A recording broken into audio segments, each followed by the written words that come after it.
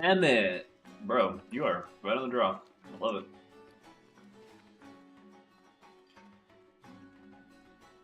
Dude, we're gonna pick up every quest here, because the triple gold is so nice. Emmett, have you ever played WoW? Good day to you.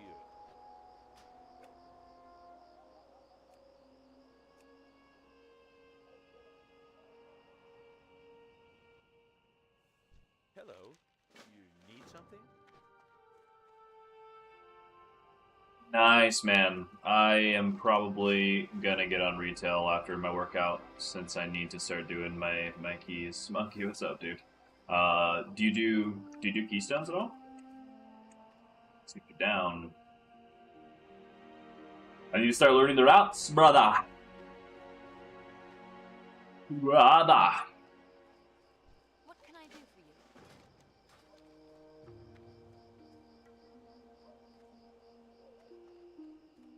Need help?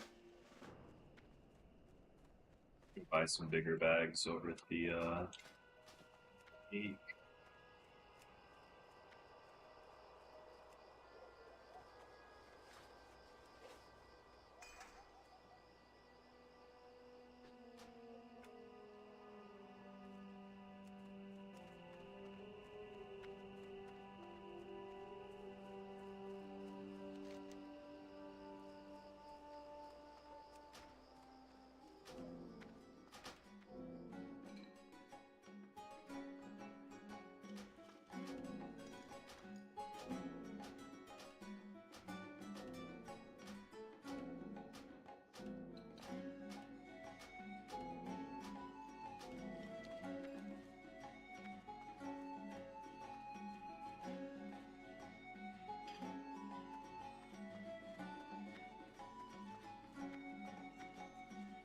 That dude's name is Wifey.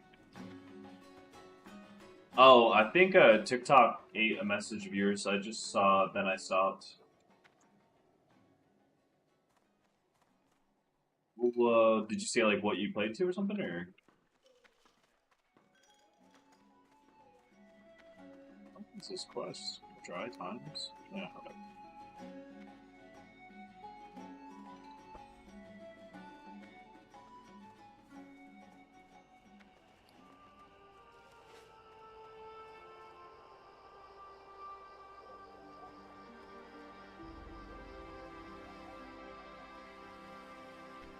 What can I do for you?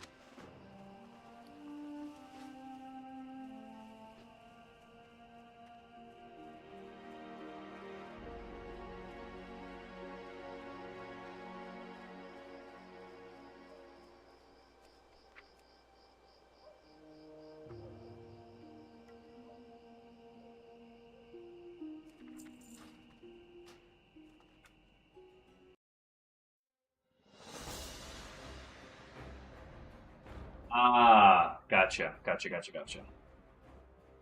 Makes sense.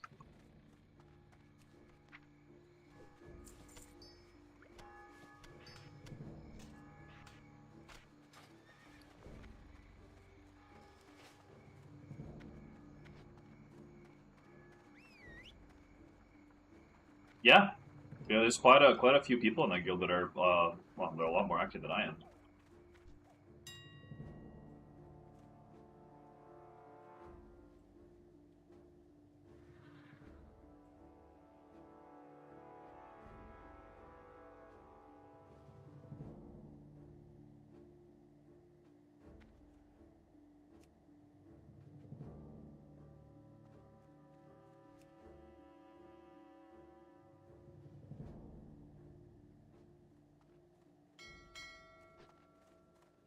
I G back then. Dude, it probably didn't even. It probably didn't even trigger it. Sometimes TikTok just eats messages. Just ask JJ, dude. She gets like wrecked by that shit all the time for no reason.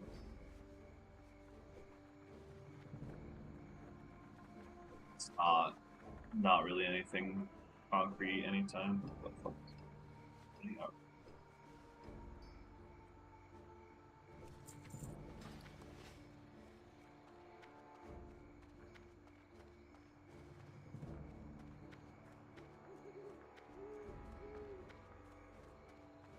Yeah. Yeah, you really are, JJ. It's the poison in your name. Just so toxic.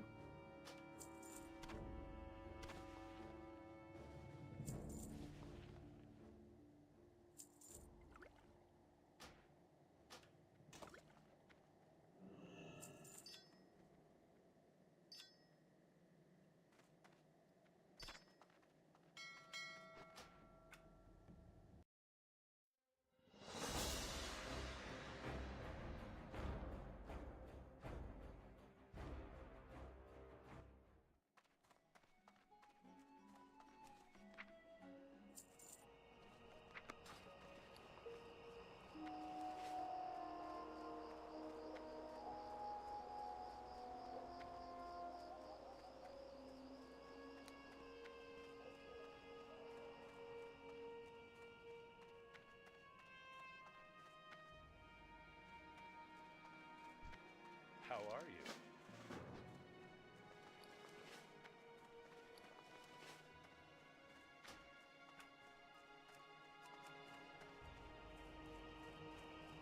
I buy and trade.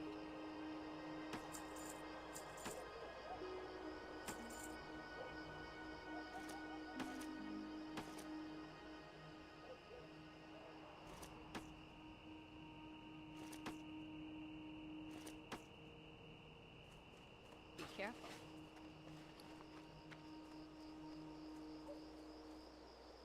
Yeah, honestly, mate, I haven't even started yet.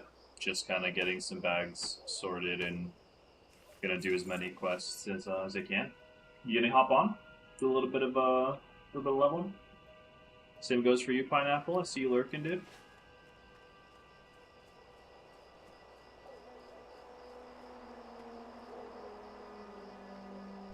Hey there.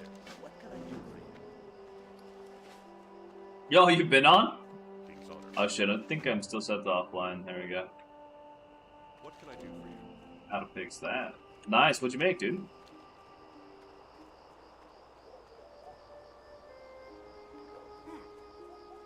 I'm also down to re-roll a bunch. Oh, Avalyn, I just saw you followed. Thank you, dude. Priest and Hunter, nice. Yeah, I have my rogue. I think the only one I don't have is my priest. Ah, gotcha. Fair enough, dude. Don't sweat it. Let me actually make sure that I have all my classes made really quick, and then we'll get back to this guy. Gotta get you a Steam Deck, May. So you can play when the hubs is snoozing.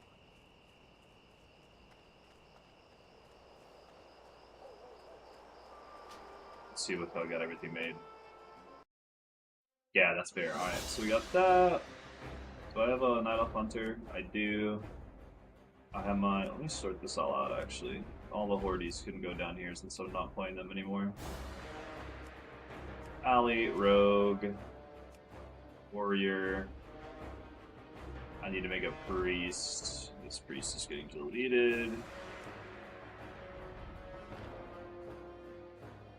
I wish we could play Horde if this fucking server wasn't dead, dude. And Human Priesty. Dwarf Priest? Human Priest. Human Priest.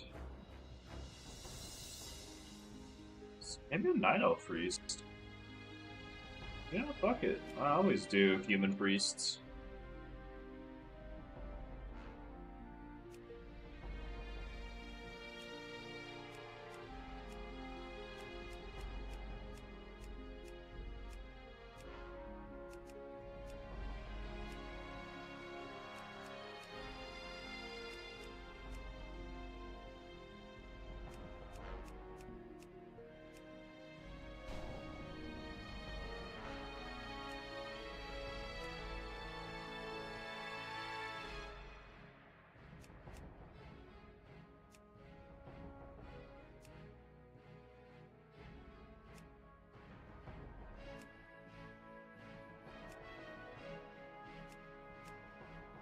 Paladin, Rogue, Warrior, Hunter.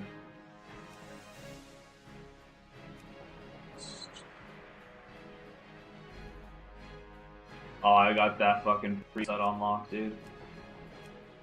Pally, Rogue, Warrior, Hunter, Priest, Druid. Am I missing something? Warrior, Valley, Rogue, Priest, Warlock. We got the Warlock mage. We have the mage. Where's the mage? It's a mage. Alright. Alright, we shall.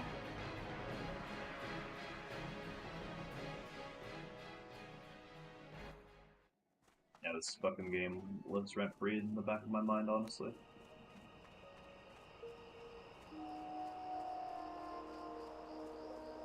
Thanks for the follow. Yeah, right.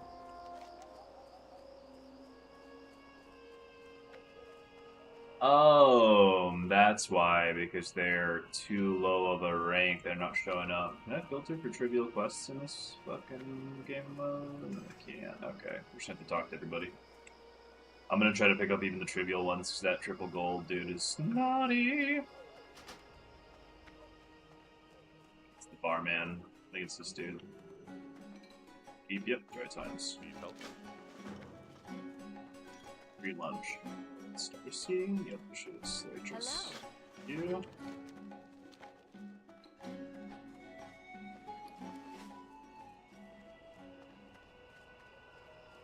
Find her necklace.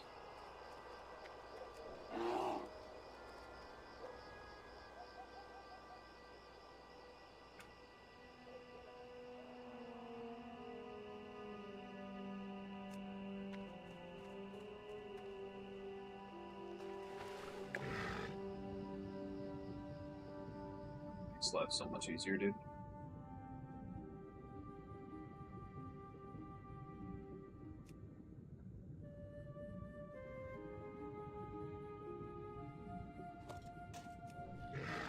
This, however, right there, nobody used to see that.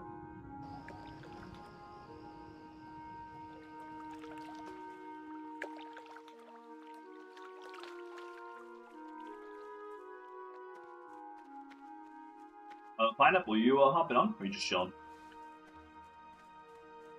Hello. See you around.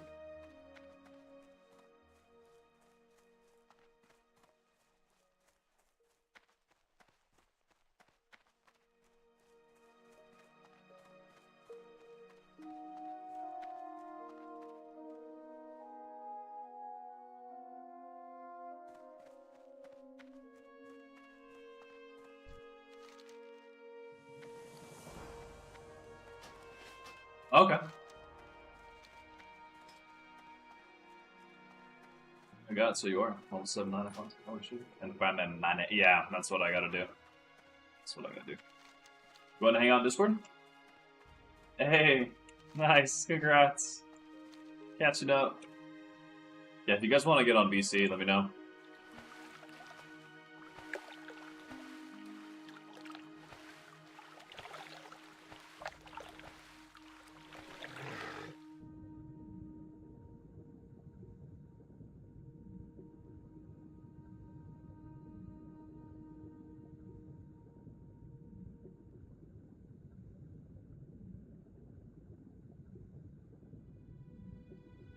Cool. Yeah, let me hop over.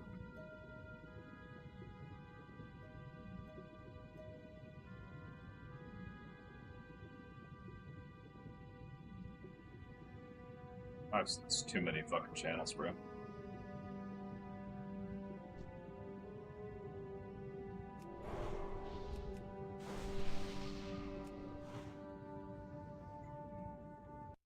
Get BC'd again. Love it.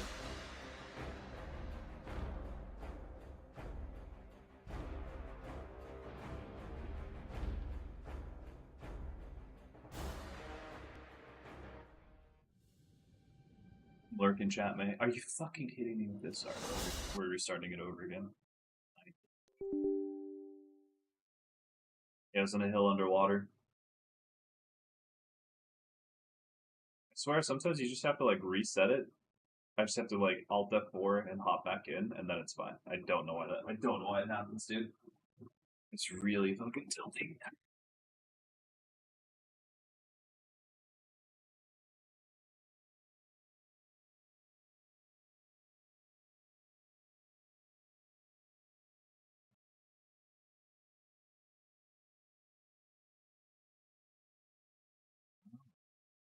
Would it? Hey, what's up, dude? What's going on? Just chilling. How you doing? Fantastic. How are you? Oh my god, I fucking died. I knew it. Sorry, let me turn you up a little bit. Alright, what was that? Oh, nothing. I was just saying the same thing. Gotta mute the stream. Oh, nice. Yeah. You don't want the feedback? Let me adjust this. Boom, boom. There we go. So I did all the things yesterday. I got all the add-ons up and Nice. running. Cool. And now I'm gaming. I'm doing it. I relapsed, and I blame you. That's okay. I'll take that. That's a good thing to be blamed for. What'd you pick up? And so it begins I went yesterday. mage. No, sorry, add-on wise. Like, what did you scoop add-on wise? Oh yeah. I picked up LVY as the kind of like background hub kind of deal. Played with it for years, and I figured it would be an easy transition. Then let's see. I grabbed all the things because I like all my achievement stuff. Atlas Loot, Auctioneator, Decursive, Details. Good shit. Yeah. Rare, It's rare like you scanner. never stop playing at all. Yeah, you know exactly what to do. It's habit. I've caught myself a couple times going, "Where's my blink?" or "Where is this?" Yeah. or "What's Yeah. happening with that?" And my spouse is over here going, "You're playing classic. It doesn't exist yet." Very true. Did my keyboard almost not stick? Yeah, the muscle memory is crazy though.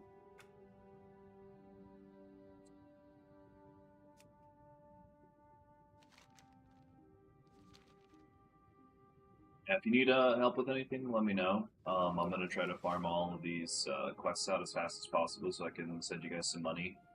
But it does kind of snowball just because that triple XP from or triple gold from quests is kind of nutty.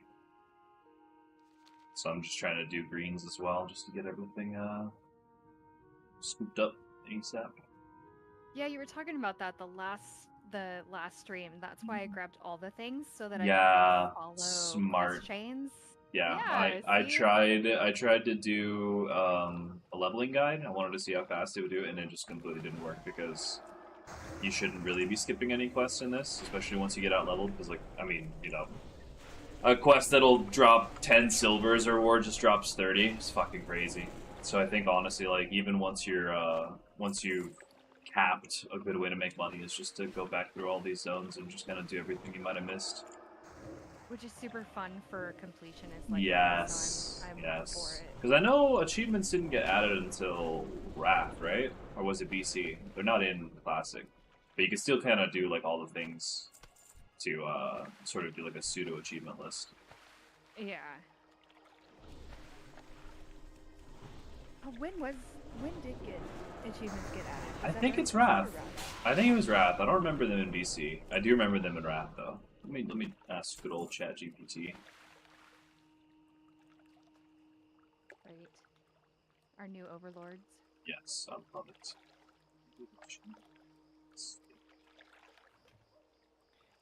How goes the grinding? Hey, it goes good. What's up, Pineapple? Hey.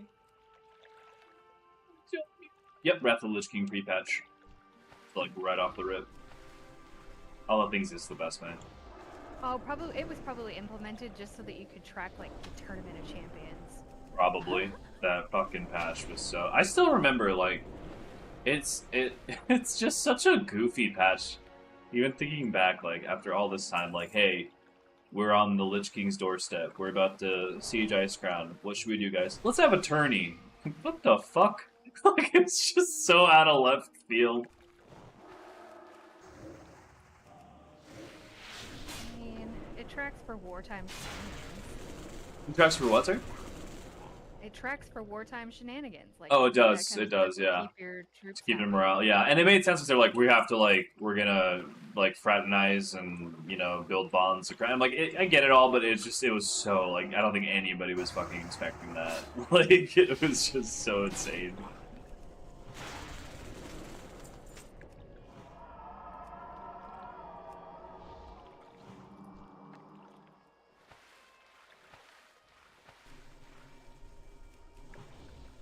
This balance, it's gonna fuck me up. It's gonna be great.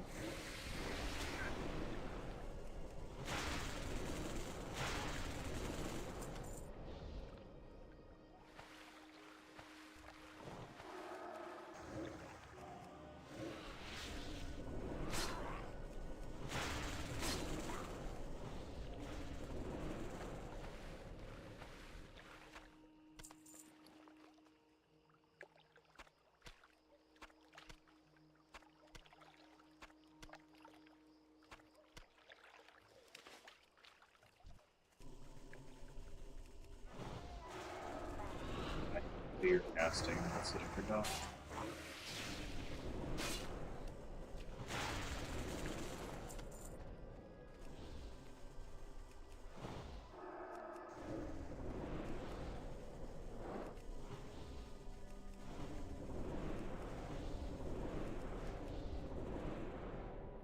I do, May, yeah, and I'm planning on leveling as many as I can.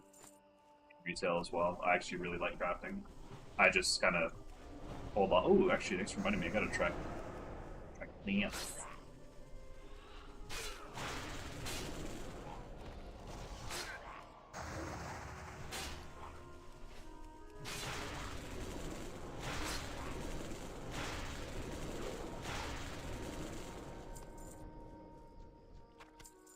Alchemy and herb, honestly, I fucking love, dude. I love alchemy and herb. They're just so useful. What about you?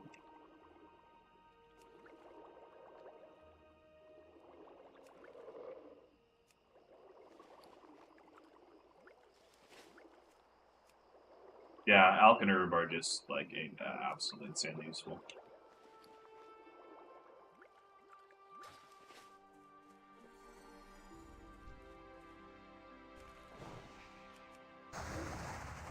I'm just really bad at like keeping them current, so I gotta improve.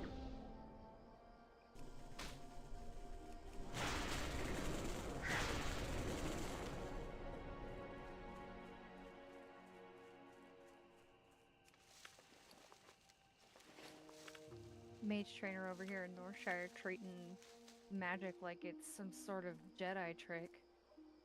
What do you mean? What was he doing?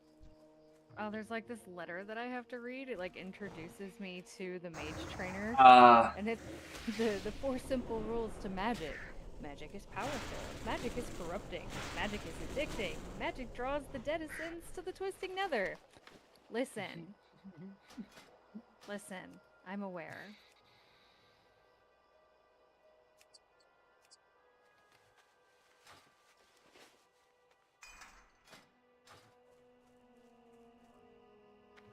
One thing that's really kind of evident, though, like playing through Classic, is the tone of the game shifted so much over the years. Like, there's actually some pretty grim, fucked up shit in Classic, just that you can like learn from like quests and stories and stuff. They just kind of completely, I don't know. I think the only time they ever went that dark was Legion. Got very like Pixar-y. I don't know, man. Classics where we got introduced to Mankirk's wife. That's true. But that's what I mean. Like that, there's what was the other one? There's so much fucked up shit in EPL and like WPL. Anything with the Scourge. Like there's one guy, it's with the Nax pre-patch where like there's these two characters you can meet where the Necropolis will show up. One's got like a red aura and one's got a blue aura, and they're kind of like Scourge hunters. If you talk to the human, one's a human, one's an orc. If you talk to the human, he has this like really fucked up paragraph where he talks about like how he's witnessed how abominations are made. That's just like it's very dark, very very dark.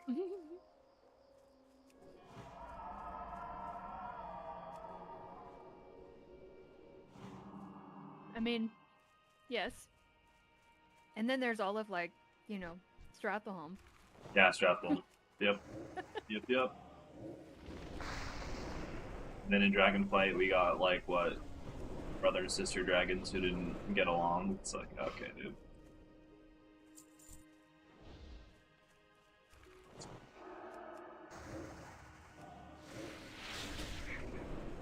See, this is why I like one bag better than one, I can't do the multi-bag shit. Nah, the multi-bag shit's awful.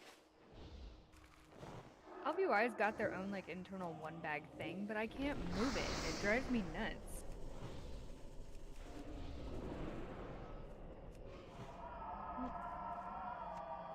Aha!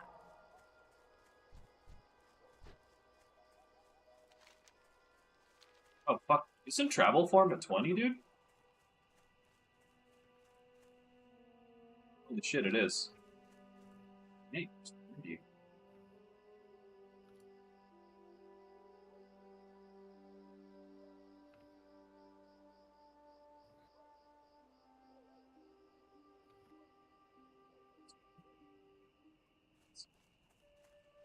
30. Oh, thank God. Okay. Thought I missed that. I was like, dude.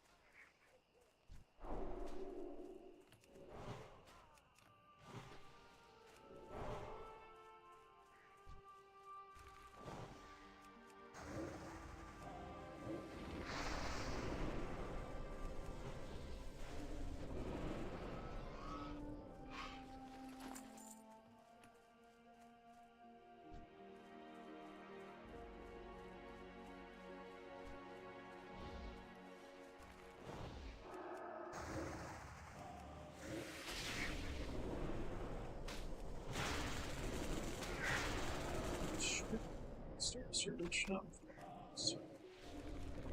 Sunfire.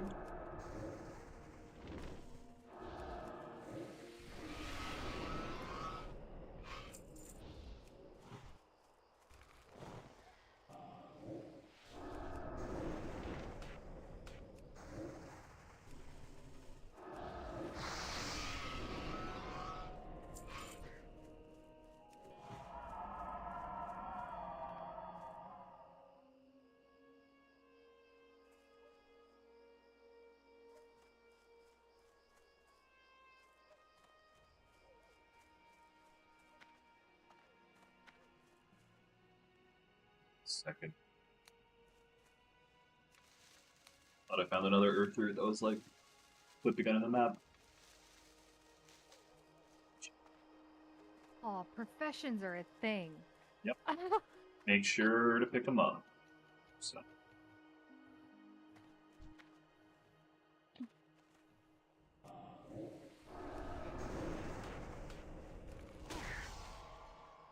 I'm so proud of myself. I'm level 4 and I already have 1 whole silver. Massive. Get to spend it all in bags.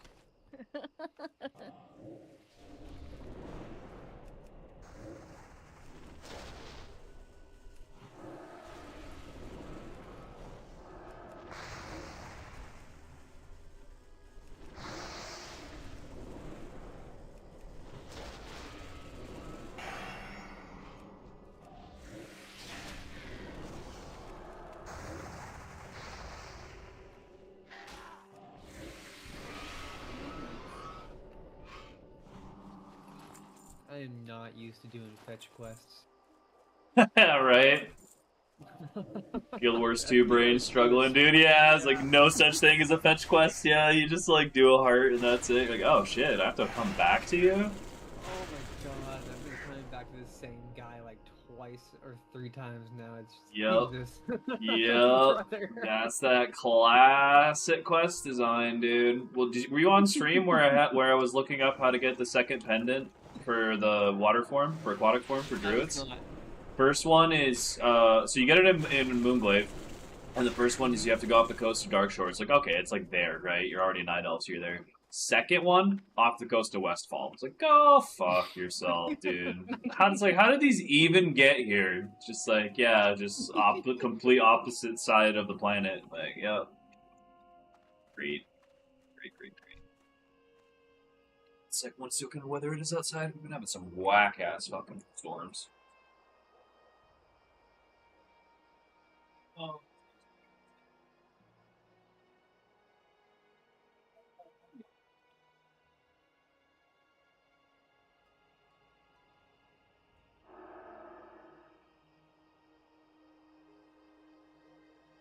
That's literally it. That's literally it, man.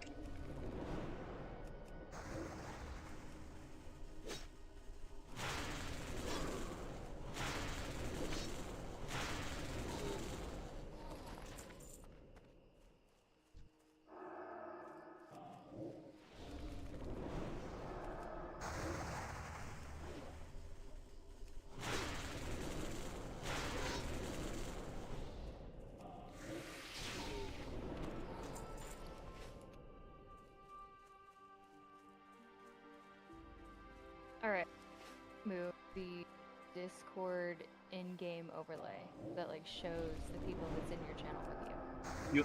So are we asking how to remove it? No, how to I just want to move it down like 2 inches.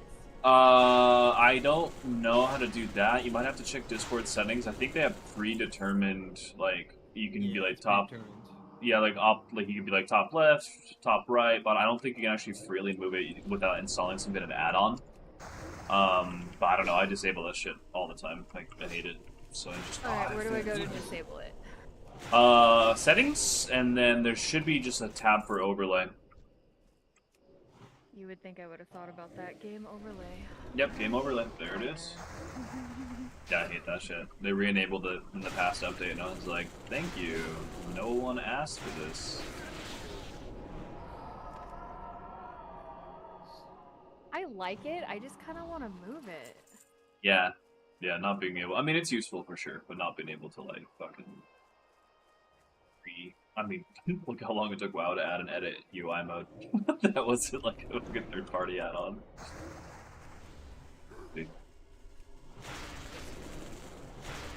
Is that in retail? Yep. Yeah, edit UIs in retail now. You can move, like, basically anything around now. Hey, spouse. I was just told that in retail, you can edit UI. I know, right? Oh my gosh.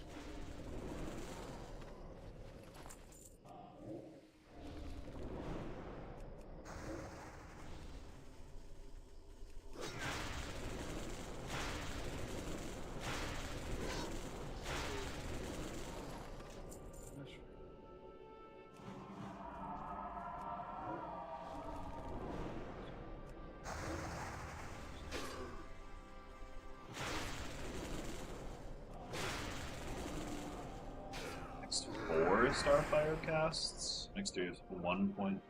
I don't think so.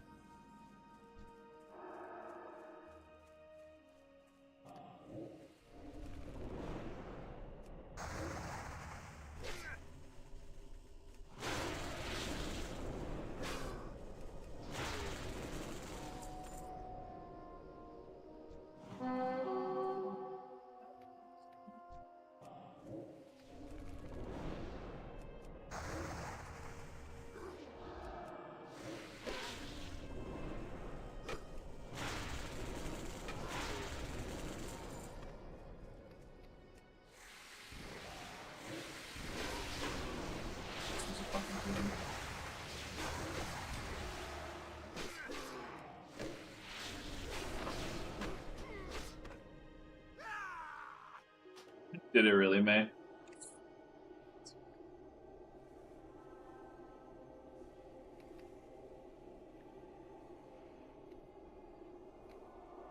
Cocky.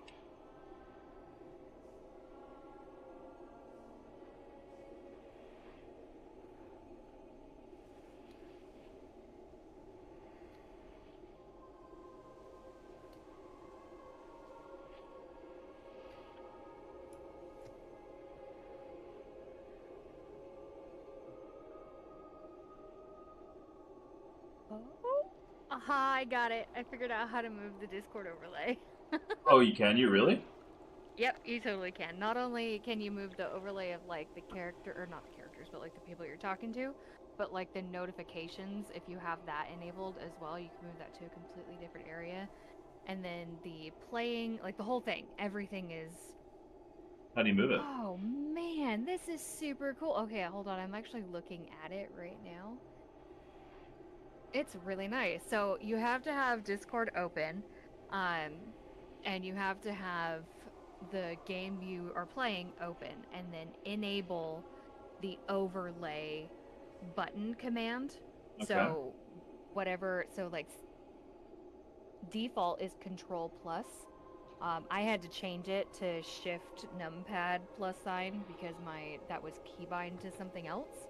But if you just like open the overlay setting, you get a huge layout. Okay. You can just kind of tweak it from there then? I can even put your stream on my overlay. If Wow. you are streaming That is directly to nuts. Like, Discord, picture in picture? That's cool. Discord W? Hell yeah. cameras in this. I can watch my own camera if I wanted to, if I was doing my own. Oh, thanks, May. I have a Corsair headset. I think it's the Corsair 65 Pro. What's our headset? So, I'm gonna die again. I'm a dumbass, bro. Oh. Hold on, I'm gonna look it up.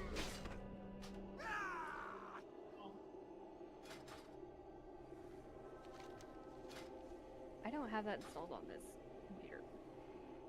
Thanks, dude. Right, hey, spouse. That was a good one. Yeesh. Void Elite. Okay, there you go. So it's the Corsair Void Elite.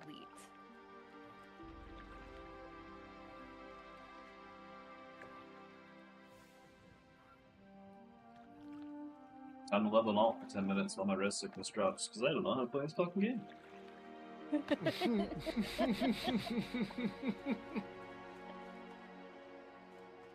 Rip. Fucking awful, dude. I literally rezzed in front of an orc, and he just... Hey there.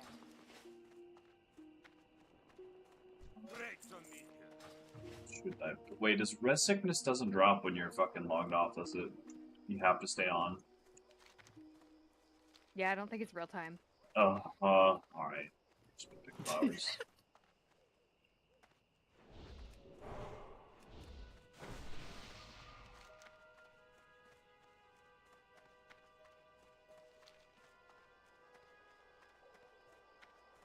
Thanks for the like, pineapple. Thanks, bro. Let's go deliver this guy's food. And I DC. I fucking love it. That was the hill, I'm telling you. Hills have it up. It's the hills, dude. I don't know what it is about this fucking game, but... I was just about to ask you too, how's the connectivity been? I mean, it's been fine, but like, yeesh.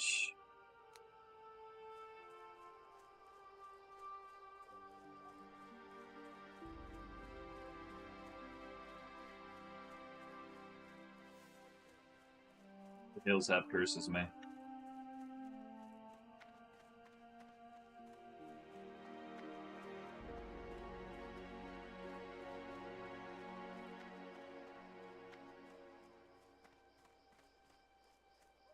This way.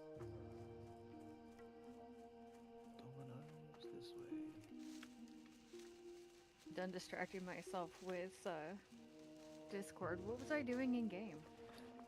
Anybody Grabbing remember? professions. You're getting professions. I was fighting with the mage trainer about his Jedi That's right. Matrix. That's right.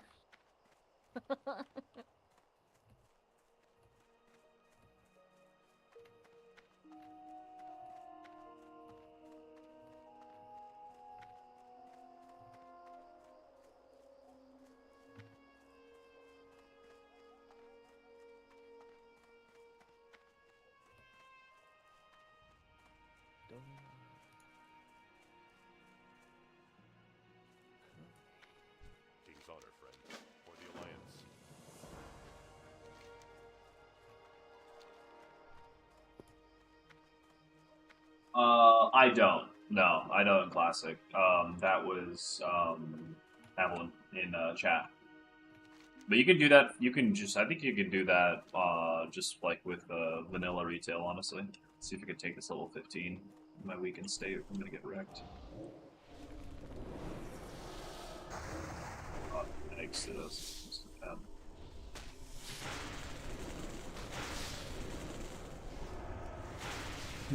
You're gonna get killed by a fucking tarantula, dude. Oh, and I pulled a. Oh my god, I can't win today. I pulled a fucking null, dude. I'm gonna. Alright. Time to refresh that sweet 10 minutes. I'm gonna go make food. Fuck this game. I'm gonna leave my guy logged in. I'm gonna go repair. That's that bird. God damn, bro. That's why. What is happening, dude? Bartender, it's like the 4th time I've had to fucking do this. 2 F3, please save. Oh yeah, right. That's all I need is some more DCs.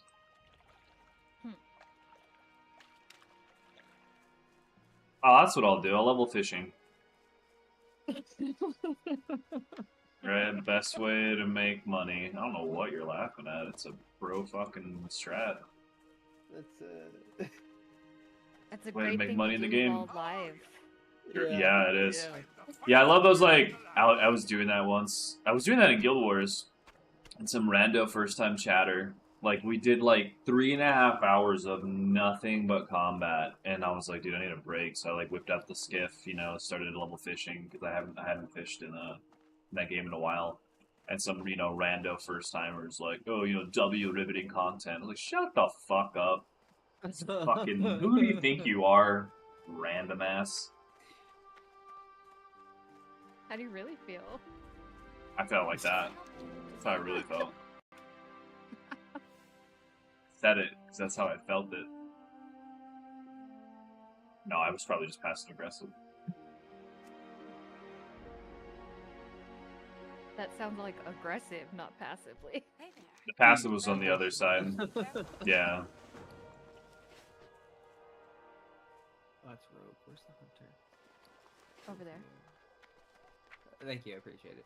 Yeah, you're welcome. Happy to. Now who's being toxic? Listen, I never said I wasn't. I'm over here fighting with a mage trainer. Watch when I can't even fish from here. I knew it. Skill not high enough. Alright, guys. I'm gonna go rope. I'll see you later. I can't fucking win, dude. This game is... You can't. You can't. Can't fish, can't fucking kill, can't, like, can't do anything. It was a very, yeah, very... Oh, I guess I'll just, I can turn in 2 quests and make myself a snack. So what I'm hearing is you're failing at WoW, so we need to log off and go turn on Valheim. No. Oh. Nice try, but no. Safe travels. Alright. Alright. Meow. Yeah, right. Not mine at all. I just got cocky, dude. The downstream was so good, and then orcs just me What up. the fuck? Oh, okay. Fucking tree giant shit. Just scared the crap out of me. Wait, did you just say a tree scared you? The tree giant thingy-majigger, yeah. Well, the whole screen started shaking, and I turned around, and I get like this face full of freaking tree. So you Face full have of a face trees. full of bush? Quite literally, yeah. Fair. Have acorns? It is traumatizing. What can I do for you? Where is Starbreeze Village? I will find it somewhere. It's Any more wild, dude. quests for this area before I go away?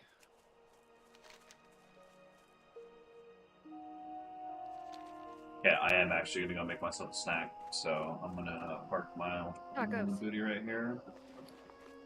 Thought that sounds good. I Hey, had mini Pop. tacos from Jack in a Box today. I'm so excited. Be right back. Okay. Yeah, I'm gonna go call the urban development dude here in Serbia and go, yeah, can we get a Jack in the Box here? I'm like, what the fuck is that? That's I'm what I like, had That's a yesterday. good point. You're back. Or just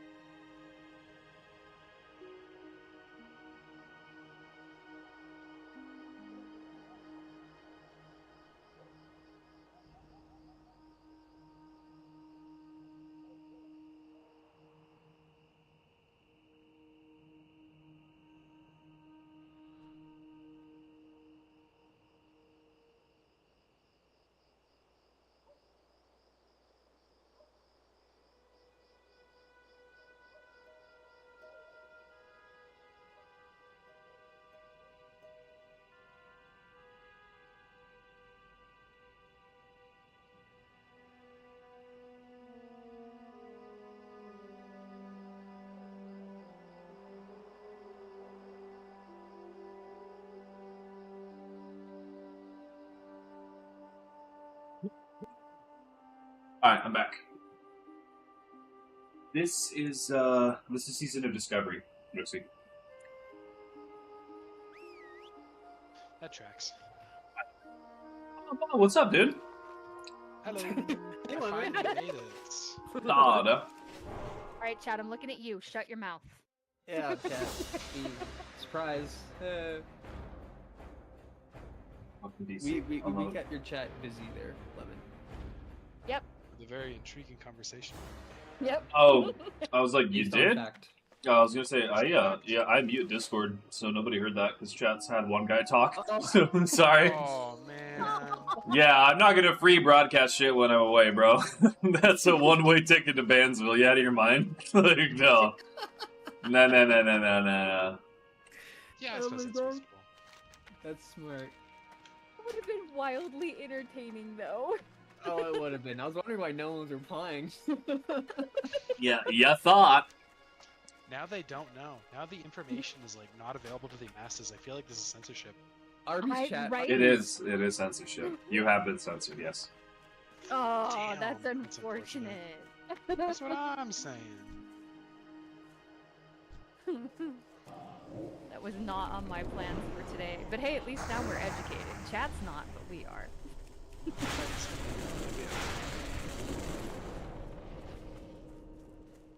Aw, now I'm sad.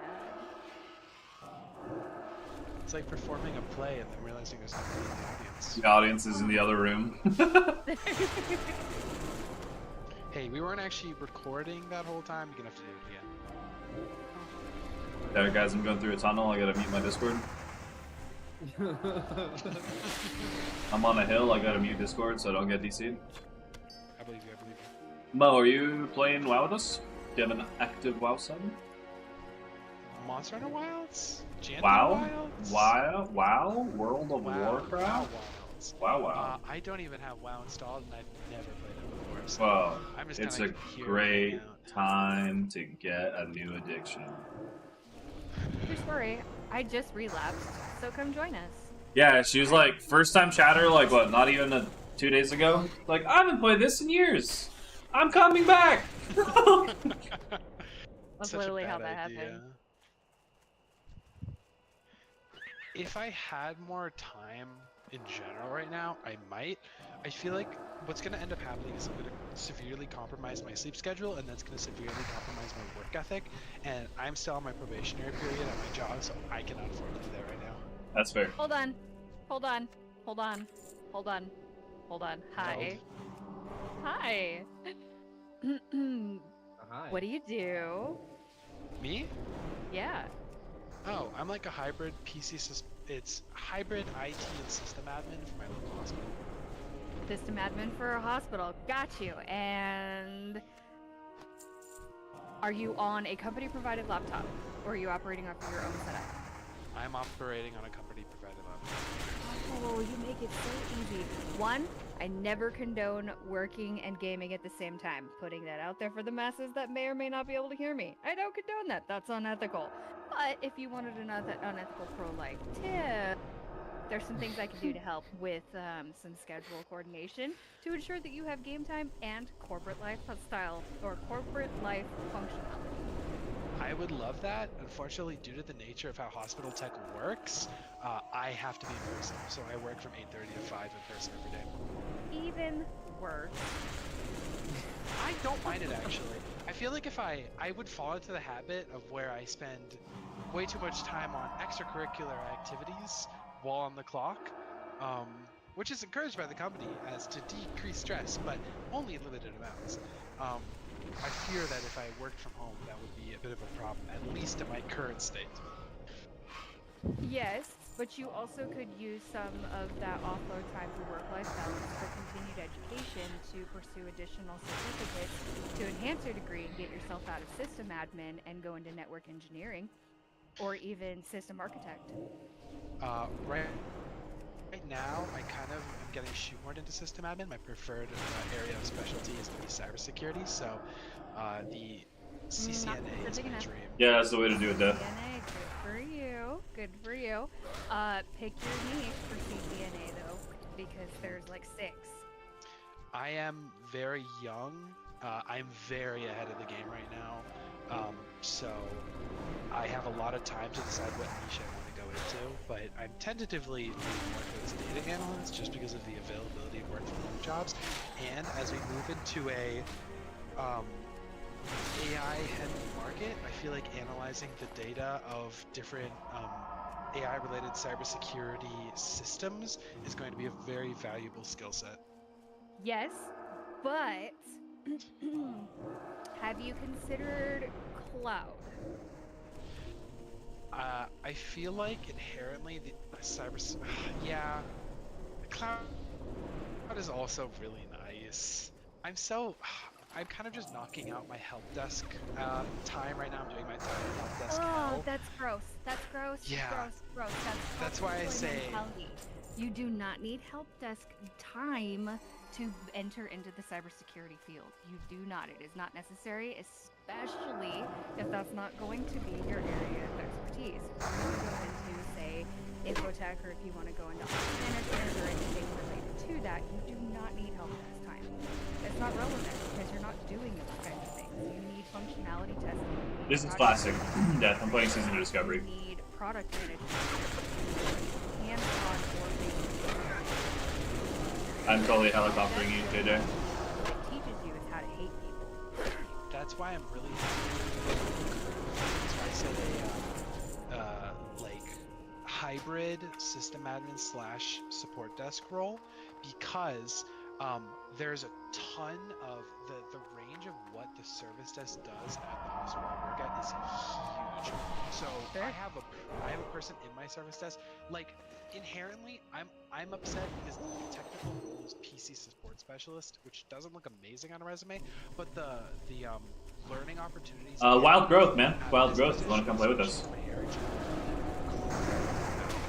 She absolutely is, I've JJ. kind of Yeah, 100% is. almost jumped the shark when it comes to my career progression. Are you hoping to stay in medtech, or are you going into a different area for the cyber ops field?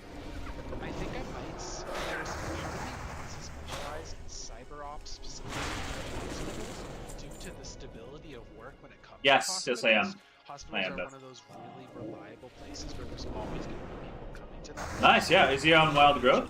Work.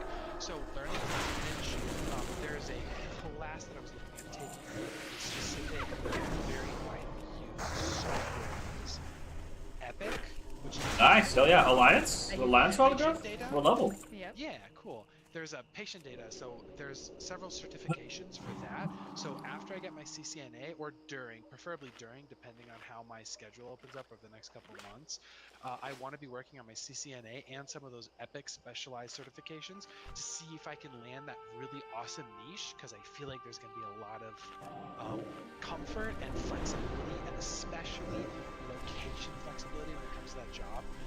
I am of the mindset that I want to live in like 4 or 5 different places over the next couple of years. Like, I don't want to settle down and get a house, even if it functions as an appreciating asset, because I like the. Yeah, it's gonna be an Alliance, Alliance side guild on, holy shit, Yeah, no, Wild that Growth. makes like total sense.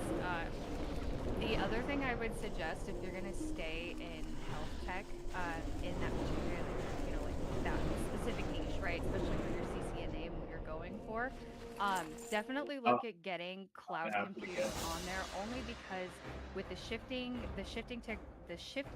oh my god, the way the industry is shifting with insurance integration in specific, most things are going to be on cloud-based platforms. And so if you're going to have a sysadmin background and using platforms like Epic, right, you're gonna want to be multifaceted.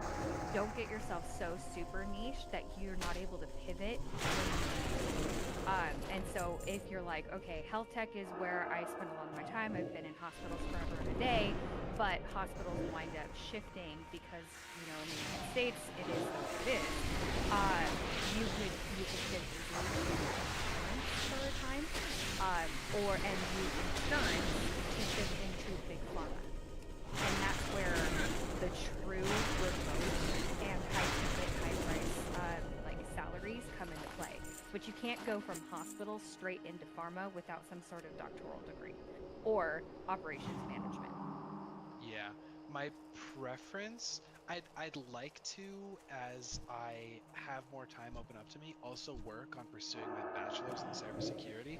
Currently, I have the specialized associates for CAS IT cybersecurity, which I college, but I want to see if I can. Cool. Yeah, we have a bunch of people starting fresh in Alliance, and I've got some Alliance alts too. So Computer science is really broad. we're gonna be leveling a lot.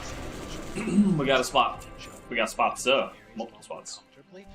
Do we have each other added on? I think we have each other. Eunice, thank you. We have each other added on Battle.net, right? I think we do. Alongside that, another reason why I'm really happy with this job is because Oro, service thanks, desk is like the baseline of everything in the hospital. I'm able to get experience with every single facet, like our application team, our security team, our network admin team. Like I'm able to directly interact with all these people and directly port issues to them, discuss the issues with them, which allows me to scoop in a very broad range of skills that I can use to kind of prompt that keyword, like prompt a lot of keywords on something so it's going to be a lot better, which I'm really happy about. I'm incredibly happy with the position. I love it. But I am very aware that I'm going to have to hit that specialization. And again, like I said, I'm still really young, so I have a lot of time to decide what specialization I want. But it's nice to have this position where I have a ton of reach when it comes to what I'm learning. That's absolutely fair. I will tell you, as somebody who's in the industry and understands, the tech world fully and completely, your degree is only going to get you so far. Your certificates are truly where it's at.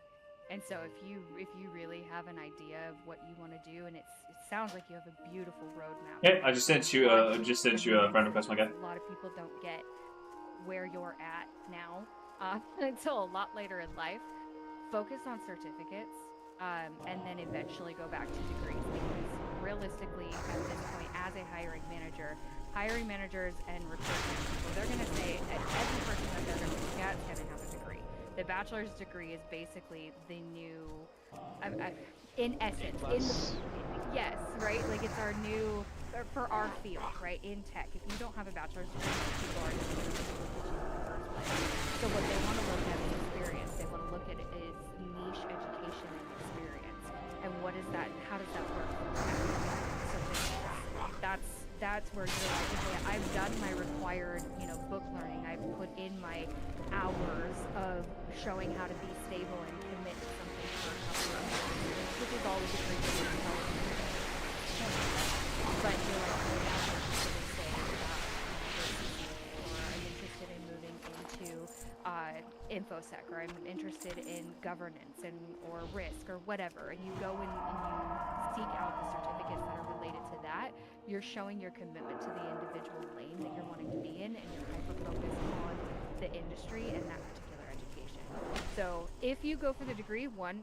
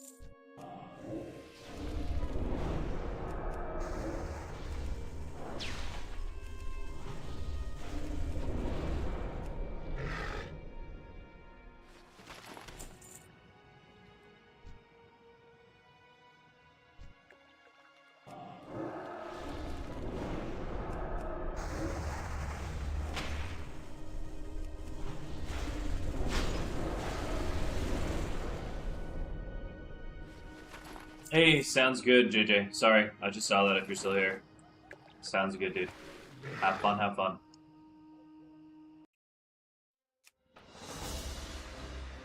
It's just not where I was making money. The industry is very.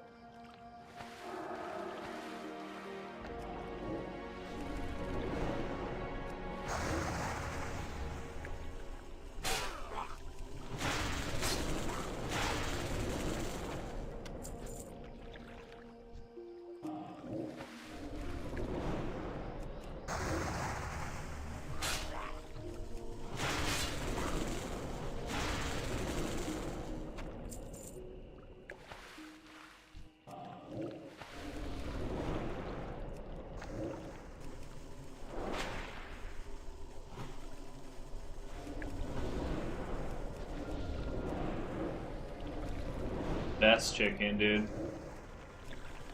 Odyssey balance is so good. It's so fun to play.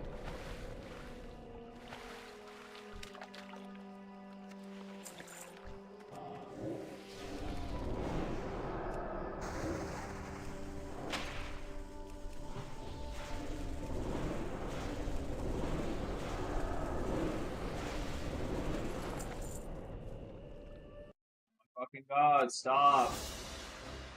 Oh. Oh, are you? Nice. Did we get each other added, Altered? Did I add your BattleNet? We don't have a guild just yet, but as soon as we do, we'll toss you an invite.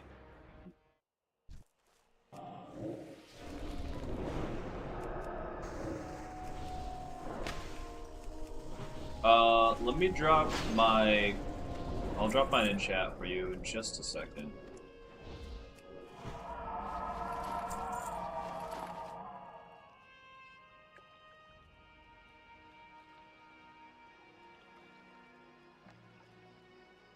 There you go.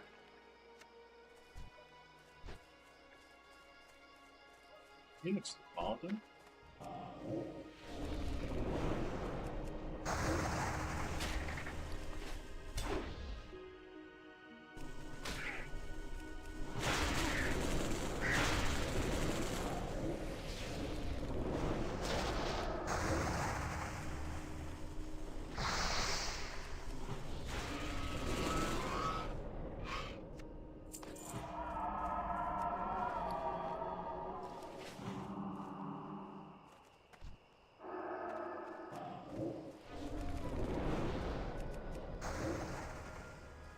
Inch.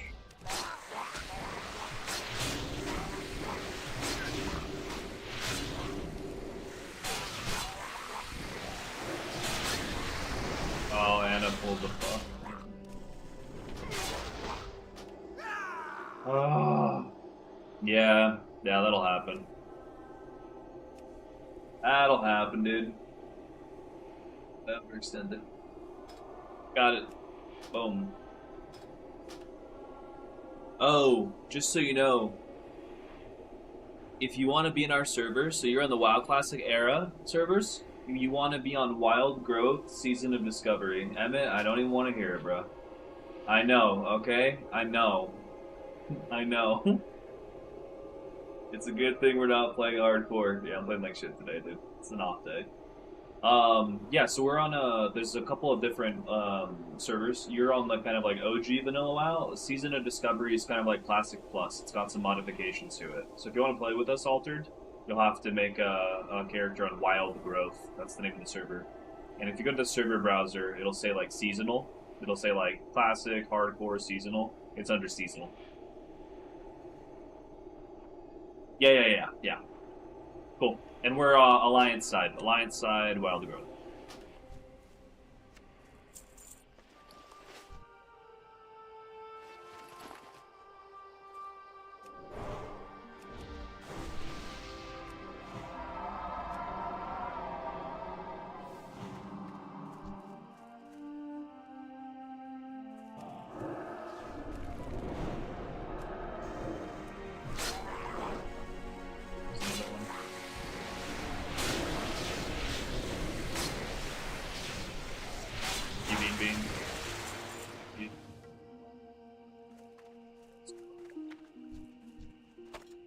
Oh, we're done, thank God.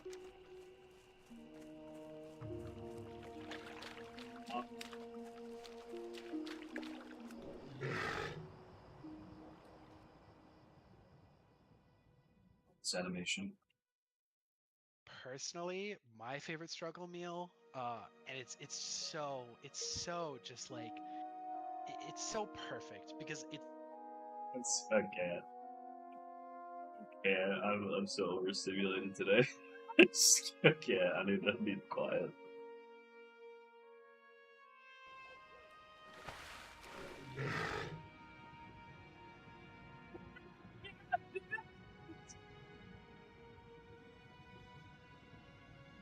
Oh.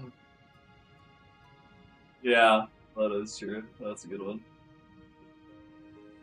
Every other day, I'm usually down, but right now I'm just no. I had such a rough fucking go at it sleeping earlier, dude. I think I can like hear another human's voice.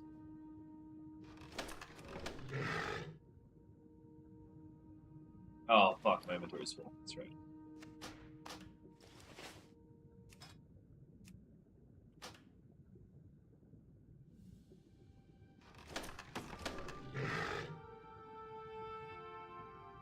Wait, who's Azure?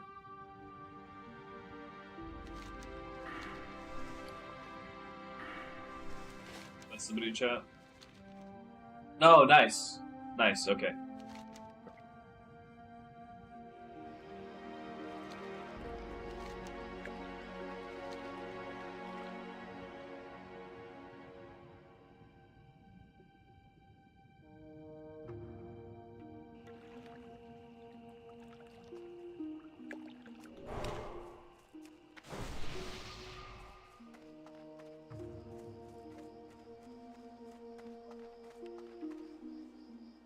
Hello. Safe travels. See you around. Hey, did Sod add dual spec? I think it did, right?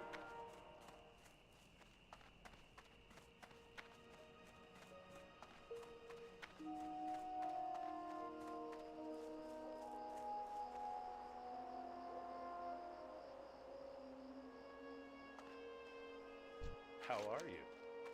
Have a good one. See you later. Nice, they did. They did. I mean, it matters in the sense of, like, what you want to play. At the end of the day, you know, you could do all the content no matter what class you're on, but, what kind of characters do you usually like playing, Altered? Do you like playing kind of like, you know, big tanky bruisers? Do you like playing ranged, like, classes? I mean, I can give you tips for, like, really good starting classes. The Hunter is probably going to be your best bet as a new player. They have a ton of utility, you get a pet, you're at range. The second will be the Mage, just because you're a blast cannon that can, like, basically fuck everything up from a distance. But if you want, like, an easy ride, I would start with Hunter. But if you want to play something specific, like, let's say, like, you think the Rogue is really cool, then I would say, like, pick the class that you feel like is the coolest, that really, like, speaks to you, you know? And then that way you can sort of tailor everything around that.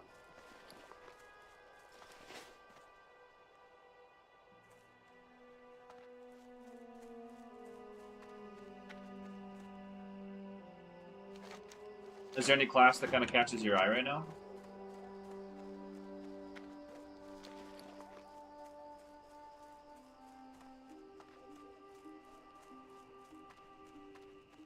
You need something?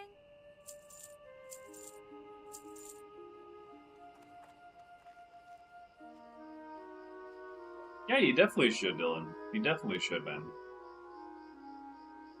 You'll learn all the other ones a lot faster once you start going through it because they just sort of all bleed in. Also, if you want to come play with us, dude, we're playing on Season of Discovery on Wild Growth.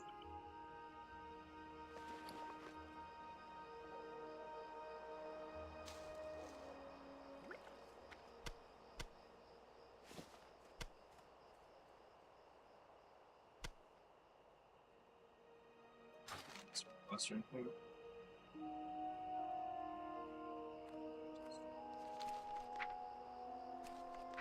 Yeah, there's a link to the Discord in my TikTok bio. I got some homies hanging out there right now. Oh, look who it Need is. help?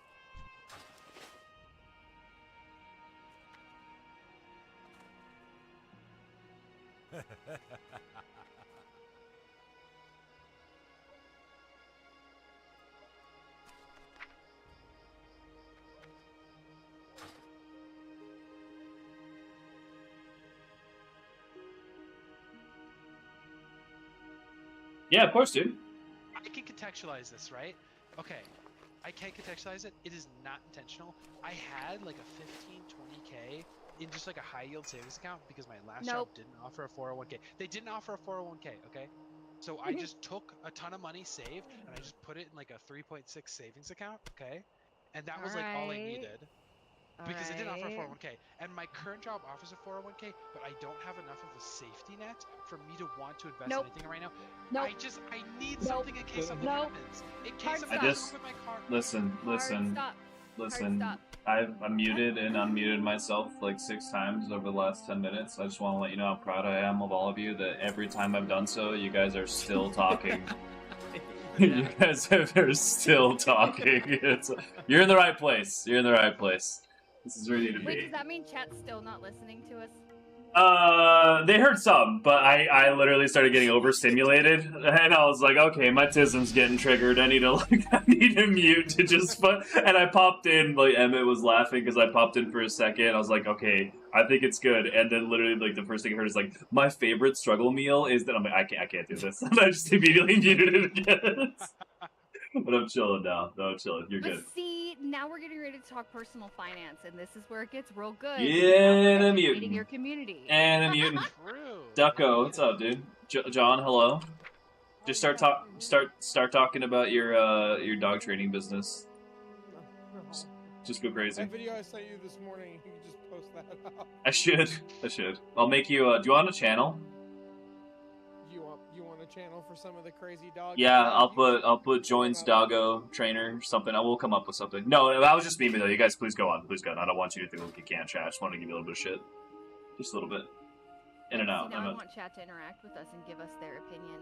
Oh, okay. Come on. Let's do that. Let me turn my. Opinion, or are you just interested in it? Oh no, I'm choosing chaos today. Good. Stack. Let me turn you all up so they can get a good. I could hear you just fine. I'm just saying you weren't muted. Oh, it's Eldra still? Okay. Yeah, dude, if you're coming back and play with us, might as well put it to the world, right? So Pineapple here, a very lovely young 20s individual who works for a corporation that offers 401ks, is currently not investing in said 401k. His defense, chat, so that you're aware, his defense is that he'd rather have a nest egg. My counter to this is by hold on. I think you're talking about me, or are you talking about Pineapple?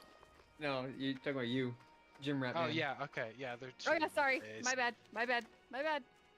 Anyways, the counter, the counter argument for everybody involved is by not investing in a 401k, regardless of what the investment vestibule is, that's a conversation for another time, is that there's a match option. And by not contributing at least base minimum to the match, you are leaving free money on the table. Free money that will grow without any work on your part. I'm losing viewers. Okay. No, I'm just kidding. Go ahead. I have a counter to your original statement. I agree that free money is incredibly valuable, and in the long term, that free money is worth even more. I know, you're always there, dude. You're a solid one. However, considering I am still on my 90 days probation, and in general, my overall financial security is quite low, I feel more comfortable with a nest egg, even if it means I'm sacrificing more money in the long run.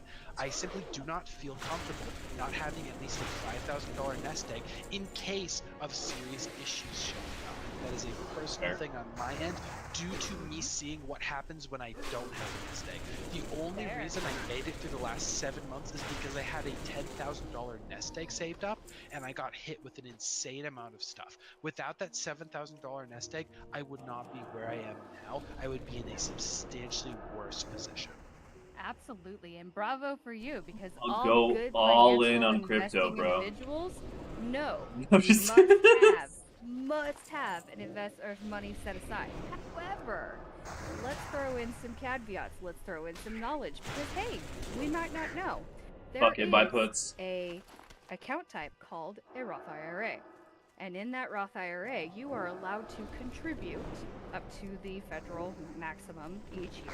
And at any given point, you are allowed to withdraw your own contributions at any point without penalty.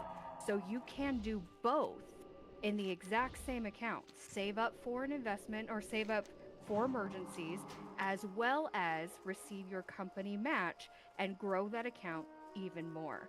And it will outperform your 3.5% high yield savings account hand over fist. And if you do the right kind of investments, which we could talk about in another time, I won't bore that down. But if you do the right kind of investments, you can even match the S&P 500 and get anywhere on an average between 6 and 8% growth every year.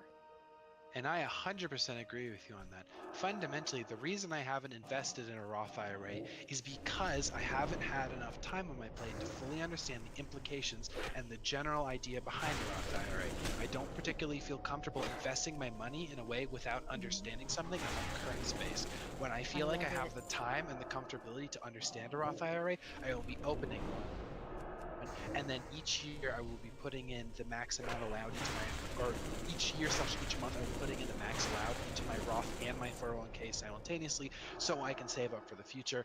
Currently though, I haven't had the time to understand a Roth IRA as much as I want to before I start putting money into it. I understand a high yield savings account and the risk, very little risk behind it. So I felt comfortable investing money there. At some point, like I said, I will figure out the mechanics behind a Roth IRA and I'll probably start investing money in. I will start investing money in there. Like I said, right now I'm just in a very transient financial period, which restricts my ability to improve my financial outcome in the future.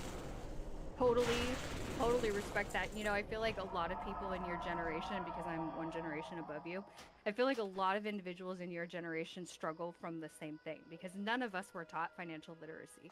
What we know is what we're either told from other people or we have to go out and learn through experience. I was lucky enough to go through the education experience by working in it.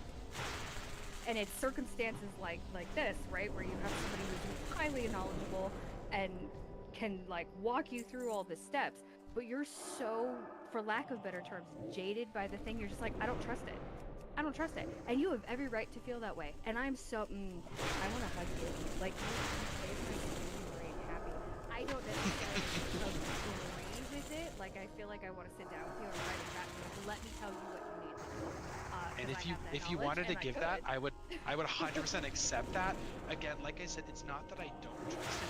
It's that when it comes to my money, I'm very particular, and I want to understand where I'm putting it, where I'm putting it affects me and my future before I start putting it somewhere. Like, it's not that I don't trust a Roth IRA. It's simply that I don't understand the mechanics enough to feel comfortable investing money that might be needed on a short notice into something that I just don't understand yet. Yep, and that makes perfect sense. And like a lot of that could actually be explained with a proper financial advisor, and I think that's ultimately what needs to be educated to people, right? Is there's people out there that can give you this education for free, and I'm not just talking like me, like that's their profession. So I love this. Oh my gosh, you're making my story brain happy. It's like, wow, I'm talking finance, I'm meeting new people. Such a happy time. Also, guys, just so you know, I have still not found these stupid kobolds. Wowheck was not helpful. For real? Yes. How are they that hard to find? Because I'm used to retail. I'm used to like my map like pinging and showing me, oh, you want to go in this general direction, and it's telling me go find these kobold workers, and I've killed like 100 kobold workers and nothing's happening.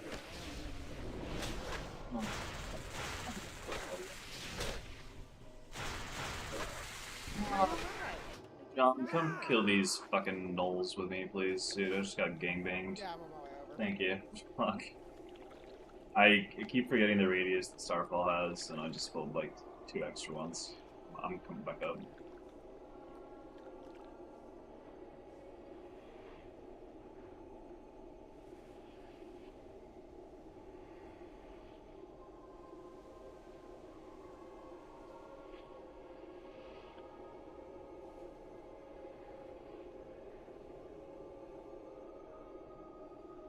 Yeah, meta getting fucking brutalized, dude.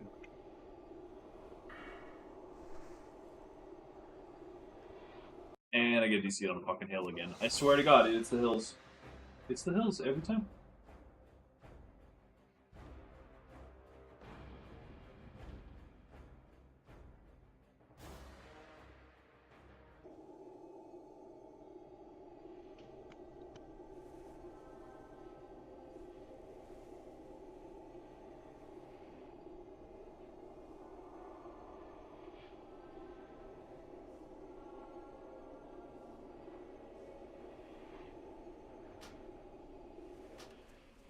Oh, I'm in between packs. Oh wait, no, you can probably sneak by. Yeah, there's a dude on the ridge. Clear this guy out so you can come close.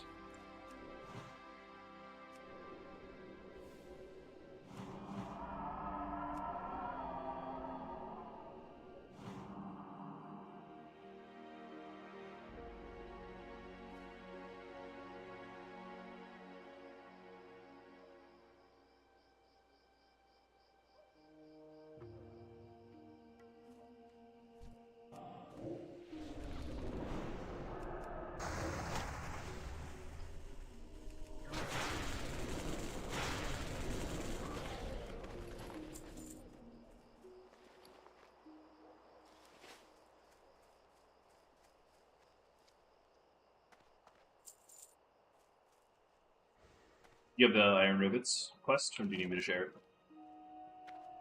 I don't think I have the rivets, yeah. It's on.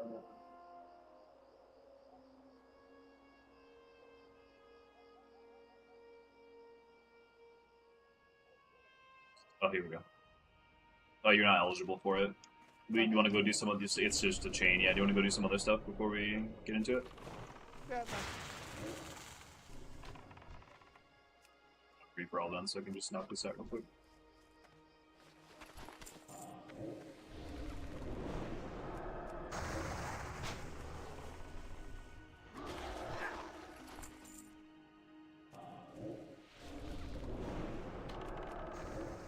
You should get Questy. Get Questy as the add-on, altered.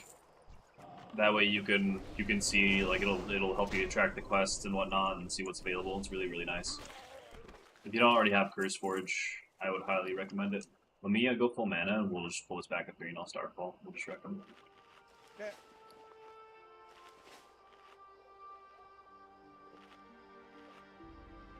Hey, he's got a name. Hell yeah. Pouncer. Pouncer. Can't believe you didn't name him Sir Pounce-a-lot. Oh, you just have to download it from the website. Yep. I thought we settled on DOG. Nah, definitely Sir Pounce-a-lot. All the way. Alright, let's go.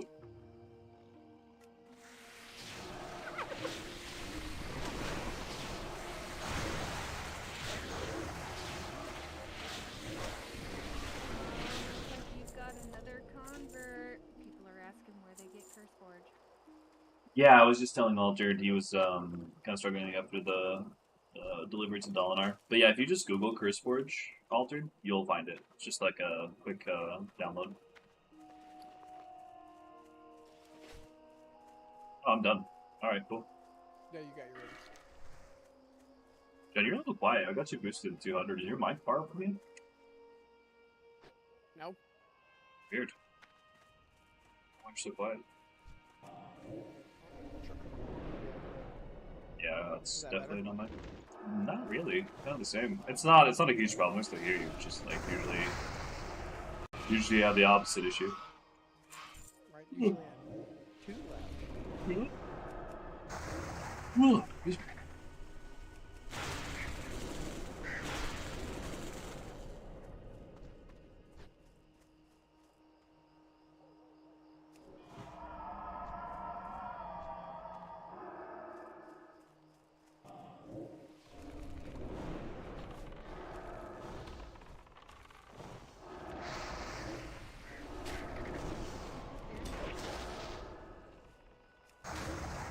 There's a bunch of spell effects happening. Did you say something?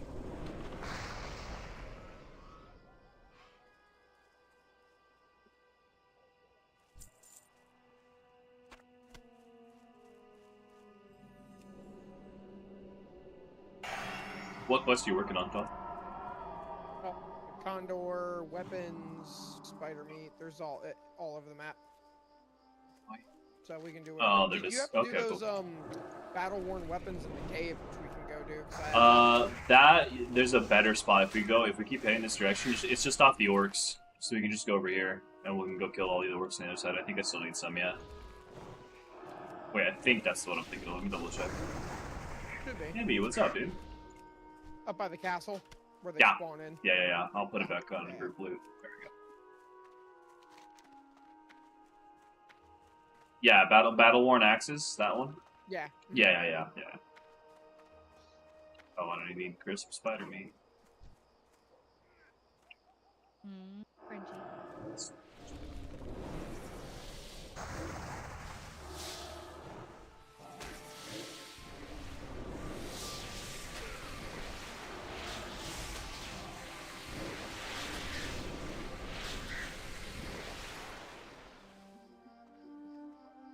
That's fucking nice. Take So, it. I'm gonna let me throw Star Surge back on my leggies.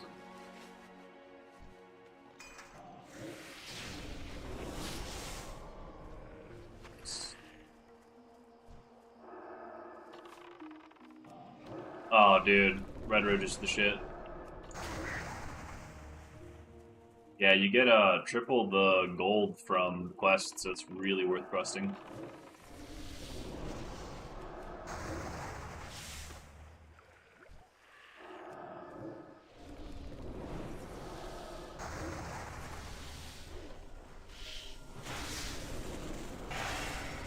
Half shit down. Mana back up.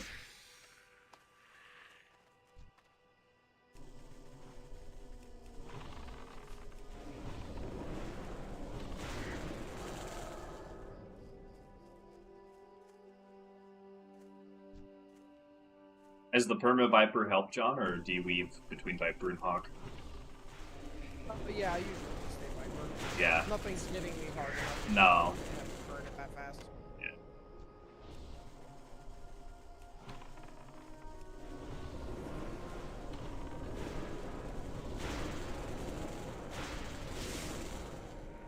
I tried the elite quest in Lock Moden and like I would have been able to get it done, but it would have been a headache because it was so slow. We have to go kill all the ogres. Yeah. I was like, Yeah, Lock One Down is one I usually skip, honestly. Even as like a it's a dwarf or gnome. Just such a pain in the ass zone to get around. You always just have to go around constantly.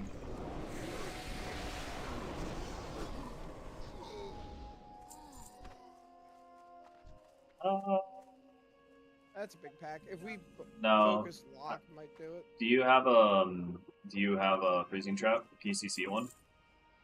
I didn't get any traps yet. Let's avoid these guys. There's better pulls down here. Yeah, that's a problem.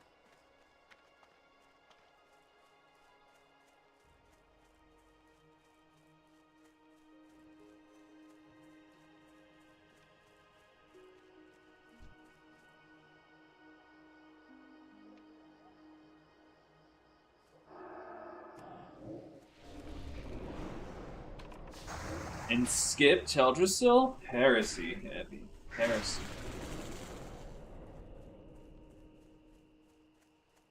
Oh, we can do it in here too. Forgotten Sight of Stonewatch. Yeah, and there's gnolls over there if you need them for anything. Oh, Shadowhide Pendants, yeah, from Solomon's Law. Yeah, we both need those too. Okay, so...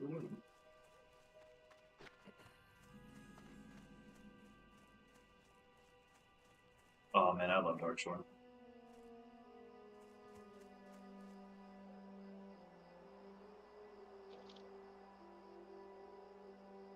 One thing I realized, dude, after leveling Horde side was you don't get to do Duskwood at all, and that fucking sucks.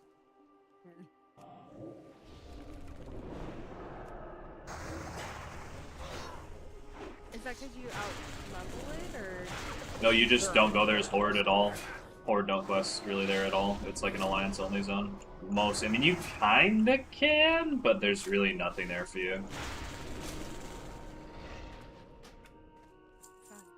Ooh. Is that good for you? Done? Oh yeah. Let's get that shit. Yes, sir. Oh, Duskwood is awesome.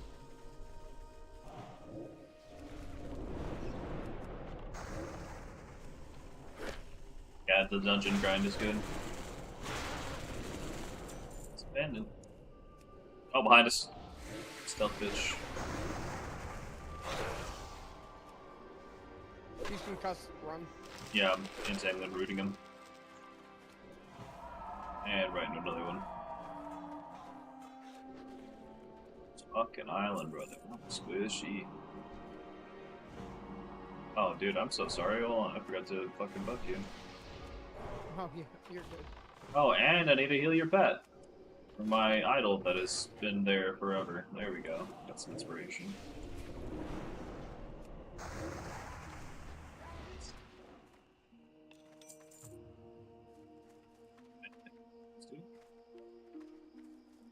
The rose spooky.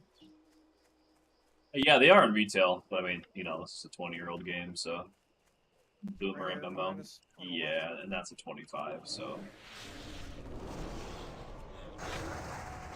we might. I think we should go back instead of pushing in deeper. There's some guys over there on the other side. Oh, and you resisted. Oh, lovely.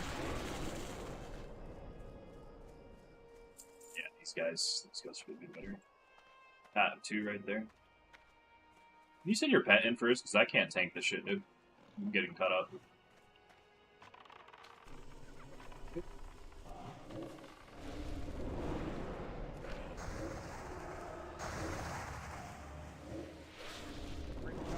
Cat. Yeah, they are. Dungeons are way more efficient.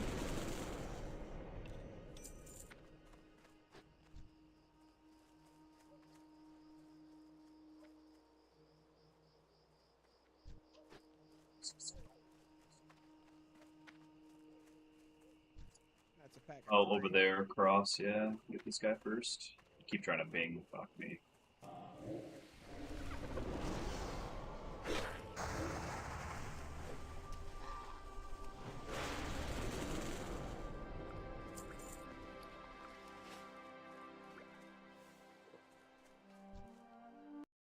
Ah, the DC!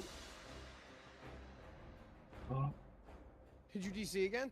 Yeah. You are having such horrible luck. Yeah, I don't know why this is happening this fucking game, dude. It's really, really infuriating.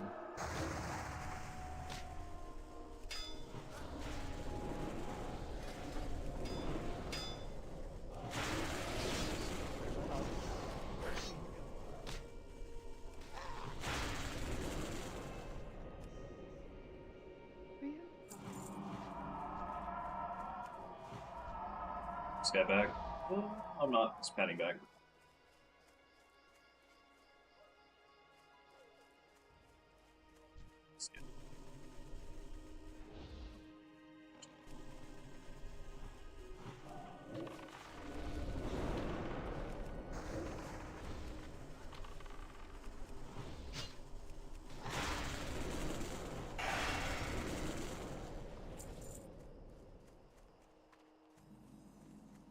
It would go around and down.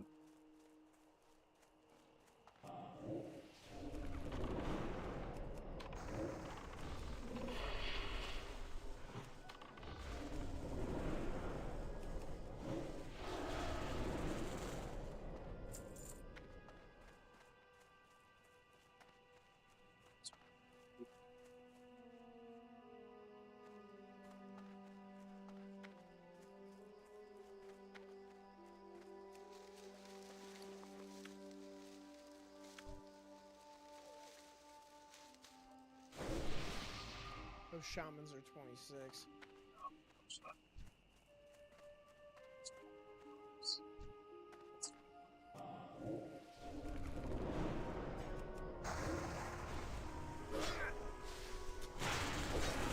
Yeah, balance. Lovely balance. I'm gonna have a balance spec, and then I'm gonna have a tank spec for dungeons and shit.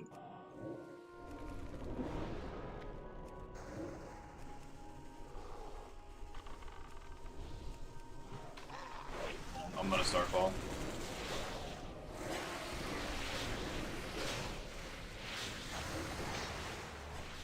Thank you, Bouncer. Get in there.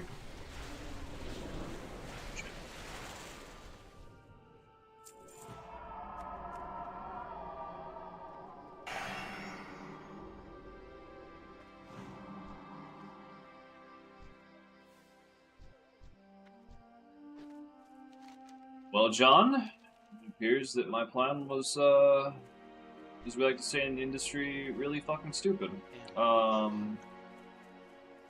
Let's go. Let's backtrack. Let's back. Yeah, I don't want to go down there. Oh my Not gonna go god, there. I got DC'd again. Blizzard! No, yeah, Why? Times, dude. If it happens again, I'm just gonna, like, reboot the whole app. I did it yesterday and then it stopped happening. Nice.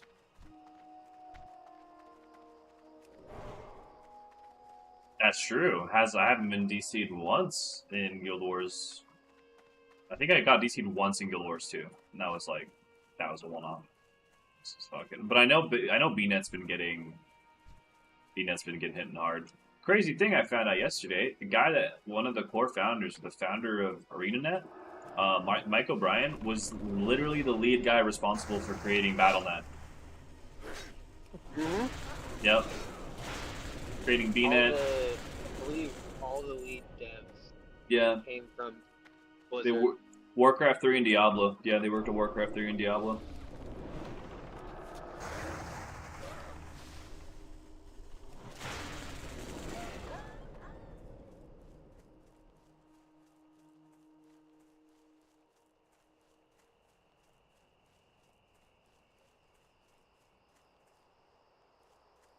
One of my coolest moments is I actually did get to meet him when they did the whole entire Icebrood Saga reveal. That's had, awesome. Like their launch party down here in Seattle. Oh, that's sick. And yeah, no, I got to take a picture with him and talk about him with the game and stuff like that. It's actually pretty cool. Hell yeah, dude. Let's get these. Or let's not. These are fucking level 21 elites. I remember why I hate this zone. Alright, so. They're not up here, but it's a pack of 3. Yeah, you want to go. Let's see. We could go all the way around and south, or we could just head up north, and that way we can get the Black Rock axis or the Battle Worn axis. Probably go North? Yeah. Okay.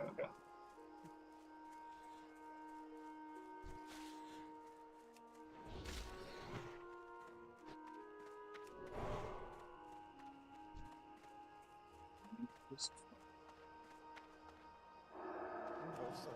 guys too.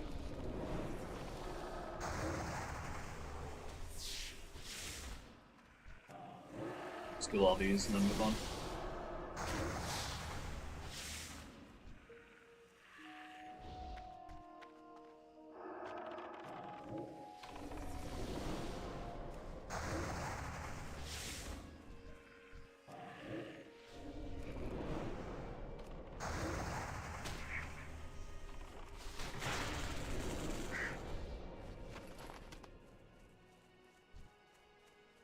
Still need Condor, mate. We just need to slaughter everything here, dude.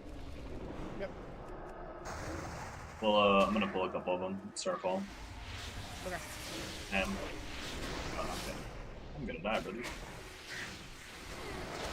I can't kill that many that fast. No, that was literally just fucking. That was so bad. It's like my 4th time doing that. I need to stop doing that. Yeah, I'm probably gonna wait until that game gets more content now. Game is fun, but I feel like I'm just spinning my wheels in it.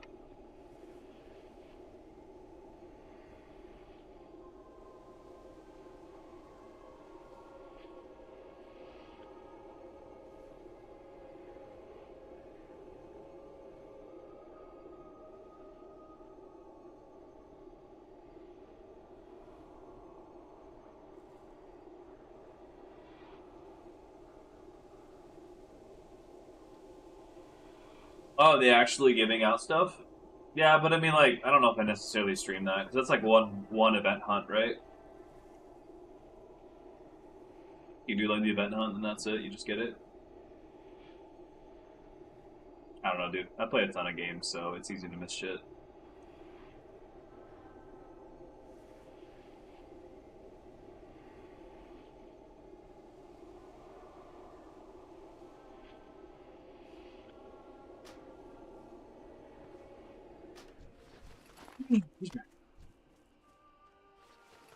Not me over here forgetting that as you level up and you get new levels of your spells, you have to move them to your health bar. Move them to your bars. That doesn't happen automatically. Yeah.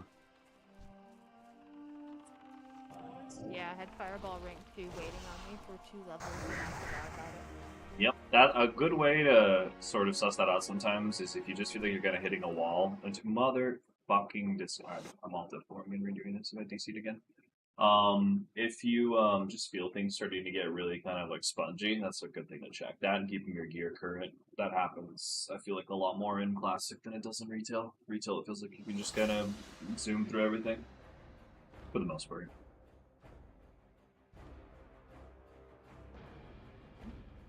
I think that's why I enjoy Classic a little more than Retail. There's not such a major handicap. Yeah. But you kind of have to work There's for benefits, it. definitely some quality of life benefits to Retail for sure, but I think after Wrath, the game changed so much that and I'm air quoting, hardness of WoW kind of went away. Yeah, they sort of just displaced it. So, like, I agree with you. Like, Cataclysm was the birth of modern WoW for sure, and the end of like to me, the Classic branch is like it ends at the end of Wrath. That's it. And Cat is the birth of modern WoW. But that's when they sort of displaced the difficulty. The difficulty becomes like mythic rating and pushing keys past like 10s and 15s and shit. Because that's like if you want to sweat, go play that shit. Or like arenas, right? Like hardcore, like endgame PvP. But for the most part, yeah, the rest of the game is just sort of you walk through it, which is I think one reason why a lot of people sometimes struggle with pushing like high keys or like with what the raids demand, because the game doesn't really prepare you for it at that level, and because things are so much twitchier there than they are in like I love Classic, but like Classic raiding is like you can do it brain dead. It's fun socially, but like I don't think there's a single fight that has like really demanding mechanics comparable to like anything that happens in a retail raid. Maybe some stuff in Nax, but like that's really about it. I don't know. Nixia was hard in her day. Was she though? Because it was Yeah, just like it was War whelp Dog groups. Yeah, it was just what? Yeah, no, I don't. That fight was a freebie. It was just you just had to know directions and whelp groups, and you're chilling. You're hurting my feelings right now. I'm sorry, it's true. Ooh. Do you want that? Actually, I'm gonna get that. That's a good Excel. Yeah, that's good for my tank spec.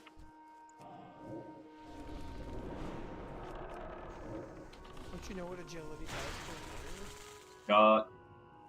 Shot. Everything. He's referencing a very fun story.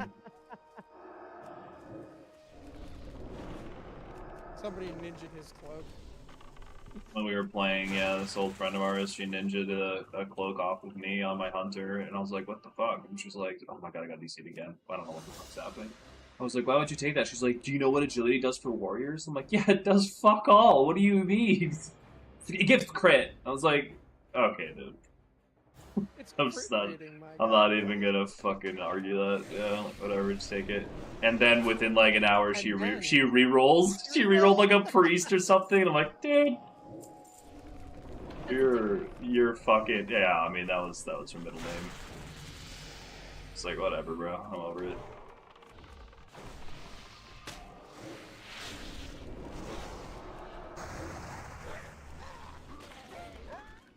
I'm genuinely gonna play with the VPN on, like after those two, see if that does anything.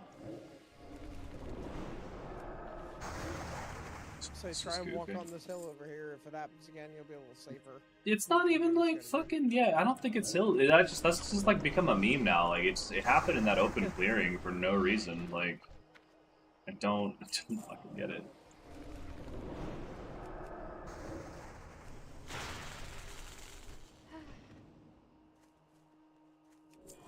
Oh my god! All the boomy upgrades today, dude.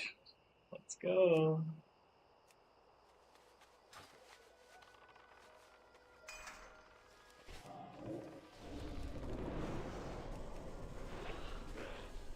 What we can also do is we can kind of park these guys around 20-something and wait for, like, Avalon and Pineapple and some of the newbies to catch up, and we can go level some alts, and then just blast dungeons.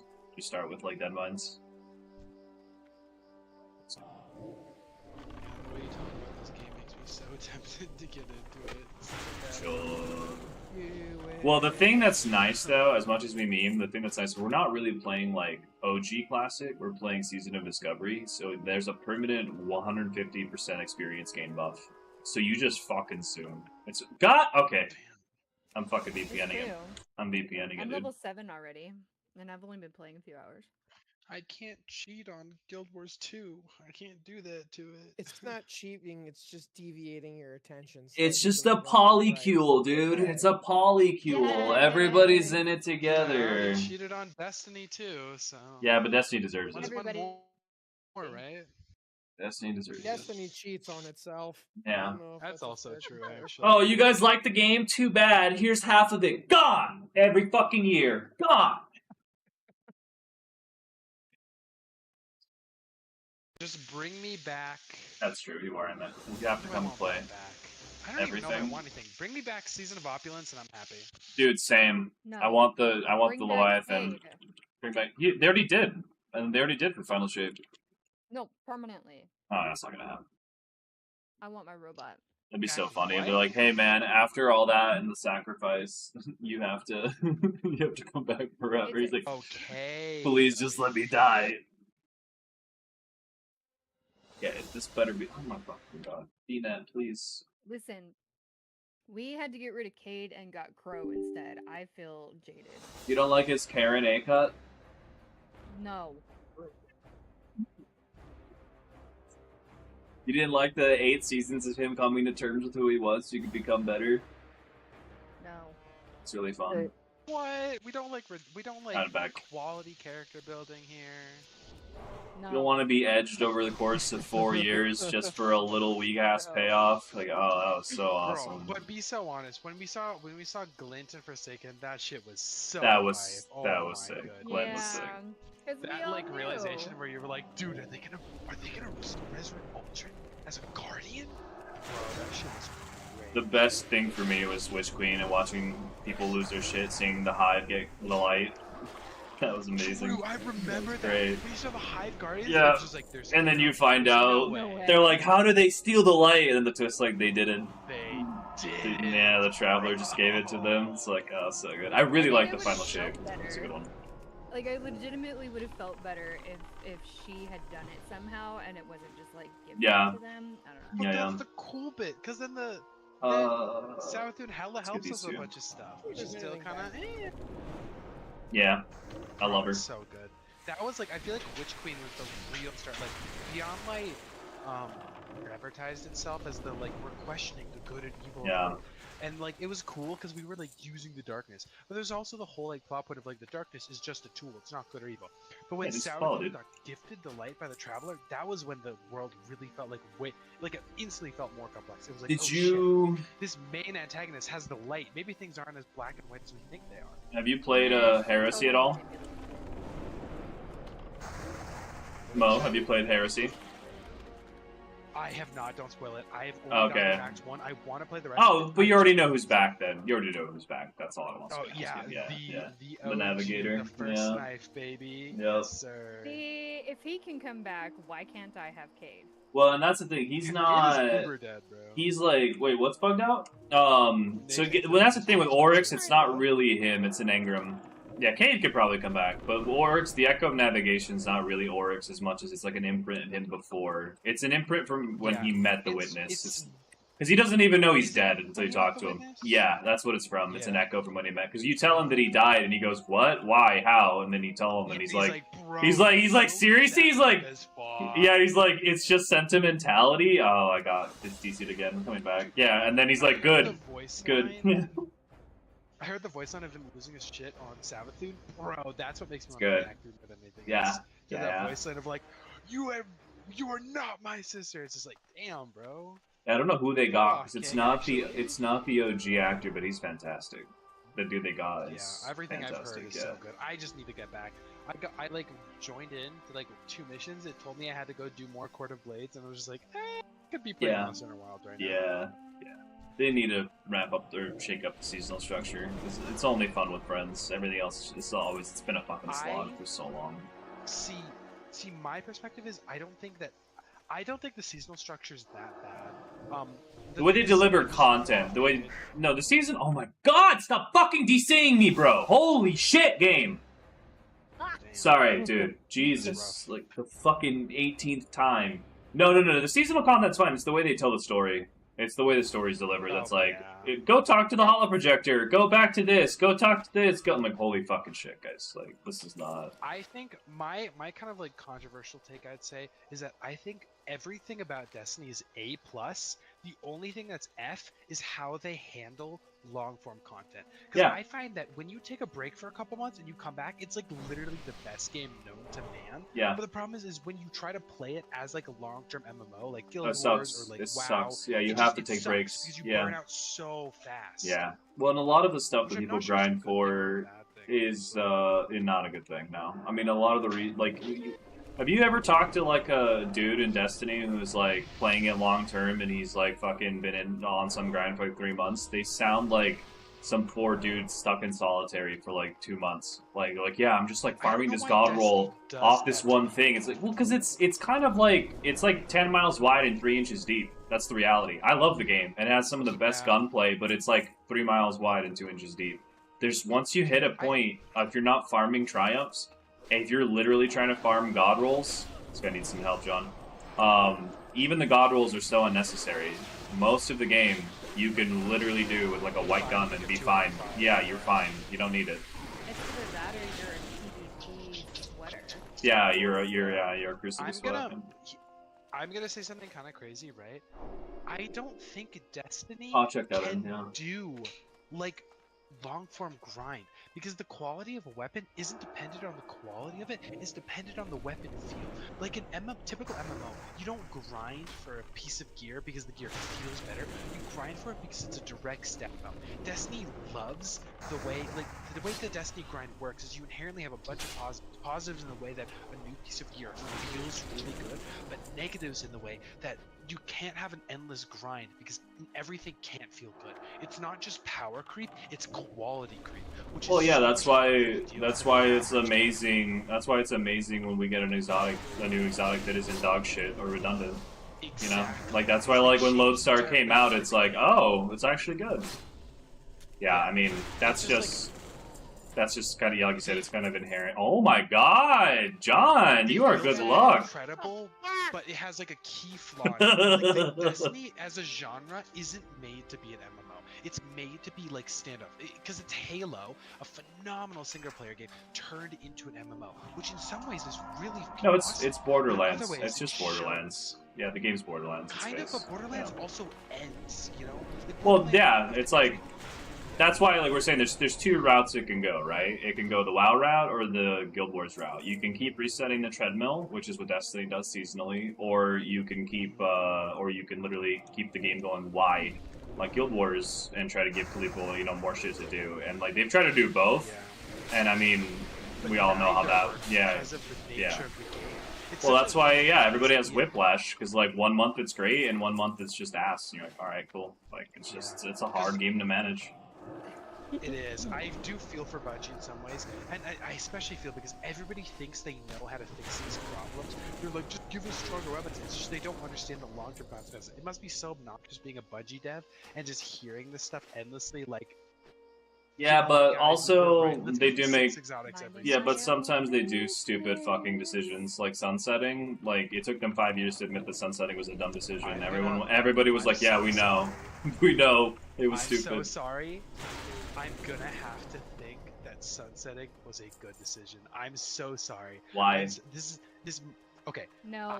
Because it's unfortunate, but it forces it's the same thing they do with the artifact, just on a much bigger scale. People weren't ready for it back then, but it's the best idea they've had for keeping the game fresh. it's just forced. The thing is if you have like 2 sections of the game, either the light level enabled portion and the not light level enabled portion, then sunsetting allows everybody to use the fun stuff they want in not light level enabled stuff like story content, seasonal content, stuff like that. They can enjoy the weapons they want. But when you push into endgame stuff, you're required, and it allows you to change the meta frequently. You can release weapons like Recluse and Mountaintop frequently, these insane meta changing weapons, and then let them have their time in the spotlight and let it go away. It was ahead of its time. Something similar now. So if that, well, you know, sunsetting's been out of the game for like almost 2 years now, right? Yeah, I know. Right, okay. So that's what my point is, like, they tried all of that just for them to end back to where they already were. That's why I use sunsetting specifically, because everything he said is like, I'd give you like a tenth of that is accurate, because it didn't force that. What happened was the meta shifted, but then everybody would just go down those, like, it killed build diversity, and it also was like this ridiculous explanation of like, okay, let me get this straight. I just spent X amount of time farming for this gun. I really like this gun. I want to use this gun, but now because it's getting sunset, I just don't have to use that. And on the back end, it created more work for them, because then they were like, all the balancing and tuning they did for one season never carried forward at all, because guess what? We just sunset the fucking thing, we can't do it. And so that's where they hit that final middle ground of like, alright, we're not going to sunset, you can just use things, you can infuse them in the next season, you can use all the exotics you like and all this shit, but we're going to focus more on blanket changes to weapon types. So it's like, and that's where the seasonal artifact was really good, right? With like, hey, of just having like not making them mod based, but making them just like general. Oh my god, I'm gonna fucking die again, John. Making them general. Yeah, that was bad. Yeah, that one was bad. That was bad. I'm dead. So like, yeah, they fixed it, but like, yeah, the initial, like, as much as I love them, they made some fucking dumb decisions with D2. Like, just straight up. There's an inherent issue that you guys are not addressing as a whole, right? So you've talked about a couple of different games, primarily Destiny as a collective agreement here, but there's an inherent issue with everything we're discussing. And it doesn't necessarily have to do with the game mechanics, it doesn't have to do with storytelling, it doesn't have to do with even meta content. It has everything to do with attention span of the average user.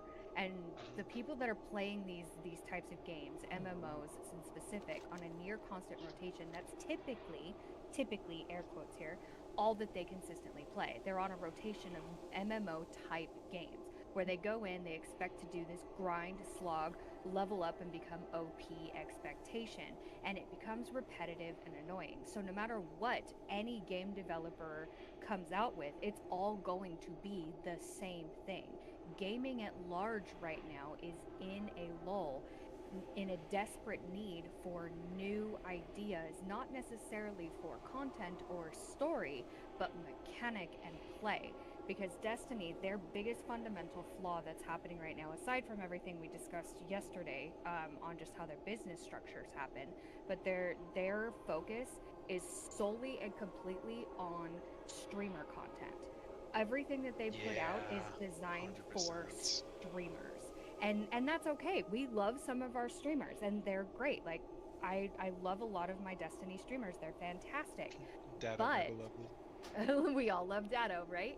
But the problem is for casual players, somebody like myself or my spouse, where we only play in duos because we don't have a guild or anything like that, it makes it very hard to progress because everything is so meta oriented. You have to have the right build, you have to have the right attunements, you have to have the right, whatevers.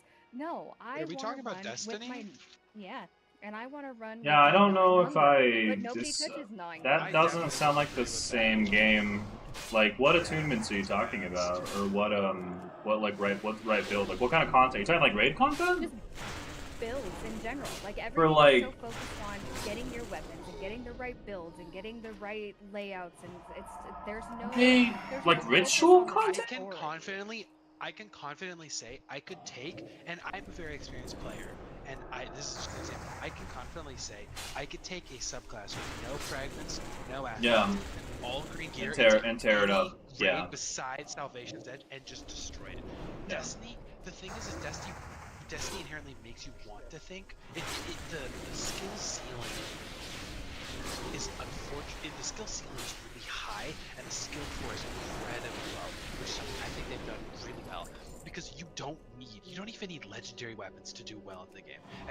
Like you have this feeling, because a lot of other MMOs you need the most recent gear to compete in raids and stuff.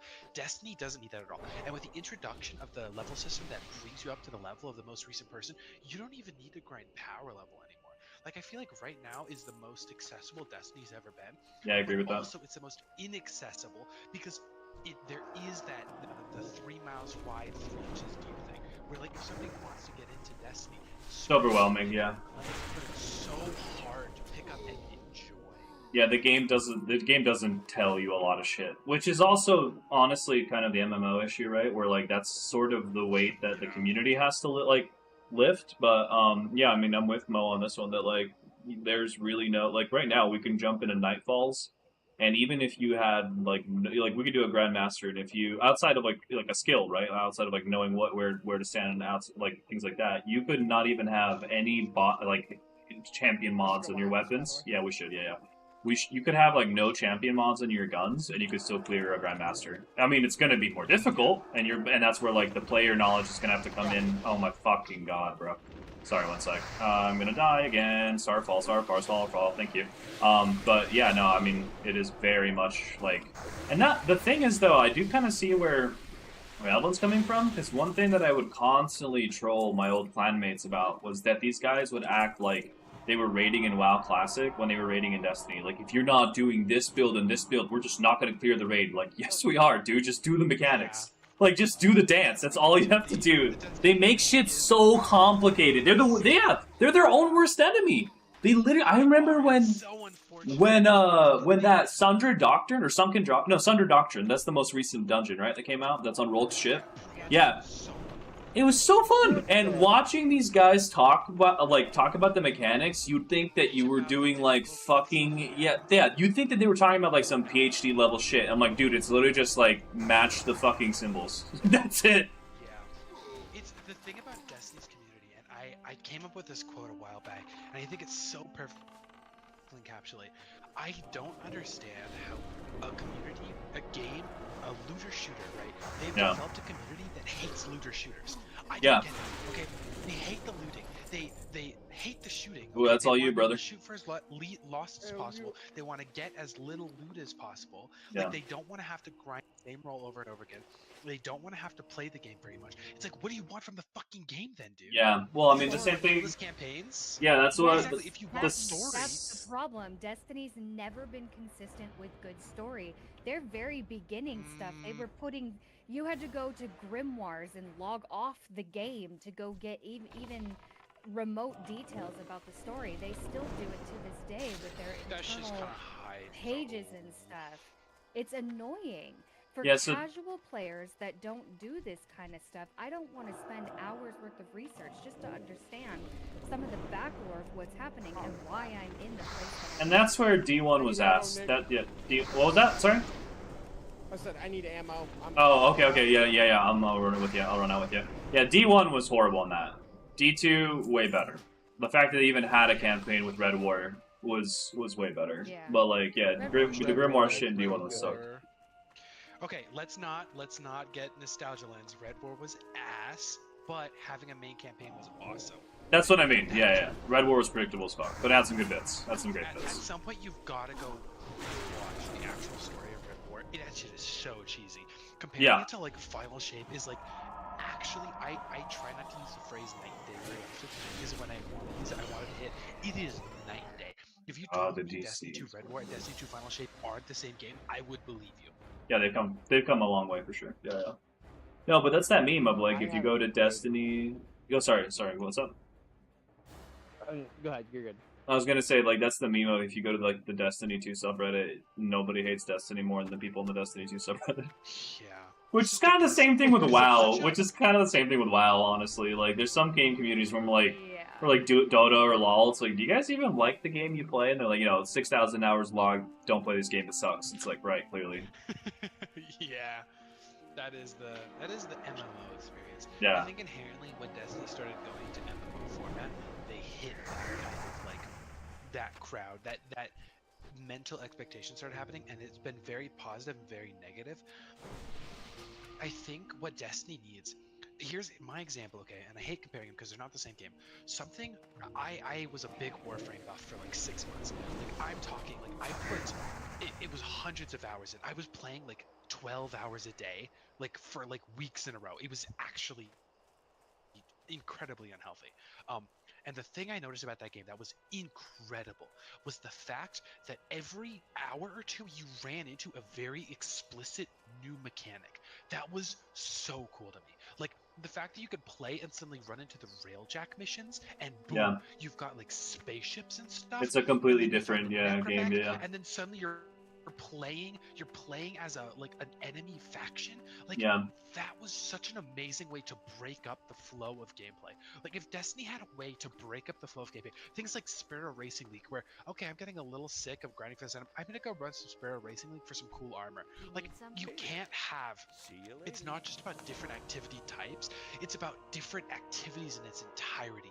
You gotta like. It's so hard, but to have a good MMO, you need to have more things than like. That's why a lot of great. You give them a world, you have your harvesting, you have your crafting, you have your collecting, you have your trading, you have your like communication stuff. There's a million different things to do. It's not all about fighting and leveling. That's not the base of the game. Destiny's base is shooter looter, and that base is aged. Well, yeah, I mean, it's like they had one season where they added fishing, and it was awesome, and it was completely different, and they loved it, and then they got rid of it. You know, that's what I mean. Like, that's the one thing. They could have done something, or just keep in the fucking game. The biggest problem there too, the really interesting problem that showed up there is like, even if they brought back fishing, what would be the point? Yeah, just triumphs, right? Like, exactly, just triumphs and more guns to shoot. You have to have more systems there. Like you have to be fishing for a reason. Right, but here's the problem. And here's the problem though. That's not the game. Right? If someone's like, here's player housing in Destiny, people will go, what the fuck? Why do we have this? Like this is just taking up dev time. Because ultimately, like you said, and that's another thing to remember, is like you're going to have those players who spend thousands of hours playing the game, and they are the minority. And they're a vocal minority, but they are a minority. And when a dev is looking at telemetry and they're looking at their population, you're going to go where the money is. You're going to go where you're going to, like, where the most player retention is. And that is, whether these dudes like to admit it or not, it's the casuals.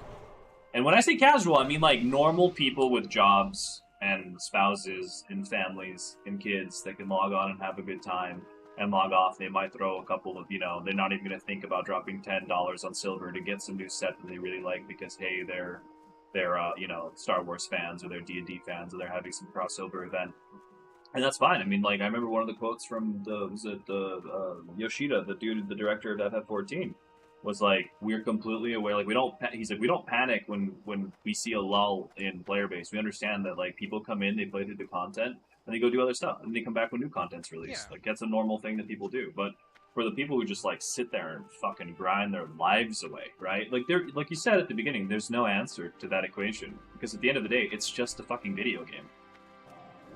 And then on the other side, like, the problem that Warframe has from a lot of its stats is that it goes too wide, and that a lot of its systems are isolated.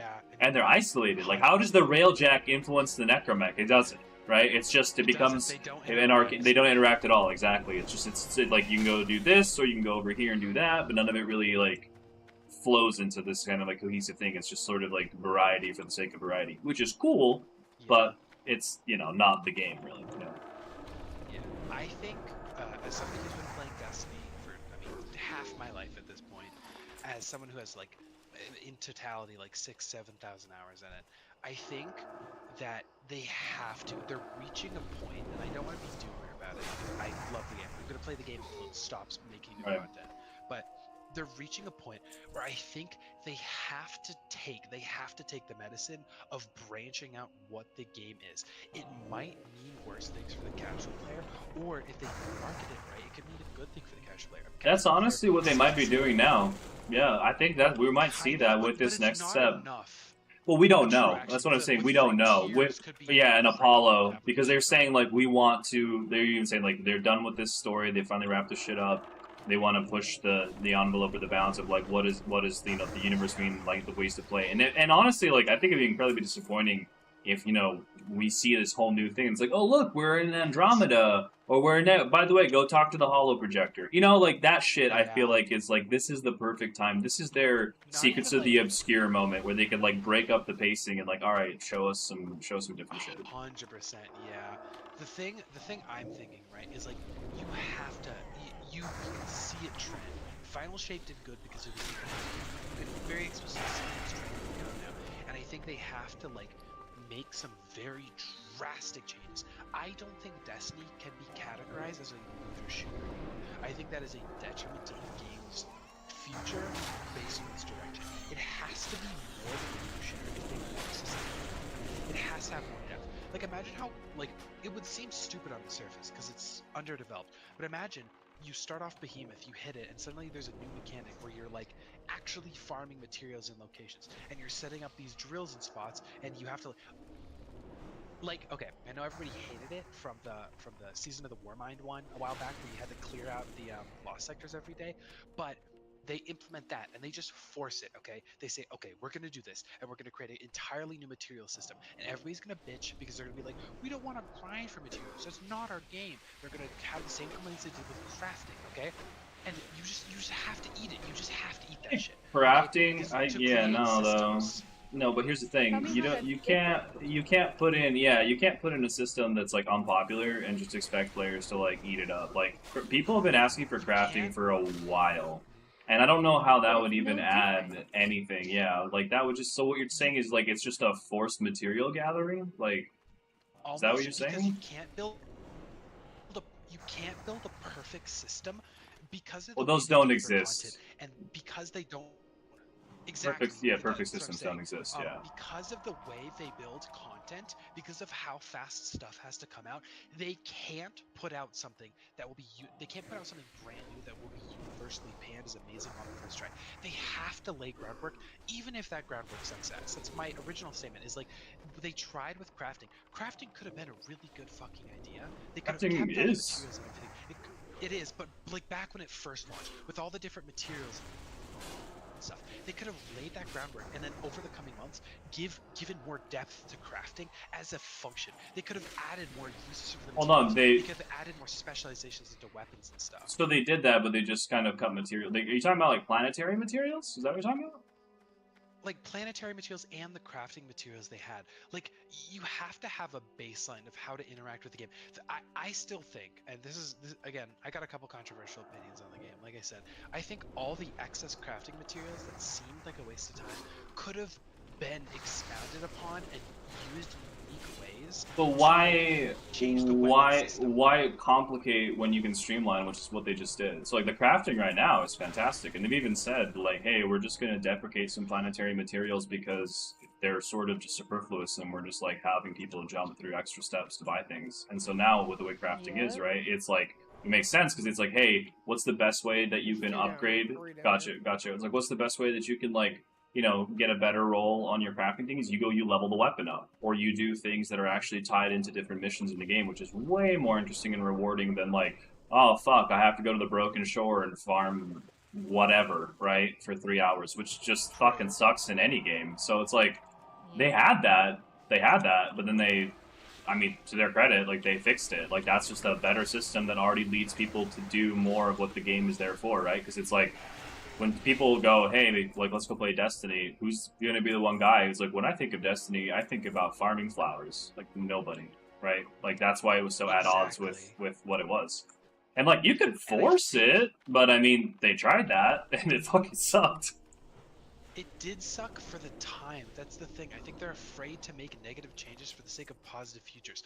Destiny has been streamlined to the point of perfection now, okay? Everything in Destiny feels great. It feels great to get loot. The weapons are all relevant in one way or another. Everything is streamlined to perfection. And yet the game is in one of the worst, like, perspective states in a while. People don't want to play because it's streamlined, okay? You're creating an MMO community. No.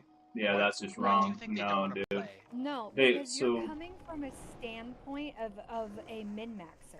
You're coming from a viewpoint of somebody who does MMOs on a consistent, regular basis, and you go in with builds in mind. You go in with the idea of weapon crafting and theory crafting and all of these kinds of things. You're not taking into account the casual players like me who give no flying inserts where we're here about that kind of stuff. Put gnawing hunger on me and call it a happy day. I'm a good girl, right? And I go about my day because I'm not there to do the top tier build or those kinds of things that you have primarily been cheerleading for this entire conversation. Destiny needs to spend more time bringing back in the love of the game for the environment, not for how OP you can be.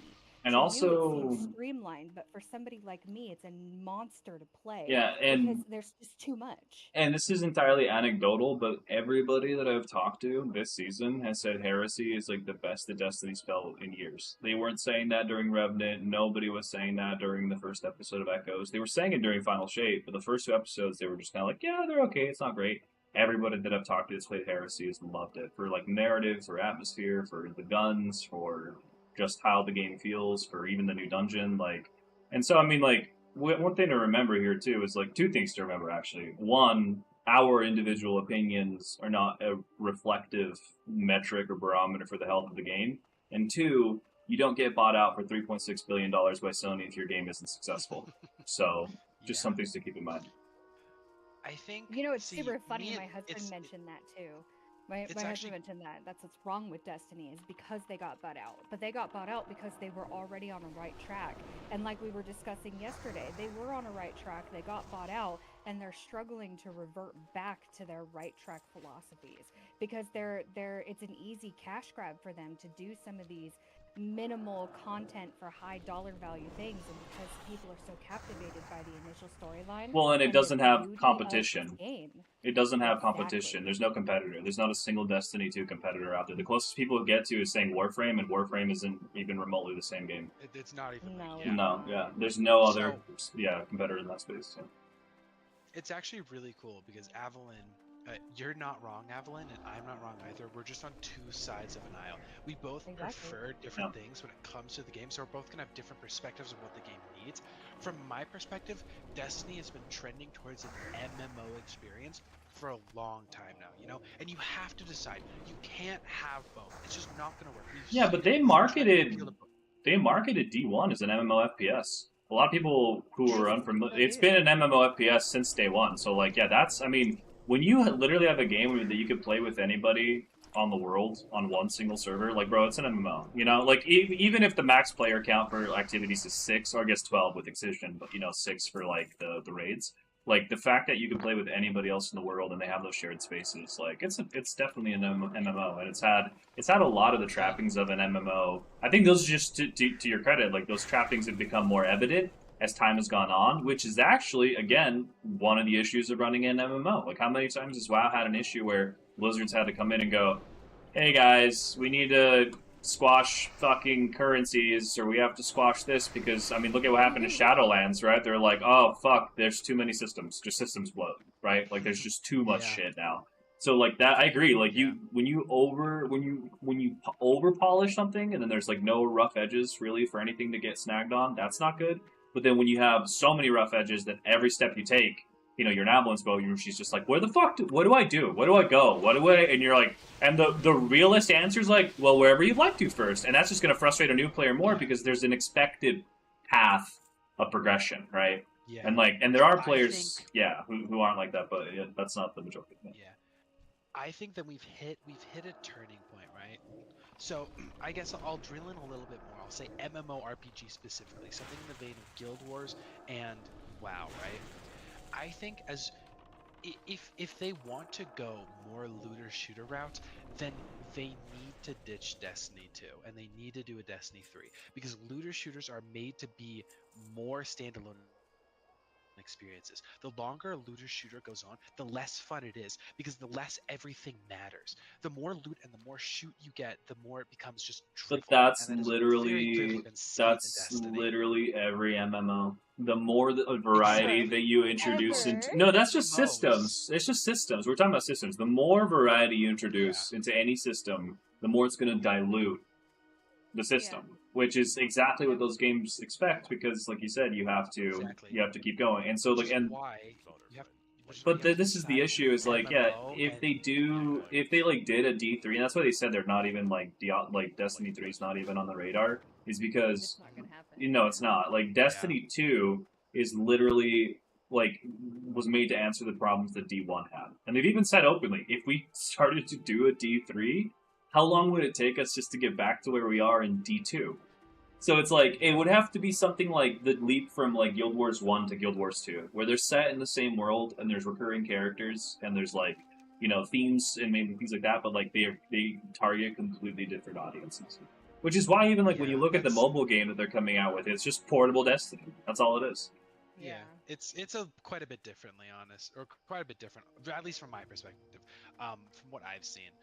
We've seen how well it went with Diablo, though. Mobile Diablo did not. You guys all have phones, don't you? Dude, that game made so much fucking money though, and it's still getting monthly updates. I made the game makes Blizzard so much money. Like I know it's kind of fun to shit on mobile games, but Immortal is like without a doubt a success from a business standpoint. Like that game is raking it in. I mean, at the end of the day, let's talk about what we're talking about. We're talking about products that businesses produce to make money. That's what they are. Like, it's a company, and if it's a success, they're going to keep doing that. And so, like, I know, like, Immortal was shit on everywhere. I played through it on, like, 4 different characters, and for what it is, it's fun as fuck. And that's who they're targeting, right? They're going to target the mom and dad gamer that are going to go through the same way that they are with, like, you know, with Destiny's portable mobile thing. And that's, like, the reality is that these are products made to sell to very specific people, and as long as you gave me your money and you're happy enough with it that when we come back around to, you know, the seasonal stuff, I can count on you giving me your money again, we're cooking with gas. And that's what Evelyn kind of mentioned it though with the attention span thing though. It's like a lot of times if people just don't like the game, they're just gonna go play something else.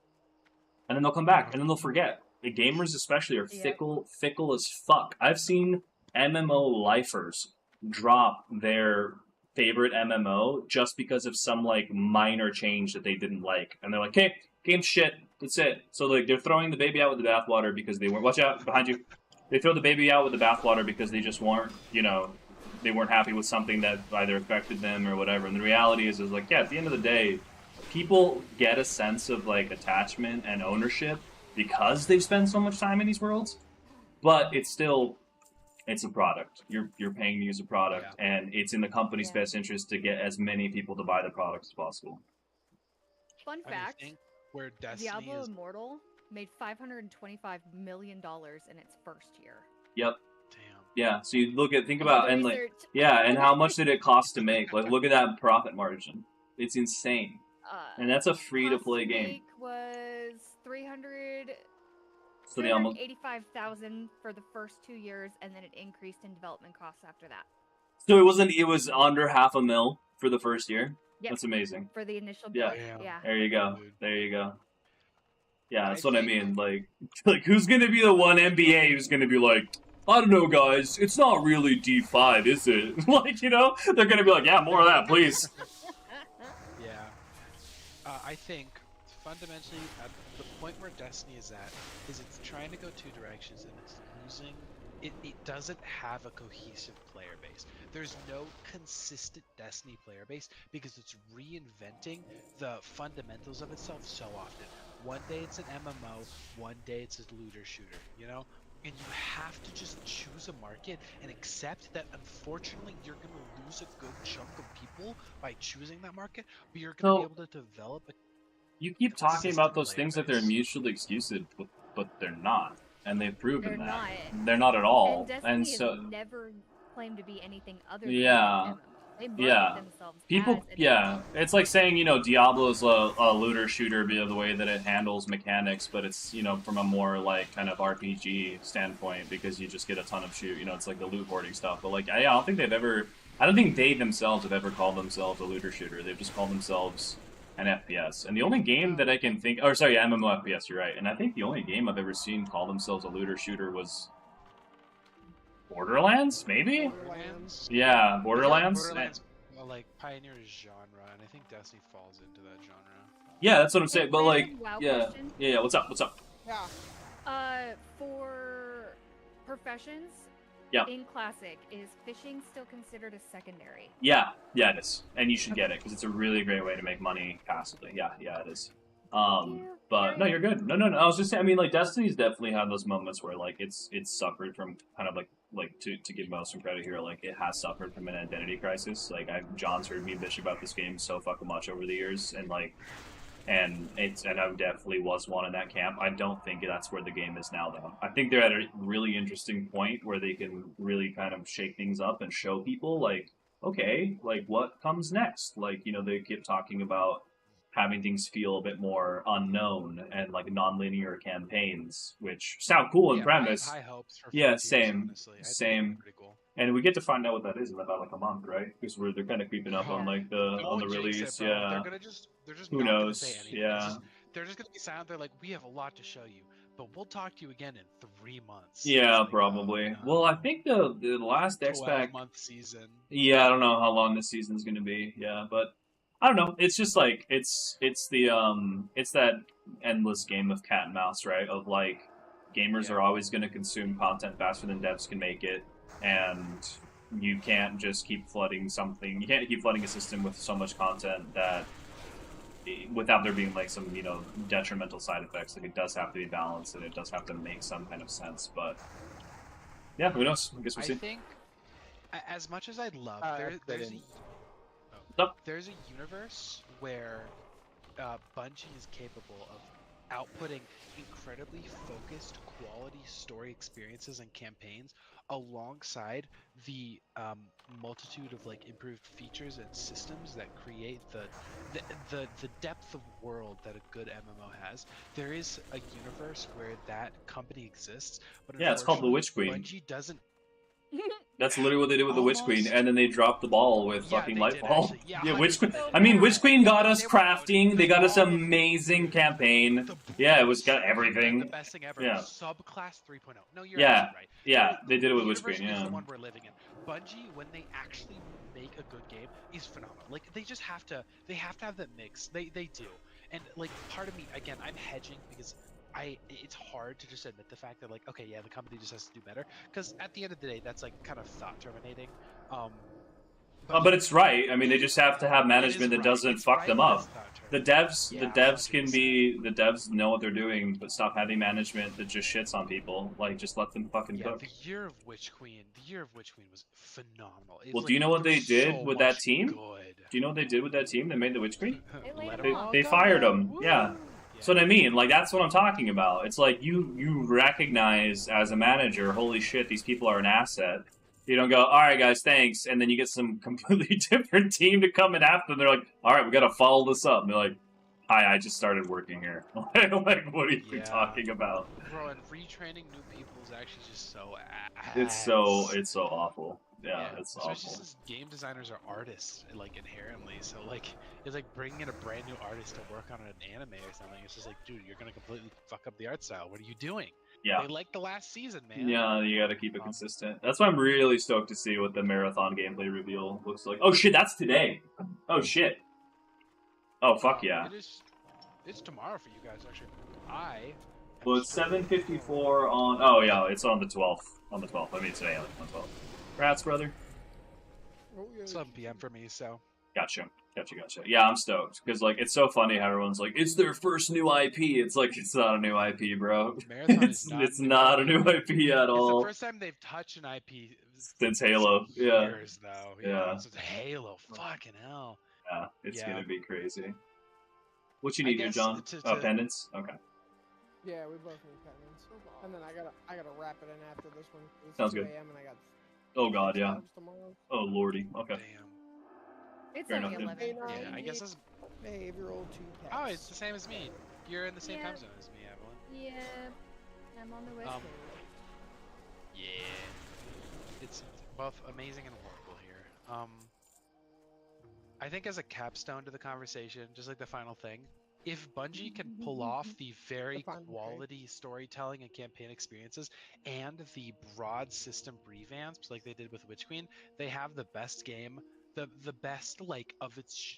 I don't even know what you call it. They have a high competitor game, but I have I don't have hope that they can do it with the way the company is trending. And if it's up to me, I'd prefer them to keep with the new system changes. Like, as much as I love the Witch Queen campaign, the things I remember most from the Witch Queen year were subclass 3.0, just with how fucking amazing it was. Every single new season to log into a brand new set of abilities. Holy shit, that feeling was unparalleled. So here's the caveat. Here's the caveat. They already have that game.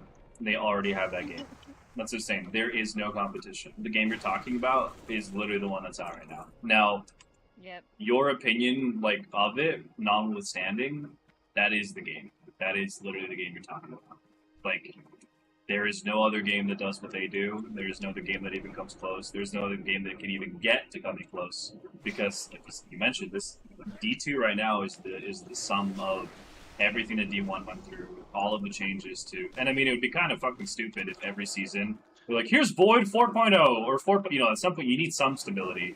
But to go back to why we got those, we got them because when Stasis came out, it was reflective of that new design philosophy. It's so much better. They're like, all right, we need to pull these other ones up to par. And now that's why like every subclass feels fucking amazing. There's not a single subclass you can play that feels like, oh, I just don't really feel like a fucking, god tier guardian right now. True, actually. Yeah. All of them are so good. Yeah. That's probably why I see a lot of people who are very tentative about Frontiers. Honestly, that's probably why I'm so excited for Frontiers, is because I really love those system changes. So when I hear about like set bonuses coming to Destiny and like weapon levels and stuff, I'm like, dude, yes, inject and one thing to remember is like one of the most, I mean, dude, honestly, out of any gaming community, the most bipolar one is the Destiny community. Like, without a doubt. So, like, once I stopped listening to, like, what people in that game think about that game, I started enjoying it so much more. Because you really do, if you, like, if you never played Destiny, and you went to the subreddit, and you saw that it had, like, 2.5 million subscribers, or so, whatever Redditors there, and then and they're all bitching, you'd think that you stumbled across, like, the worst game ever fucking designed. Like, it's designed by a pair of apes somewhere in a cave. And then you play it, and you're like, what the fuck are you people talking about, dude? Like, Cross, stop making Destiny is dead videos, please. Yeah, well, and that's also just rage baiting, right? Yeah, that's just rage baiting. And that's the whole thing, like, you could literally chart...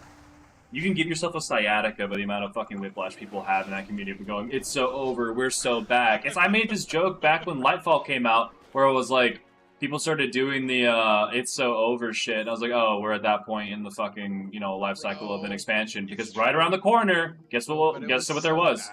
Well, that's what everybody said about every single one. I heard that shit in Witch Queen, when I heard it with Season of the Deep, and then guess what happens? They announced the new fucking trailer for the expansion, and then it's all of a sudden, we're so back. It's predictable. Yeah, it's predictable. Actually, I was not so back until they showed... Bro, do you remember the prismatic reveal? Yeah, that's what I mean.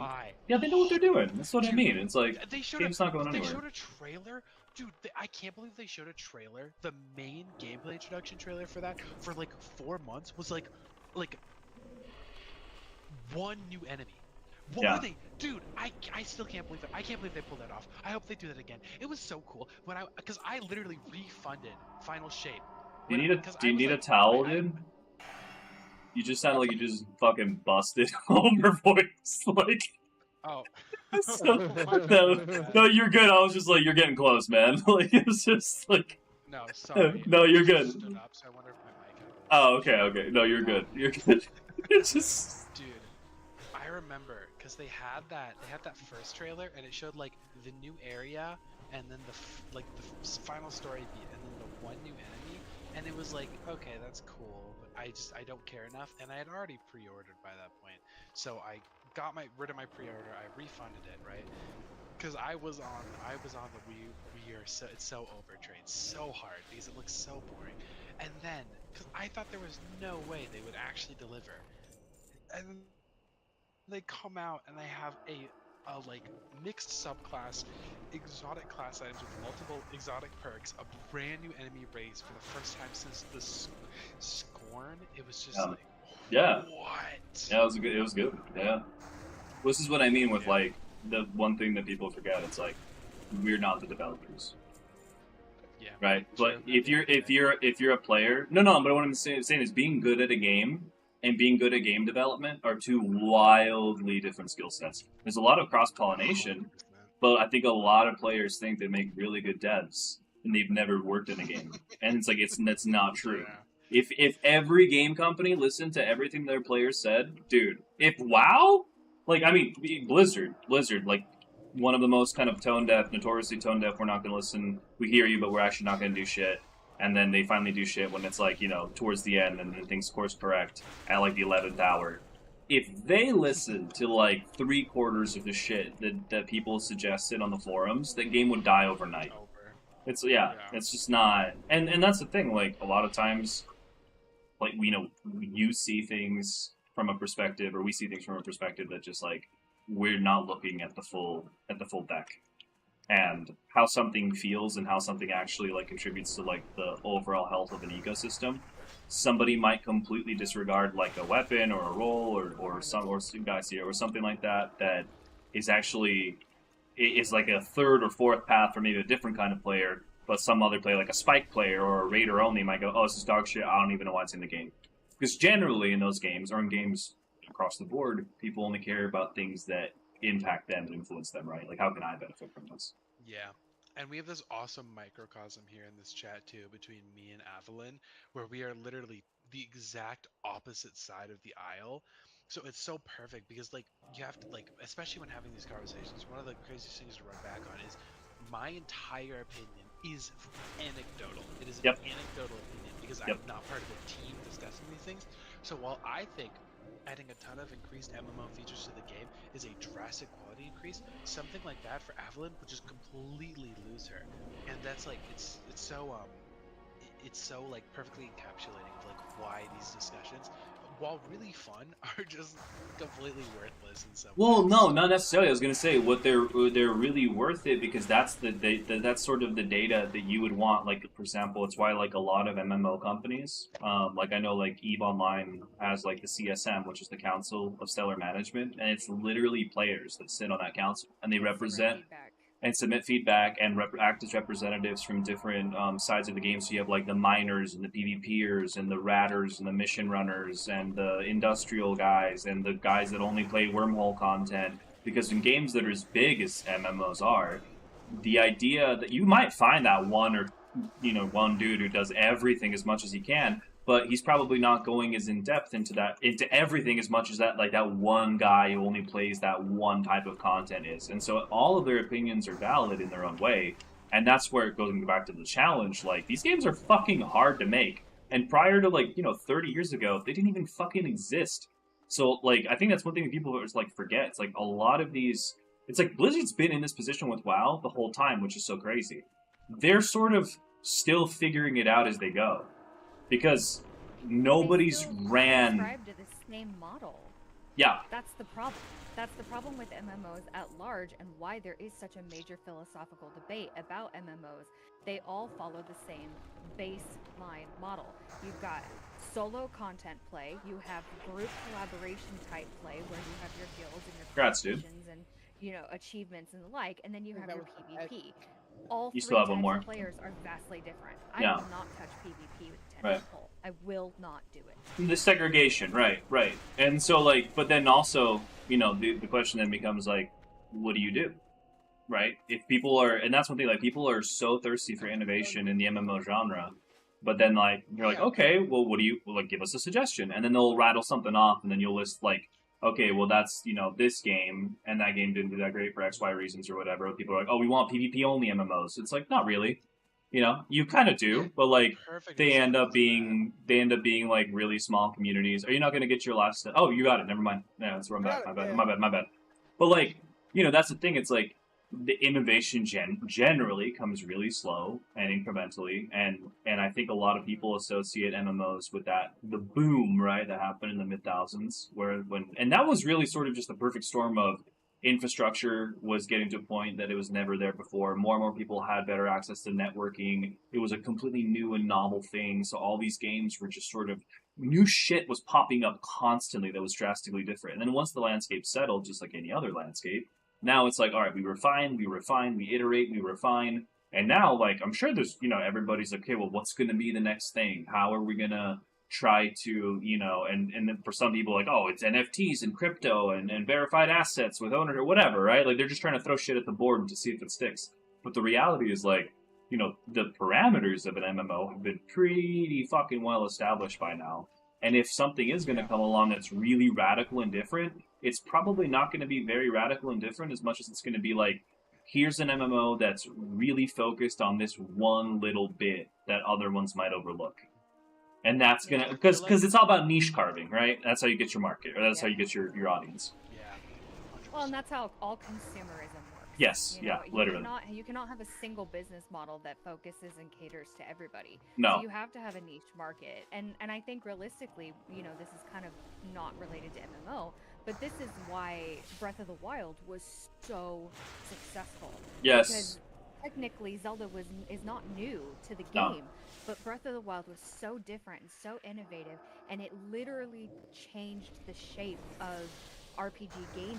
Yeah, as we see and it. now it's like, Now. yeah, all we got for like half a decade or more was fucking Breath of the Wild clones. Everyone's like, every RPG has to be massive open world now, right? Like, it's like so rare to see a linear old school RPG now, because everyone's like, oh no, you got fucking shrines and dungeons and gliders. Kids like grind, and like that's not. I'm not even like shitting on them. That's like just how the market reacts, right? When something like that comes along and so successful, other developers are obviously going to be like, "Oh fuck yeah!" That, like, I can see why, right? Like, increased player agency, increased player direction. Like, it doesn't matter which way you go, you're still doing something. You're still like, you know, ticking boxes off. But I kind of, you know, I feel for him, to go back to what Mo was saying. Like, yeah, like, it is easy to see why you could perceive it as Destiny having a bit of an identity crisis between an MMO and a looter shooter, because Bungie kind of did that to themselves. Right? When they kind of did that to themselves, when they're like, all right, is this an MMO? If it is, well, we kind of expect, you know, all this other shit. And then the opposite side was like, no, it's just a game about killing shit and getting guns and getting better guns. Until it was like, well, not really, because now we have fragments. Well, not really, because now we have like you said, right? You start adding shit to the game, it increases in complexity, it turns into something else. And yeah, I don't know. We'll see. Because I'm really stoked. I feel like this year could be pretty fucking big for the game in terms of what they change. I feel like, see, I'm stoked personally because I think I'm gonna get my wish, and it's gonna go a lot more MMO focused with the way they've been putting things. Like I the agree. idea of like the new weapon levels, dude. Well, weapon levels bonuses already armor in the is, game. like, The set bonus is huge. Yeah, I love set bonuses. I'm a fan of set bonus. set I'm there bonuses with you. Yeah. finally- After Yeah. the loot in Yeah. the game has been worthless for so long, Yeah. dude, grinding a dungeon for God rolled armor for like set bonuses is gonna be That'd be it. sick. That'd be awesome. Yeah. But It's wait, so what? For exciting. casuals, that's a good thing because That's it a good handicap, incentivizes yeah. you to do it. Yeah. Yeah. And wait, but That's a weapon great levels are change. already in the game. Are you talking about weapon levels outside of crafted? Yeah, it's weapon tiers. So you have like different tiers of Oh. legendaries. Oh, okay, that's different. I still need 5 mongrels. And You it's need not mongrels, the Sean? best thing. The really cool thing about that is it's not like necessary enough that it's like you need your tier 1 fucking uber legendary to Sure. play the game well. It's just like it's just more. It's more cheats, shit. which Yeah, I that's love. great. I Yeah, that's a love good that. direction. I just didn't have the drive when it came to shinies. Like, I know shinies and adepts are like the new chase. I just don't care that much. No, they're not. because They're I'm gonna minuscule. shade Yeah. it. I'm gonna shade it. No, go anyway. ahead. Like, I'm always gonna shade my weapons, so the shinies don't matter that much to me. But like, dude, give me like tier 1 weapons that you get from grinding one dungeon over and over and over again that have like +5, and +5 is way too much. Like +2 in every stat. Oh, Yeah, the adept shit is the time loss stuff to me. Oh my fucking god, stop disconnecting me, please! I need to actually look into my port settings. This is ridiculous. John, thank you, dude. I'll catch you soon, man. Yes, sir. Yeah, Sleep man. well. Bye, Hey, guys. DM me Bye. the message that you, or DM me if you have any ideas for what we want the channel called. I'll make you a little dog training channel. Oh, okay. Yeah. I'll come up with some ideas. I'll think some stuff up. Yeah. Sounds good. All right. Sleep well, brother. See See ya. ya.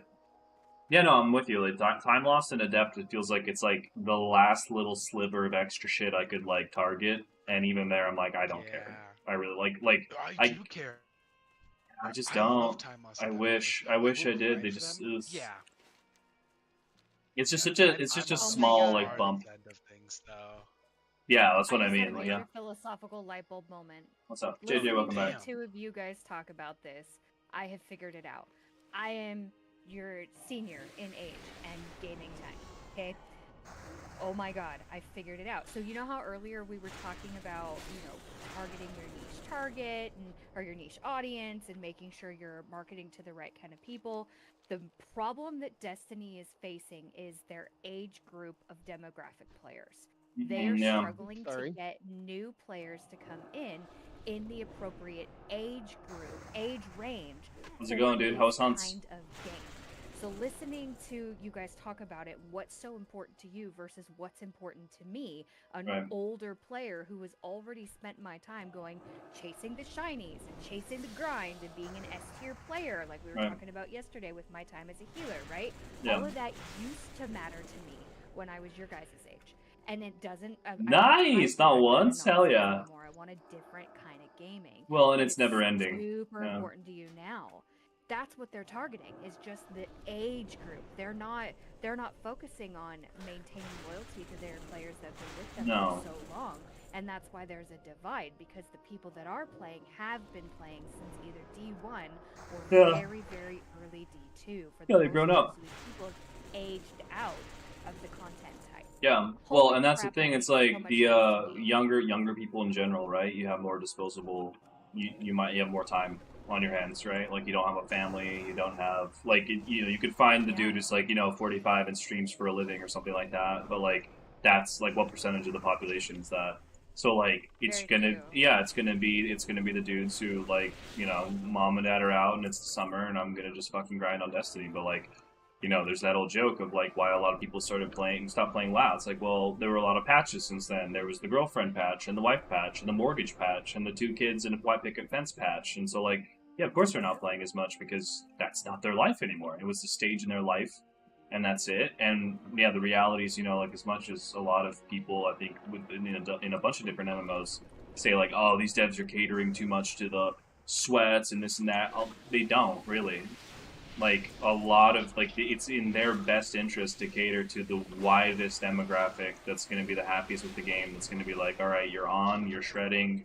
What's going to increase the chance that they're going to stick around for the next expansion, or they're going to stick around and buy something in the store? And like, you're not pinning a whole business model on like the world first racers, right? You're just not, because they're such a small portion of your population, and they always will be. On a logic standpoint, I agree with you. On a philosophical standpoint, I agree with you. But as a marketing manager, I full-heartedly have to disagree with you. That is not how business decisions are made. This is why companies like Activision, like Bungie, and all these other, like indie companies will partner with influencers to get them to stream their games. And this is why influencing has become so critical. They spend so much time focusing on the harder players or the more consistent active players to get that, and I'm air quoting here because you can't see me, but for lack of better terms, free marketing and influencing. If they can just pay one person to get online and game for hours on end, or maybe 3 to 5 people to game on end, they have a higher success chance of getting in front of more people than if they were to spend millions of dollars in a marketing. And that's still true. I think there might be a little misunderstanding, though, is that any game you make needs to have a difficulty curve. Regardless, let's say in a world where streamers don't exist, like they didn't for a while, games need to have difficulty, unless it's like some cozy little, like we're talking about Destiny, we're talking about shooters, we're talking about MMOs and things like that. I'm not talking about like Hello Kitty, Coral Island or Hello Kitty Island Adventure. So like, you need to show that it has depth. Now, like, we can conflate depth and difficulty, or use them interchangeably here. And while I agree with what you're saying, the reality is like, streamers are vital to marketing. And if someone's going to spend 8 to 10 hours playing your game live under that level of scrutiny, your game better have some fucking depth, regardless of how good the player is or not, right? Like, anything that is that shallow they're gonna be done with it. They're gonna move on, or they're gonna like get bored as players. I would like to assume or think that most streamers like what they're doing. I'm sure there's some that don't, or just don't like games, or somehow manage to find their way in that space by who knows what. We've made but toast. Yeah. most streamers are there because they play a lot of games. They like to play a lot of games, and then they think they're they got good enough at playing the game that enough people will want to watch them play said game. So you do need that. You do need difficulty. You do need depth. I don't think any dev is going to sit there and go, "Oh boy, I hope Shroud likes the new Path of Exile 2 patch because we catered it just to him." Like, no, you're going to cater it to hardcore endgame players. He might be one of them because he's got a massive audience, and he's going to be playing your game, and you know that depending on how the patch goes or whatnot, you're going to be watching for feedback to see, all right, this is how use it as a barometer. But like, I don't think there's a single dev out there that's like, oh shit, Dr. Disrespect didn't like this new Call of Duty map, and therefore we have to like pivot entirely, right? Like that's a little Still allowed to extreme. stream. Yeah, but he's on like fucking Rumble, dude, or some shit. I don't know. That guy, I can't believe that. Yeah, no, yeah, I think I don't know if he's on YouTube anymore. That was the craziest turn of like trying to spin the controversy as like, yeah, it's just like the liberal media wants to take me down because they hate how successful I am. I'm like, no, it's because you fucking admitted.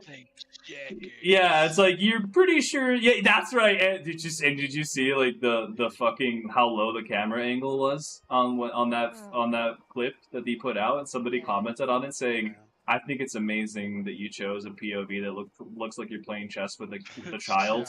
Yeah, it's like, dude, yeah, that guy. The worst part is that he's not even close to the worst streamer out there. That's fucking crazy to me. Yeah, dude. The social media landscape is such a... It's insane. It's a cesspit. It's a cesspit. Yeah. No, I can't say it's a cesspit because I've seen a lot of wonderful people streaming and stuff, but like... Oh, but it's got a portion of it. Yeah, a portion of it is a cesspit. Let's be honest here. There's like it makes finding the cesspits easier. Not entirely, but it makes finding the cesspits like a lot easier. It's wild. I'm gonna get. What's up, Pineapple? Oh my god, am I unmuted? Yes, you are. Yes. Are you muted? I'm so sorry. I wasn't. Oh, you're good. I thought I was. I'm at work. Oh my god, you No, bad boy. Bad boy. You gotta focus. What was that? So all of that discussion, we're gonna end it on saying this is why Mo needs to get WoW Classic, and this is why you're gonna level a gnome rogue. You're gonna be the best that ever was. It's gonna be great. Have no fear. My fireballs will protect you. That's true. I need to know: is there a necromancer class in WoW? No. Fuck, The closest. Oh, warlock. Warlock, and they're great. Warlocks are awesome. Can warlock summon a bunch of minions to fight for him? You could summon one at a time. Yes. In retail, they can summon a lot more. But in this one, don't fucking steal my. No, thank you. In this one, in classic, yeah, you'll get a really cool demon. But the thing that's nice about this version of classic is that you can get some shit that like you just normally couldn't. In the vanilla version of the game, and in this one, you can like turn into a massive demon yourself and tank. Warlocks can't usually tank, but you can become like a mage tank essentially, which is really cool. I'm downloading BattleNet for this. So you are. Another converted. Just like that. Just like that. And then I gotta add you on Destiny, because we're obviously playing that. Yeah, I'm running the BattleNet setup.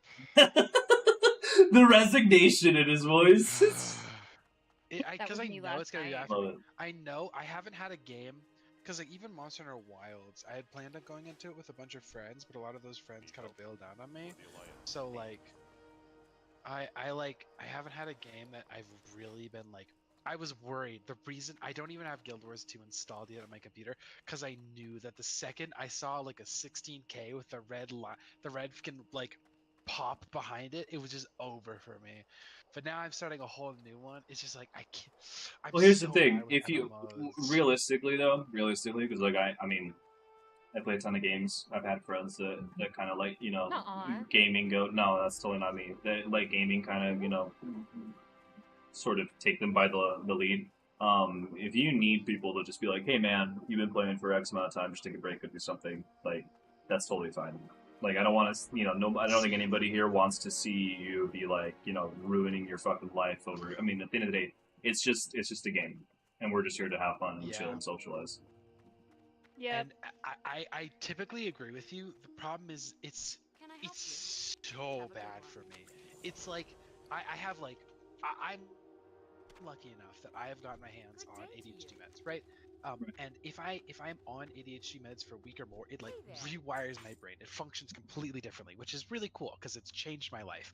But if I am off ADHD meds for more than a week and I get hooked by something, my life will devolve to the Are point you of, okay? like, Well, then almost now that we know that, because now we're actually talking about shit that could actually have like big impact on you. Are you staying medicated? Like you're not like dropping them like halfway through? it's more like, no, it's not like I'm dropping it. The thing is, it's like it's tentatively over. If I ever have like a big break or something, it's super nice because I don't think there's anything more satisfying in like life than that feeling of getting your like a game's claws hooked in you and Right. dragging you in and playing for like 12 to 14 hours a day. But like it's been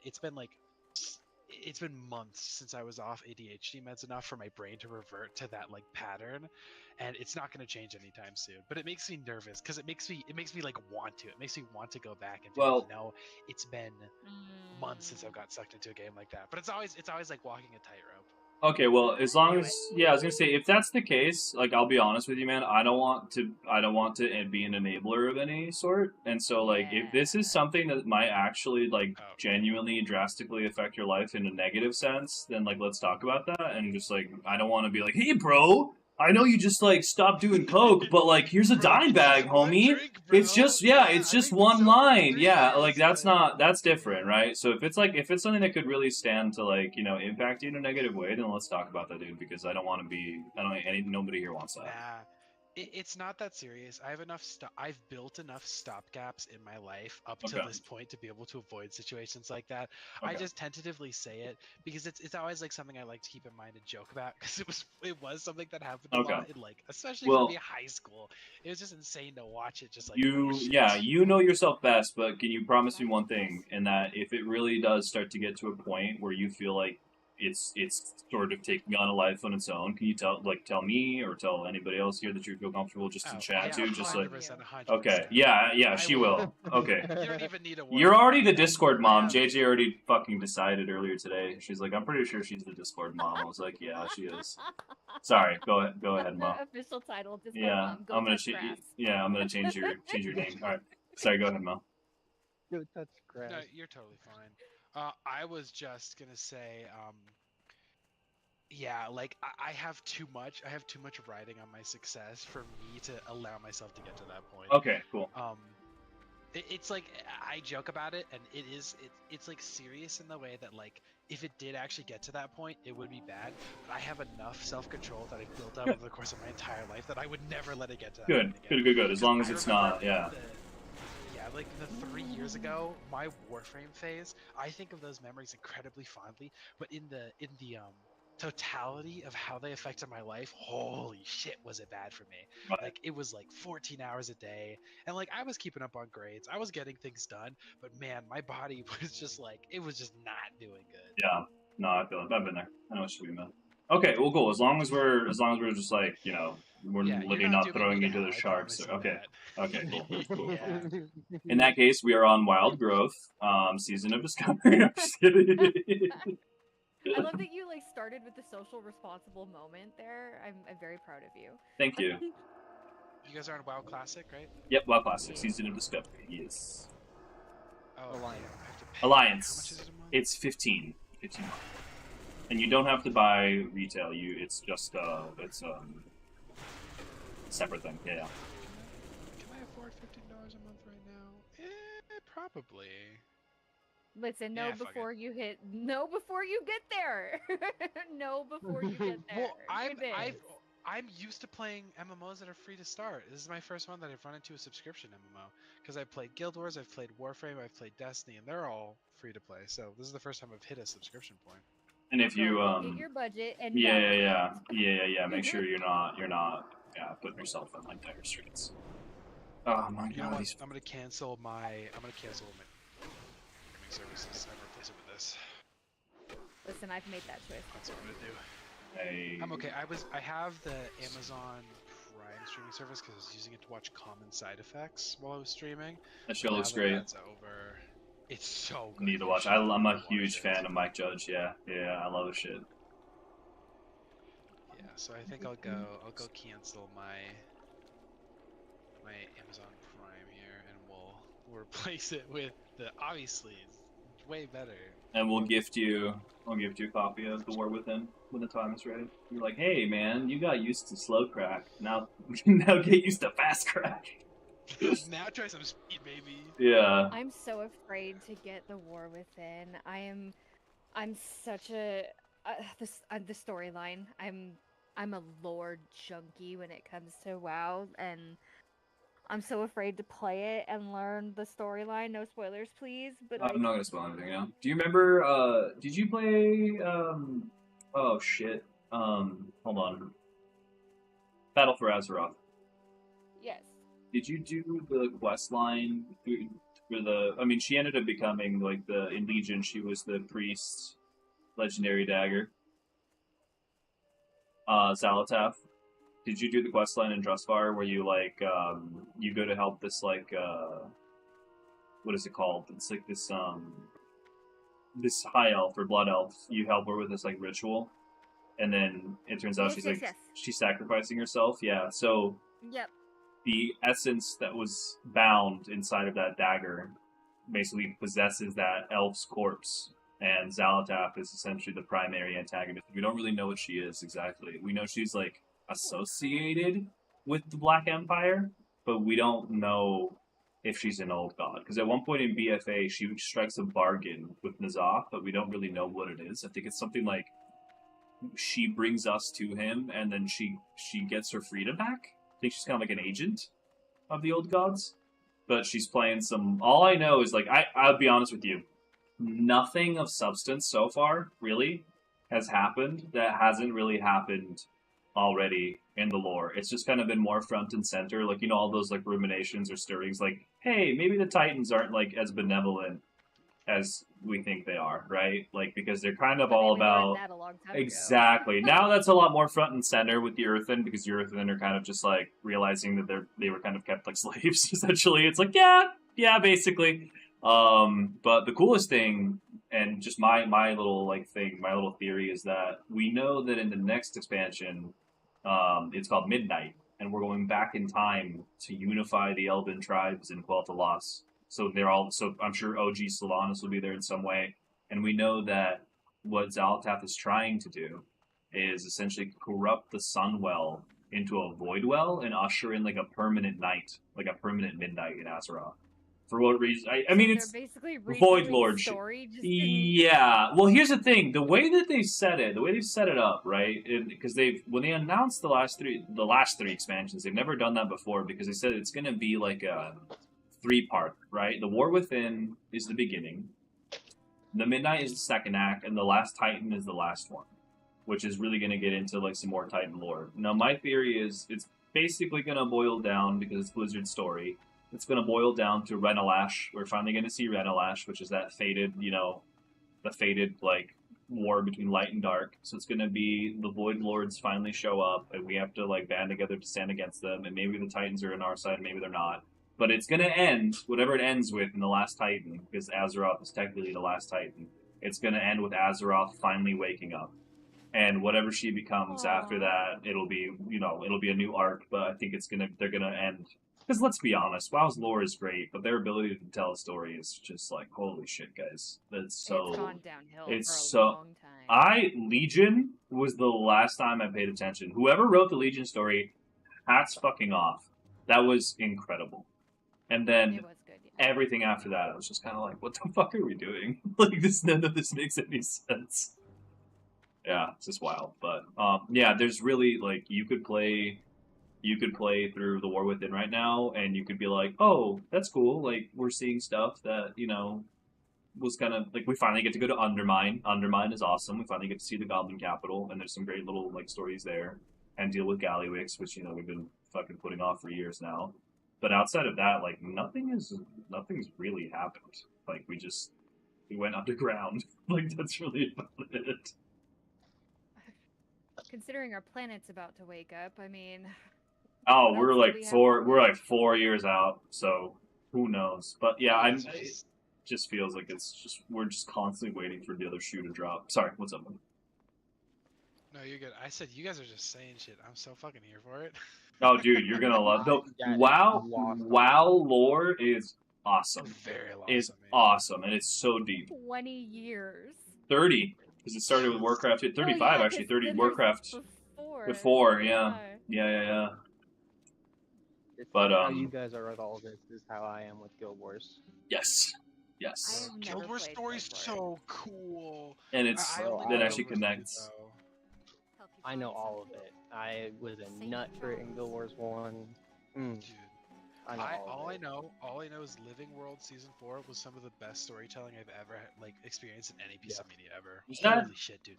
It What- was so consistently amazing. Was that Jordan or no? What was- POS sport? that's, That was post Krakator. Path of Fire, Krakatoric, yeah. Yeah, the Marines, Okay, yeah. Advancing. Yeah. You're right. You have the entire thing with Jogo. What can I do? Yeah. Yeah. Dude, Okay. that Okay. shit- Yeah. Bro, the fucking beetle plague. Oh my god. Yeah. Oh, plague. dude, the scarab. That's what it is. The scarab plague. Yeah, it's awesome. So good. Sorry. Like, Oh, you're good, dude. Like you guys are just like, I you guys are talking about geek the out War of over- War. And I'm just over here lost out of my gourd. At work? lost out of my- Oh, do I get classic and regular WoW? Yeah, actually, you get everything actually, yeah, you get retail. So with a sub, you get access to literally everything except for, if you want to play the newest content, which is the War Within, you have to buy the War Within. The cool thing of the way the WoW does it is that you don't have to buy any of the other expansions. It's not like Guild Wars where you have to buy them all individually. You just buy whatever current expansion is out, and then you have everything else that came before it. Which I'm is gonna tell- nuts. I'm gonna go to my really good gym friend. He has like an over a year worth of game time on a single WoW character. I'm gonna go to him and I'm gonna tell that I started WoW, and he's gonna like both his He's gonna hands lose on his my mind. shoulders and he'd be like, God, what are you doing? What Yeah. are you doing? Please run away Don't now. turn back before it's too late. I'm installing Cataclysm Classic, right? No, Season Classic. So when you look Just at regular the Classic. drop down, yeah, just regular Classic.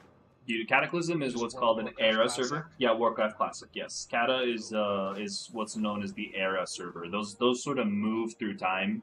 So like this summer, we're gonna play Mists of Pandaria. We're definitely gonna be playing that.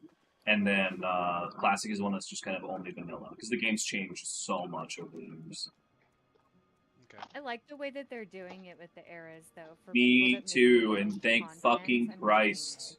It took so long, dude. When you look at EverQuest, AQ1 has been doing that shit for like a decade now, where they just have constant rolling restarts so people can play through it together and you can move through as a community and like do all the content. It's awesome. It's like, I love Blizzard, dude. I really do. But sometimes I feel like, just, like you guys move so fucking slow. It's insane. For industry setters, it's kind of annoying. Yeah, right? It's like, you guys can kind of... Well, that's the thing I've always said. They've never really been good innovators. They've been really good polishers. Like, incredible polishers. It's only tiny. 5 gigabytes. What the It's heck? tiny. Those Yeah, 5 gigs will damn. fuck you up, though. It's small but concentrated. Yeah, it's really good. Small but powerful. Dude, that was playable in like 10 seconds. What the fuck? Yeah, To get a classic, bro, I should just play hardcore. Trust. I mean, I'll say Oh a my classic. God. era. Good luck. Dude, hardcore WoW. That's like the thing. That's like the thing everybody talks about. I feel like I'm being enriched as a gamer. I mean, hardcore WoW with a good group Just don't is die. legitimately fun. Yeah, how hard can it be, bro? Just don't die. Oh, it's Yeah, just don't die. such a fun test of game knowledge because there's so you'll see as you play. There's Think about it. classic era, right? There's classic era, and then once you're in the server list, there's a tab for sorry, I gotta respond to some dude in You're good. Discord. Once you're inside, when you can pick your server, let me know, and I'll tell you where to go. I'm down. This is it. This is it for me, guys. It was a good run. I was good like run. normal. I didn't play WoW. I did some Guild Wars on the side, and by on the side I mean a couple hundred hours. I had 4,000 hours in Destiny, but I was still normal. Yeah, you're an MMO gamer, bro. You're an MMO gamer. You can't Oh, have fuck. that. I Just a am- casual I am 4K. an MMO gamer, dude. I am have an shipped MMO out of my gamer. MMO era and am No now such thing. happy in the cozy game vibe, but ignore my current stint of relapse. You'll be okay. Here we go. Fuck, I feel like I'm witnessing history right now. It's such an odd feeling. You're Playing the witnessing game is your history? rehab, so don't worry.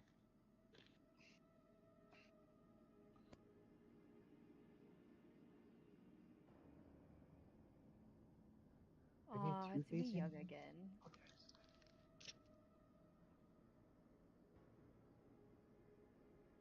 You're right. To be young again. And Ducks.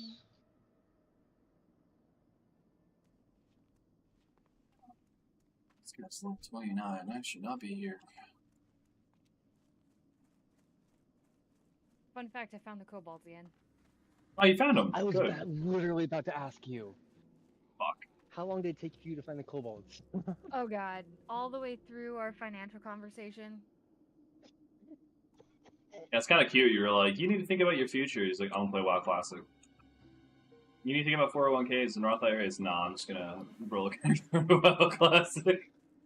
Listen, we're in a Roll carry. recession. That's We true. need to do what's We need to do necessary to it. survive. That's true. You gotta just log in and tune that shit out. Alright, I'm gonna just park my guy here for a second. I'll be right back. And then I'm gonna Unacceptable. keep playing. Oh, he's gonna mute us again, and now we can't Yeah, talk about sorry. all Burps. these philosophical. Ah, get fucking muted, weirds. Alright, be back. So, yeah, they thought, dude. They thought. Alright, be right back. I'm just gonna go make a cup of tea.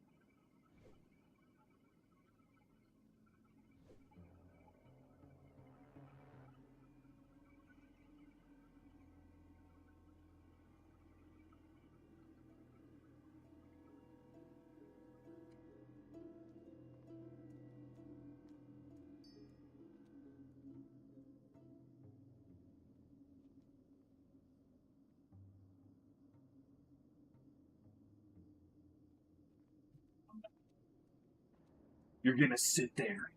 You're gonna sit there and listen to the awkward silence. Sit there and listen to these sweet fucking Duskwood vibes, dude. Okay?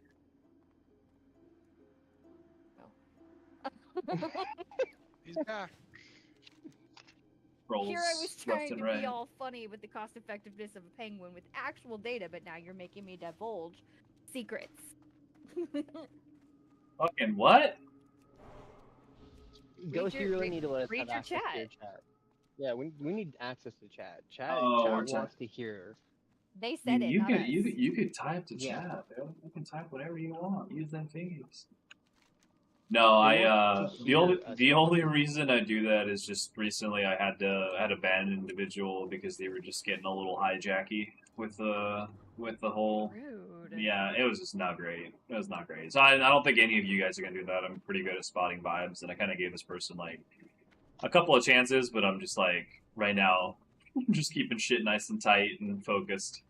Because yeah, sometimes you'll just I don't know, man. You'll get these folks who just like will come in and like start to act like it's their fucking channel all of a sudden. I'm just like, bro, what the fuck are we doing, man? Like it was just weird. It was weird, but no, it's cool. Yeah, it was. We got it. No, I don't think any of you guys like that. So. No. No, we're here to talk about the cost effectiveness of penguins. All right, lay it on. What's your at? 20 grand a year, conservatively. I have a chart breakdown and everything. Actually, I'm gonna post this in Discord. Did you make a chart, or is that also on the black market So Reddit? how big up? I will not answer that question. You want to catch but I hands, will JJ? post the chart. Wait, you're talking about cost effectiveness? Like how much it costs to have one? Yes. Oh wow, 20 grand a year. Only one, yeah. I knew it. JJ wants to scrap. What channel am I in? You're doing the channel. So, oh my god, sorry, I'm overstimulated. Fucking hell. Seasonal server, Wild Growth Alliance side. And if you're looking for, are you? Oh no, you said Warlock. Yeah, Seasonal Wild Growth Alliance, and then I'll send you my battle tag as well. Did somebody ask me something about posting something in a channel? Oh, I'll be there, So I have JJ. to make an alliance character? Yes. Yes, yes. So your options for Warlock are a human or a gnome, but there's really only one option, and it's a gnome. Fabulous short.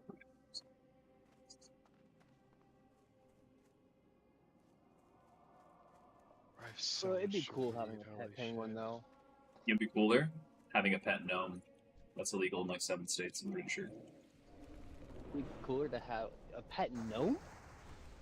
Huh? How are you making a gnome a pet? There's ways. Carefully. You It's need a a permit, yard kind of like. fight. You would need a permit, yeah, you would need a permit. But only dwarves sell them.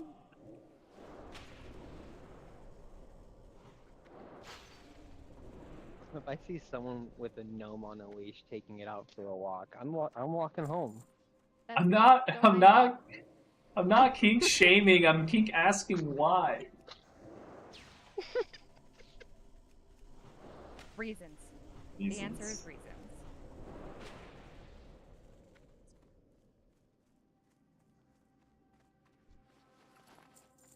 So why do I have to play a gnome?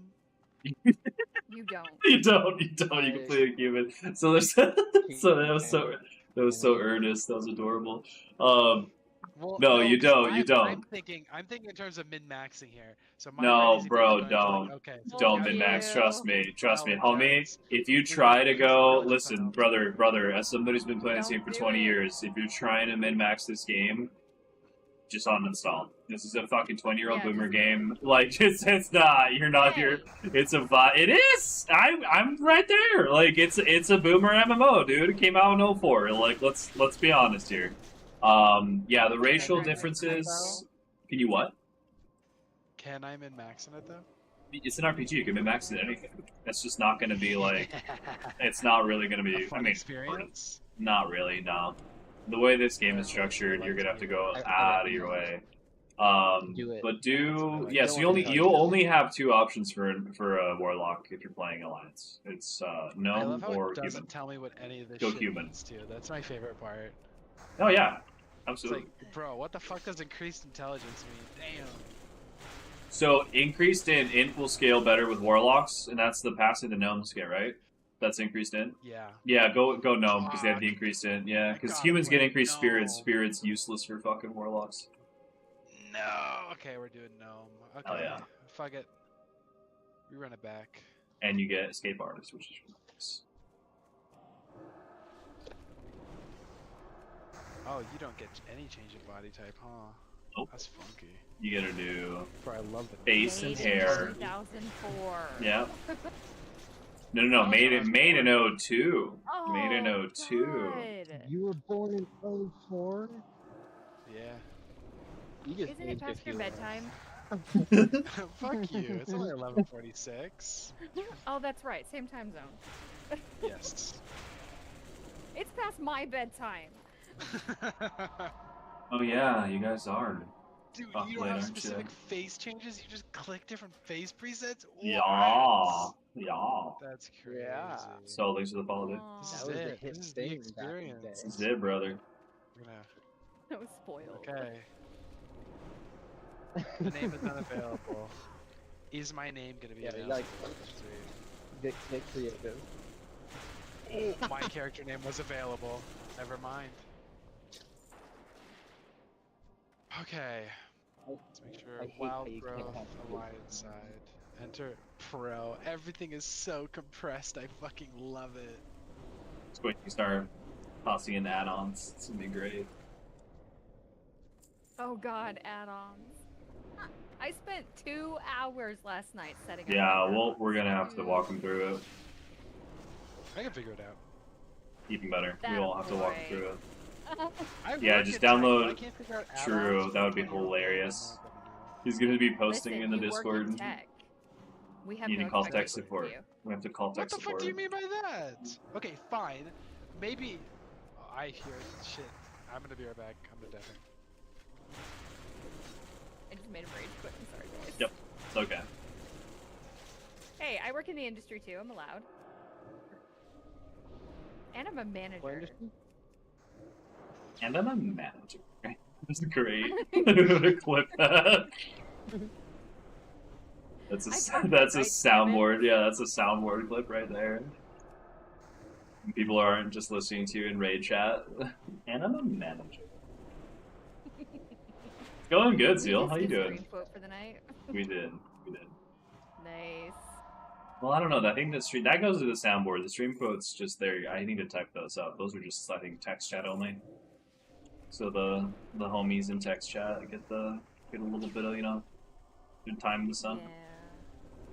I need to go Stormwind and I need more bags because I can't pick anything up like a nut. Oh, at least you're knowing. Ooh, Minecraft. Nice. Sell everything and then you have more space.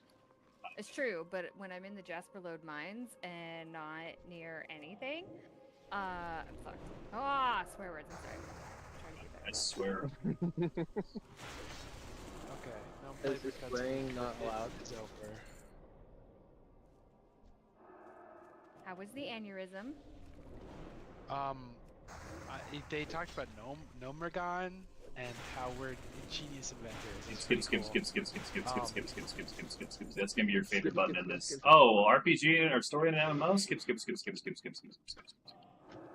You're to You grind. gotta watch it brother. at least once. That's true. You gotta watch this. I got to get the experience, you know. Yeah. Also, to finish what I was saying, I was installing mods for games when I was like 7, 8 years old. Okay, I have my He's earned his stripes, guys. Back off. Obnoxious Everybody back obscure- off. He's earned his stripes. I have, damn it, okay. I Aw, did my yep. time. Okay, I'm happy. I'm a happy girl right now. What happened? This was all worth it. What? I just saw my Why? first gen chat say LFM Hogger. Oh my god, nice. On the other hand, I'm over here. Why do I have threat on fucking Hunter? Pull your weight, bro. Oh, you dick. You fucking dick. He let me tag it, and then he's like, oh man, I'm gonna let you kill it. What a prick. I'm gonna die because of him. Wow. Ass munch. There we go. Now I got a pot. No, I was literally in here, and some dude in Duskwood was losing his shit. He's like, does nobody fucking party up for this shit anymore? Because I think he was just tabbing like looking for more elite, looking for more elite. Nobody was responding. Oh, poor Bro, guy. I am just reading shit right now. I am reading. You're so literate right now. Oh my god. I am so literate, dude. I got Everybody like get a text load on of the this bottom guy. right of my screen. Words everywhere. I can like cast spells and shit. Oh my god. No Dude, comprendo. we got numbers. We got numbers everywhere. Okay. So much numbers with no frame of reference. Numbers, symbols, colors, lines, words. Oh my god, this game has everything. Dude, holy shit! This is like. Oh my god, It's like spells? a visual experience, dude. Spells, Like, if you were talents, blind, you could armor? not play this shit. I'm sorry. They're kind of gatekeeping, aren't they? Hey, as a visually disabled individual, I I was gonna with say that. you walked right into that one. I was gonna say something, but it's better this way. Fuck. Dude, what am I? What a. Fun fact, Mo, I'm blind. Oh, But damn! They're take not a- gatekeeping. No. Even blind people can play this game. That's crazy. Take a Destiny player and throw them in World of Warcraft. Just watch their brain fucking explode. Hey, I played Guild Wars too. Fuck you. That's fair. That's I fair. was reading all the shit. There's a lot of shit. Guild Wars 2, the Destiny MMO of the fantasy space, bro. SMH. It's so mean to say about Guild Wars. They've got I love that the game. They do. class necromancer. He just dude immediately turns into a salesman. They got the hit. We've got class cute necromancer little with the aquatic brand new- quaggins. And if you download, bro, and if you download the new, And it's free to the new play. the hit Path of Fire expansion, critically acclaimed Path of Fire expansion. I'm I gonna was go gonna into say, the stupid. new from what the year, Final dude? Fantasy. the critically acclaimed, sorry. Dude, what is it? That's one Final Fantasy thing that all the streamers use. Bro, free trial up to level 80, the critically acclaimed expansion. You know what I'm talking about? Please tell me what I'm talking about. Oh, I'd rather not. I'd rather not know what you're Right. talking about, honestly. It's everything. It's fucking awful. No, my relationship with Final Fantasy streamers ended when a buddy of mine that I was talking about how fucking good FF14 is refused to play it, and then at one point, when the big exodus happened during almost said Shadow Labs, holy shit, during Shadowlands, he sends me a link of Asmongold like cheesing over the game. He's like, dude, this game's so good. I'm like, I'm literally considering ending our friendship right now. Like, you're a fucking dick. Completely forgets everything. The moment a streamer says it, it's like, oh my god, man, it's crazy. It's like, yeah, I know. I've been trying to fucking tell you for fucking years. Does my armor break in this game? Yep. Yes. Yep. All right, Done. friends. Going to bed? With that, I've hit level 10. I've hit my goal for congrats. the night. Did you use your talent I'm point? gonna go die. No. Oh, don't do that. Oh, okay. Yeah, isn't it past your bedtime, Grandma? Wow, this guy's actually Listen, toxic. I will This guy's ground actually you toxic. so fast. Listen, Oh, hell yeah. I have mom status, so I will do it. Yeah, JJ gave her mom status, What's so. the female version of? Is it still Unk status for women too, or is that because it's uncle, right? So what is it? Aunt status? AUN? Aunt status? That just sounds dumb. I think it's just mommy status. Oh my. Mom server. I- Yeah, maybe not mommy. Mom, mother. Mom status. We'll do that. Don't do mommy. Mommy's been fucking Madre bastardized. status. Yeah, server madre. Yeah, it's like we can't say daddy anymore either. 'Cause fucking people corrupted it. Yeah, mom I for think I sure. should talk to that person with the yellow exclamation mark. I think that's a good place to start. Discord mom. That's Yeah, okay. Yeah, give- Discord mom it is. I'll give you a Alright. custom role. All right, have a good night, dude. See you tomorrow. Good night. I'll see you guys later. Good night. Talk to you later. Good night. Bye-bye. Left click sex to target, right click interacts with it. Bro.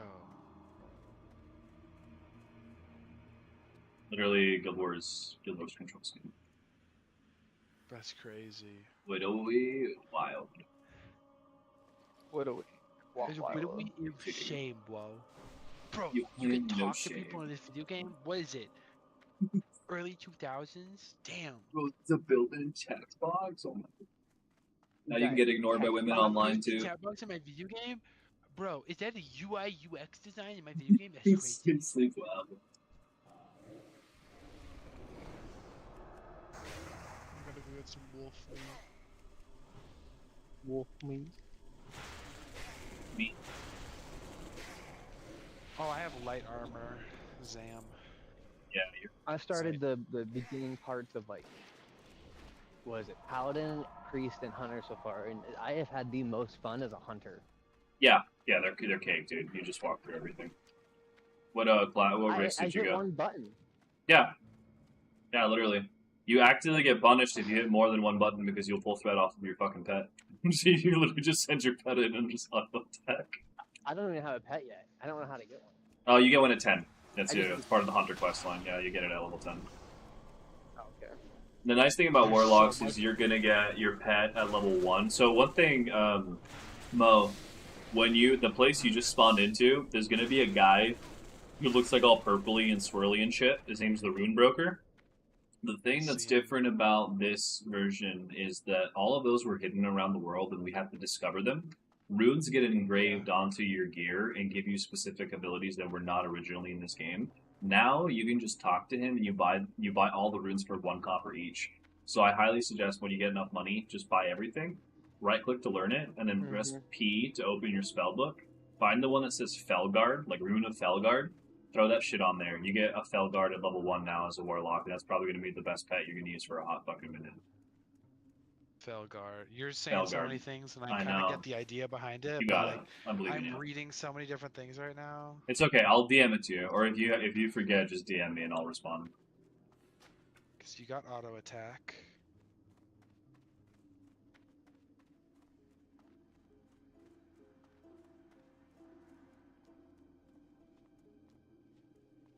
So I auto heal and I auto regenerate mana. That's cool. Yeah, you get it. You get a Felguard, dude. At level 1. That's insane. Okay. Telling you, Zeal, you gotta come play, man.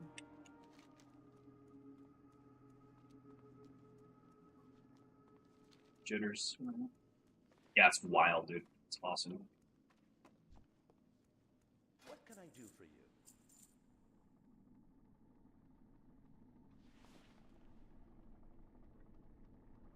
Have a good one. I think 4 gold at level 23 without sending this guy any money is actually fucking crazy. I love it.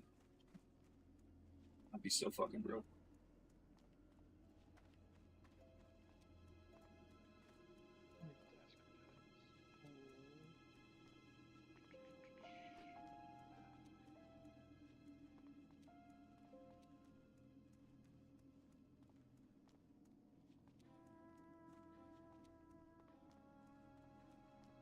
Oh, I just saw the message you sent me, Mo. My bad.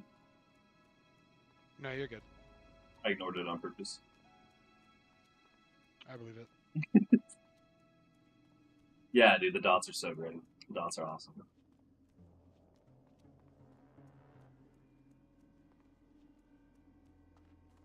I love games that just like don't make any sense for the beginning, like Oh, dude, yeah. 30 hours. They're phenomenal. That's honestly what hooked me. The I first get- time I went into this, I I'm get- like, I get challenged. I'm like, alright, I'll figure you out, bitch. And then you find out it I get sucks. 30 minutes of demon skin. Damn. Yeah, yeah. Wait till we boot up Ion Classic. And then we just go on this whole fucking boomer run. We'll score on the most. It's gonna be great.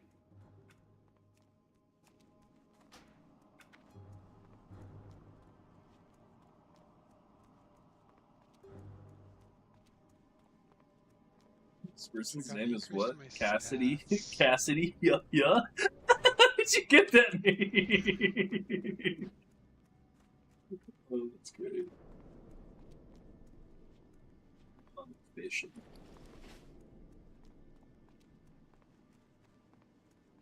Is that a cat? Is it that? Dude, that's 2 awesome names back to back.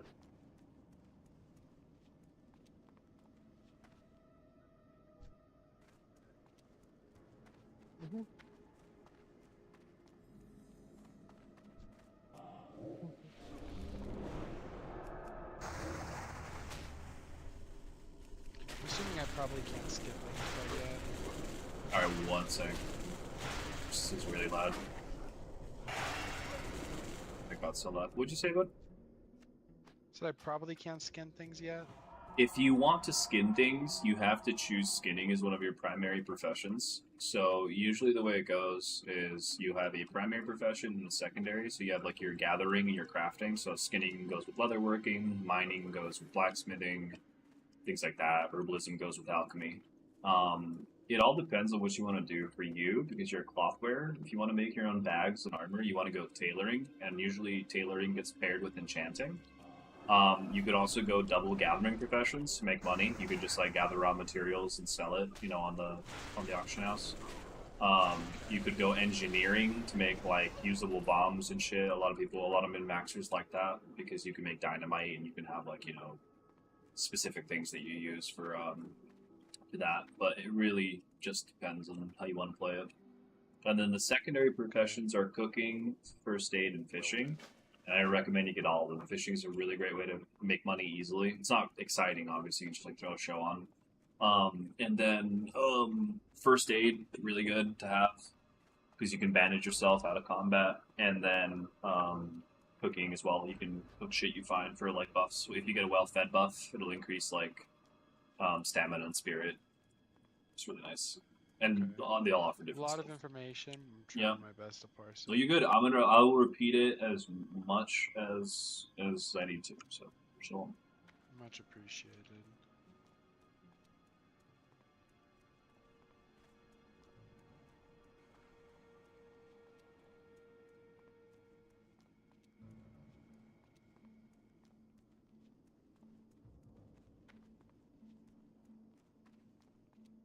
Shit, I'm out of mana. I gotta go poke the wolf to death.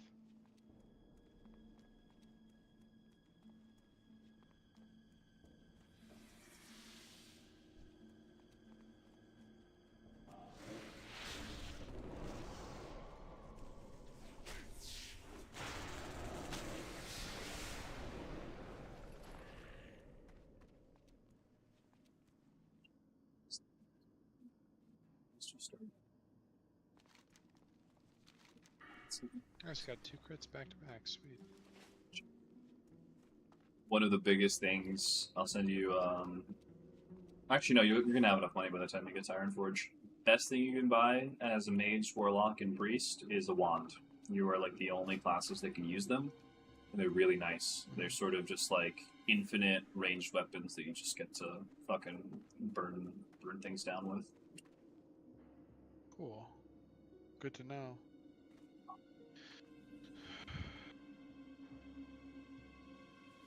And then obviously, just like any other RPG, How are you? bag space.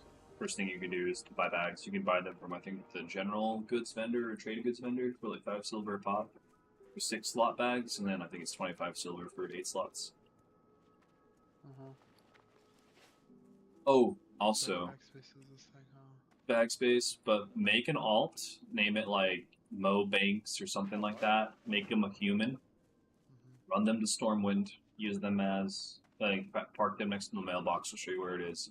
Use them as your bank alt. So to save yourself from like having to always go back to Stormwind to sell shit, you just go to a mailbox, mail yourself the stuff you want to list in the auction house. Because it's not like Guild Wars. You can't just like right click and sell shit. You have to go to the auctioneer, send it to your bank character, and then auction it off of that. Since you can get a better price with higher markups in the auction house instead of just sending it to a fucking vendor.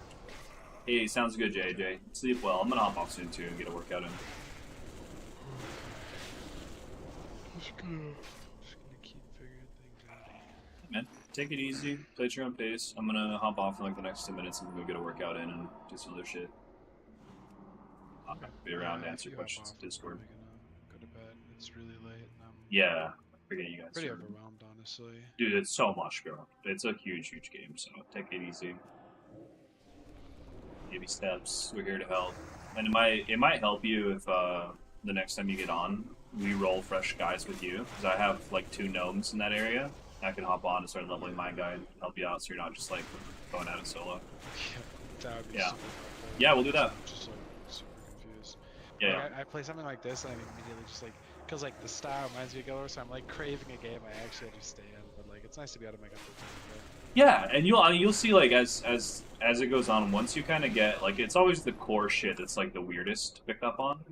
And once you get that, then you start kind of feeling like you can stand on your own 2 feet, and it just starts kind of like flying by. But yeah, just take a break for now, and we'll link up like tomorrow or whenever. And oh my god, skeletons spawn all around me. And we'll go from there. Yeah, I'm interested. Is there anybody I can sell to in this really early area? Yeah, right by where you were, there should be a vendor. You mouse over them, and your icon turns into like a little bag. That means you can sell to them. If it's not right where you spawned, there's one up on the hill. It looks like it's inside of like a dwarven building. There's a bunch of vendors in there. But yeah, those dudes can sell to. How do I... Oh, do I just like grab an item and just hover over his inventory? Right click. When you open up a window pane, when you like talk to them, you just have to right click on it in your inventory and it sells it. And there's a buyback tab in case you accidentally sell something.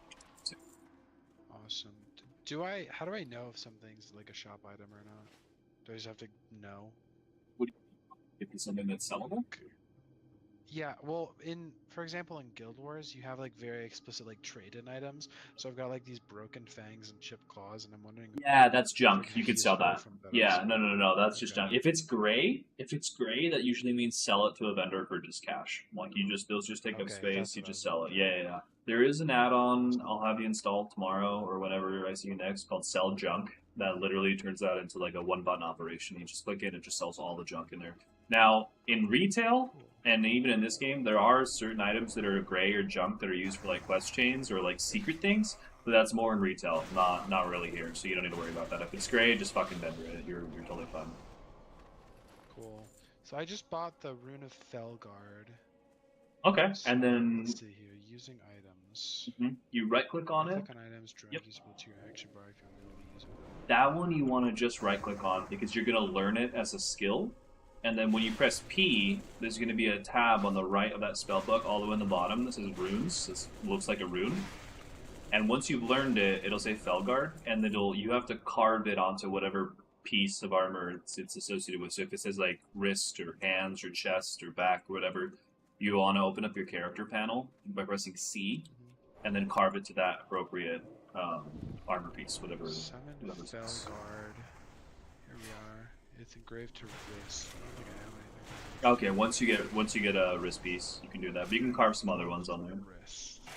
Yeah, there we go. Okay, cool. So it was a Felguard under the command of the Warlock. Okay, cool.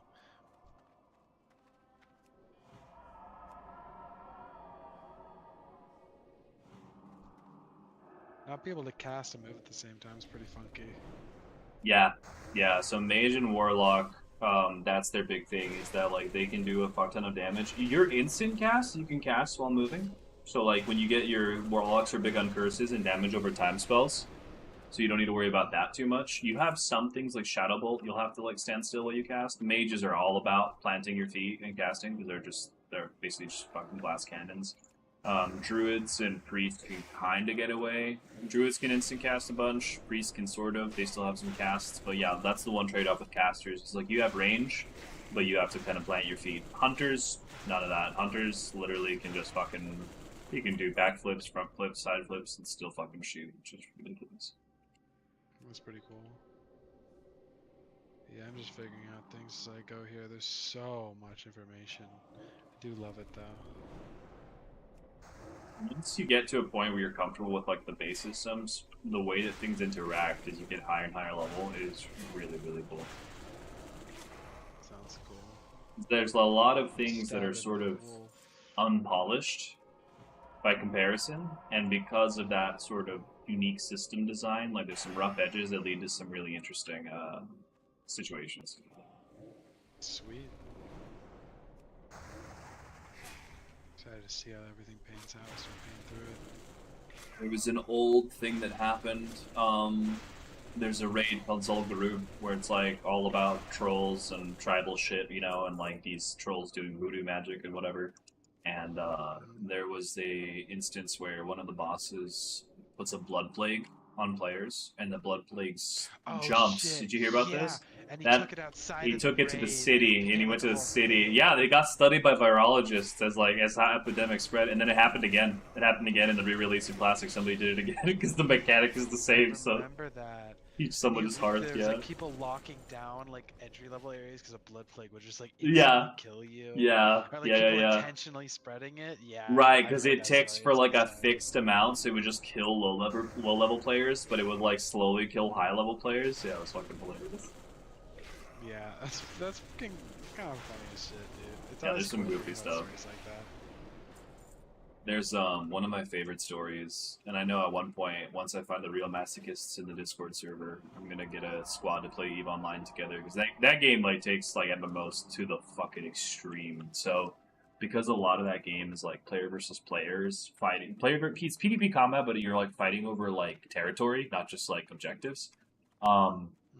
There's this thing in the game called the overview. And the overview is essentially more or less like a glorified drop-down that shows you all the things that are sort of like in nearby space, since obviously space is really fucking big. So trying to visually track everything is kind of not feasible. There's a thing that's an overview that shows like nearby objects in space. Now that like the objects that get shown, there's a minimum size that gets shown by default. So something like a human body won't show up because they're so small comparable to everything else. One of the things that people started doing, or this one corporation did to protect themselves, they had like automated turrets and sentries and all these kinds of things that was protecting like their stations and their refineries and whatever. Now obviously that can still get spied on by covert ops ships, because covert ops and black ops ships have like really high powered cloaking systems, so you can just like the sentry won't activate because it doesn't detect anything there. So what these guys did is they started to when you kill an enemy's ship and then you shoot their capsule pod, because they like you pop the ship and then it's the capsule's where the pilot is, kind of almost like an escape pod. If you blow up the capsule, you get to loot the body. You can loot the corpse almost like as a memento. It'll say corpse of so and so, like corpse of Mo or corpse of Ghost or whatever. Some people keep them as like keepsakes from the battles. These dudes literally, what up, Pipes? This is how fucking smart they are. The corpse is so small that it doesn't show up on the HUD, so no one's looking for it, and they're really, really hard to see unless you're really zoomed in, which a lot of EVE players don't zoom in, because the more you see, the better, right? These guys scattered the corpses of their enemies all over the space where people would usually warp in, to like essentially put these like almost living macabre minefields for their enemies to bump into. And when a cloaked ship bumps into something, it registers as an action, which therefore means you decloak. So these dudes would warp in and go scouting around, and a corpse would bump off the hull, and they would instantly decloak, and all the sentries just immediately pivot onto them and just tear them up. And they're just like, "What the fuck?" And it's amazing, right? And I'm just like, imagine if you saw that in like a sci-fi fucking show, right? There was another. Yeah.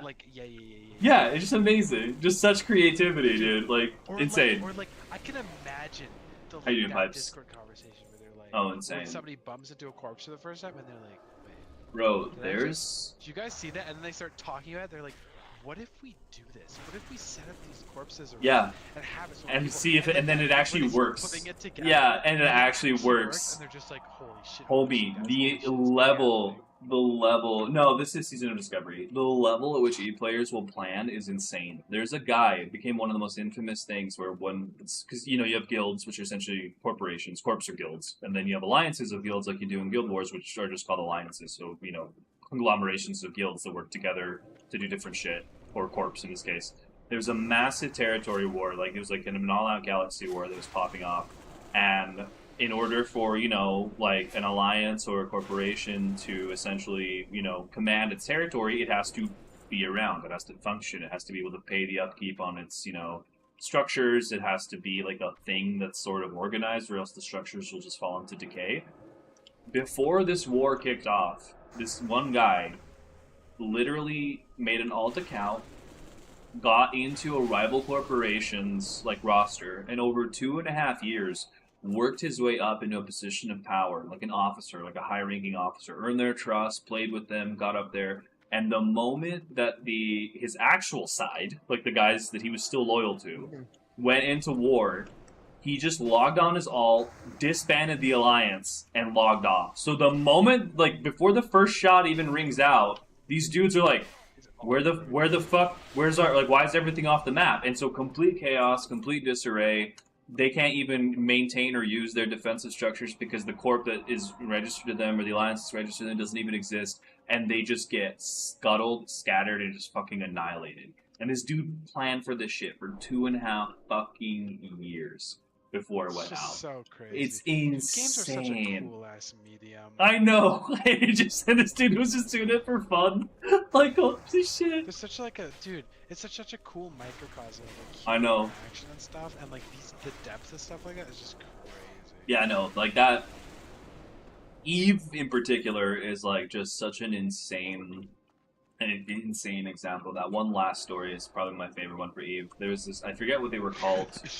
No, there's one last one, dude. They're still nuts. I forget what the actual corp was called, but they had a policy that no matter what, you never talk in general chat. You never respond to somebody from like another corp. You literally no communication whatsoever, and no communication during like fights, whether they're winning or losing. Nobody says a word in general chat. You show up, you stick to the plan, you fight. It was just a complete psychological tactic to fuck with the opposition. And if one of your guys, if one of the guys like broke that and spoke, they would just shoot him down. They would shoot down their own. They're like, nope, you broke like the Cardinal contract. We're gonna kill you for doing that. And it was literally like people were terrified of them because they didn't know if they were real or not. Like they were like, are you guys like real players or not? And just silence. So like you have all this shit talking, all this, and you get nothing back. And they're like, what do we do? Like, how do we get a read on them?